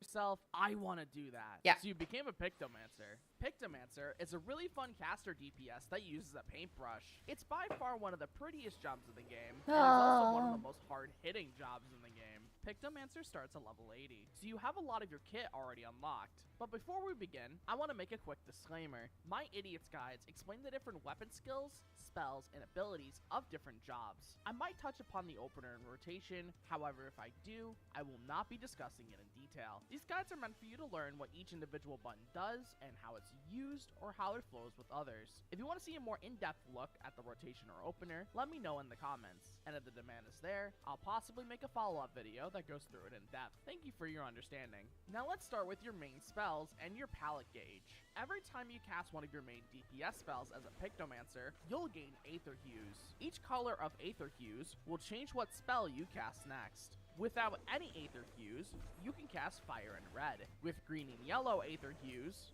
you can cast Arrow and Green.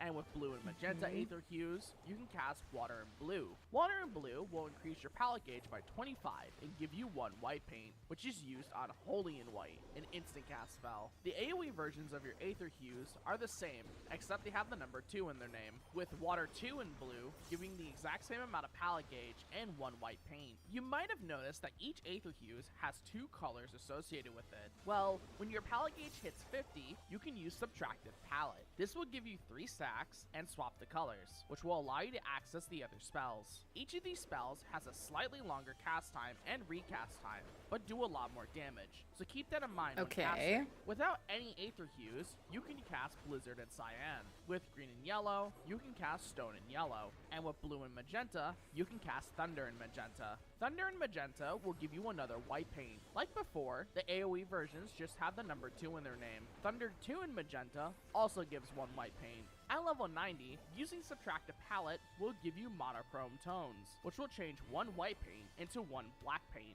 Black paint can be spent on common and black, which is stronger than holy and white and is also an instant cast spell. Pictomancers also have access to canvases, which is where they paint motifs. Each motif can be casted instantly outside of combat. However, in combat, they have a 3-second cast time, so always make sure to prep your motifs before entering combat. There are 3 motifs: creature motif, weapon motif, and the landscape motif. The creature motif has a few parts to it. Whenever you start a fight, your first creature motif will be a palm. When you have the palm motif ready, you can use Palm Muse, which will render the motif to life and do a bunch of damage. The palm will then be stored onto the canvas. Afterwards, your next creature motif will be a wing.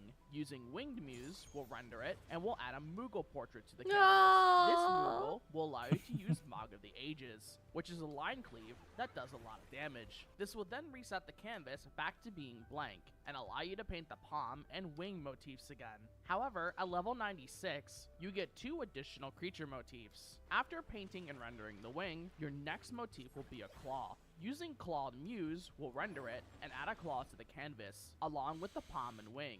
Then, you'll have your last creature motif, which is Maw. Using Fanged Muse will render it and add a Medine to the canvas.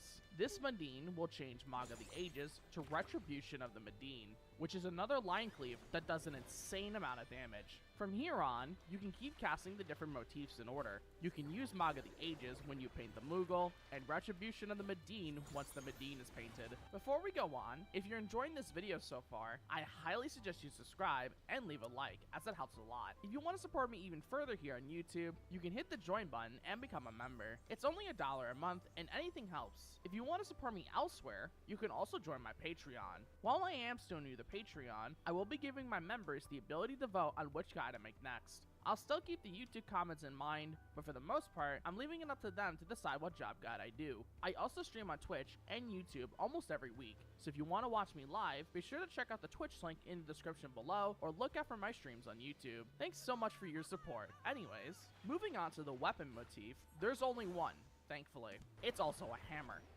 Using Striking Muse will give you 3 stacks of Hammer Time, which you can use on Hammer Stamp. Despite you literally holding the hammer, you do not need to be in melee range with it. Hammer Stamp will also always be a critical direct hit, and it's AoE. At level 86, when you use Hammer Stamp, it'll change to Hammer Brush, then it's a Polishing Hammer. You can use each of these moves at range as well. They're also guaranteed critical direct hits and are AoE. Finally, let's talk about the landscape motif. There's also only one, which is the Starry Sky. Rendering the Starry Sky with Starry Muse will give you and nearby party members a 5% damage buff for 20 seconds. Starry Muse will also give you a buff called Subtractive Spectrum, which allows you to use Subtractive Palette without any cost of the palette gauge. At level 82, whenever you use Starry Muse, it'll give you 5 stacks of Hyperphantasia and will make a big ring on the ground. This is pretty much Picto's version of Ley Lines. With these 5 Hyperphantasia stacks, you can cast 5 spells with 25%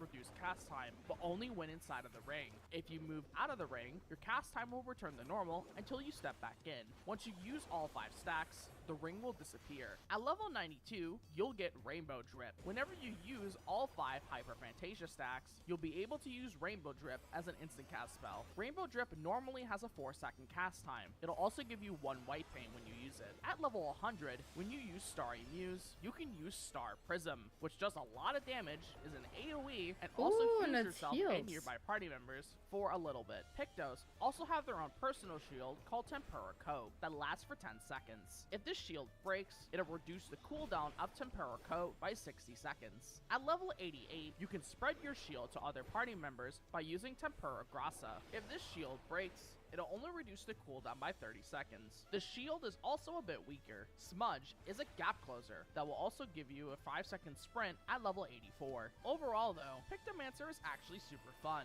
I really enjoy this class a lot, and it's definitely my favorite caster to play. The damage is also ridiculous, but I think it's funny. But yeah, that basically sums up Pictomancer, so bye!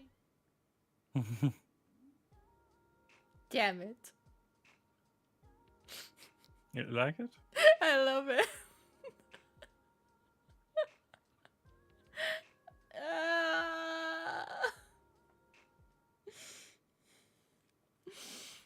No.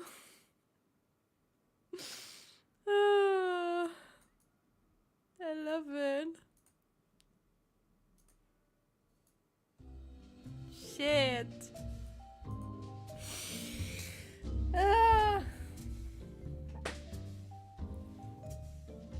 Oh wow.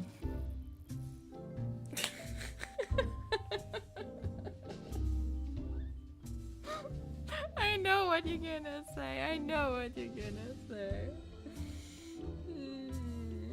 What? This is me right now. This is me.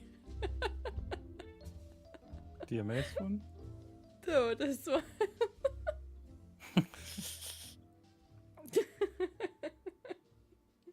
You cutie patootie. Okay. Well, I'll give it a thought. I think I will decide tomorrow. Maybe. Or later this evening, I have to say. But we finished 2 emo. It's I'm gonna work on the other ones also offline again. I hope that I'm getting to some, even though with the whole Final Fantasy on the weekend. But yeah.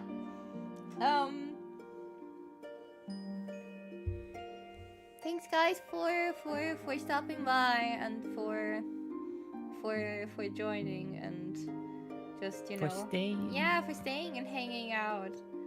I didn't really plan on like the VODs for like the art streams. I didn't like the past ones. I didn't really upload it anywhere because the VODs don't have any music in the background, so it would just be like us talking and like nothing else. So I thought like pretty boring. But I'm trying something new. I have multi-streamed this stream also on YouTube on my like main channel, just Momokoloi. And that's going to be then under the live category, so for like rewatching, and there's also going to be then the music in the VOD because you cannot cut that really out on YouTube. So yeah, that's just going to be there. I'm like thinking of keeping that for the art streams, so if there is any interest of like looking back at some stuff that I drew or whatsoever, yeah, it's going to be not on the VOD channel, but it's going to be on the main channel under the live section. But yeah, otherwise, hopefully see you guys tomorrow. We're starting already a little bit earlier than today, 1.5 hours earlier. Beforehand, we're going to install the game. Wish us luck that it's not going to take so long. But yeah. I'm happy that we already got 2 emotes done for today. I don't know if I should already swap them. If I should already upload them. I don't know, you guys can let me know. Or if I should just, you know, wait, or if I do it one by one. I will leave that up to you! So, yeah. Otherwise, music is getting really epic and it's not good because we're not No. We cut it where it's best. There we go. And it means epic. Yeah. No. So I hope you're having a lovely rest of the day. Tomorrow is Friday. Hang in there. And then it's weekend. And yeah. Just stay safe, stay cozy, stay cuddled. And see you next time. Bye bye. Bye.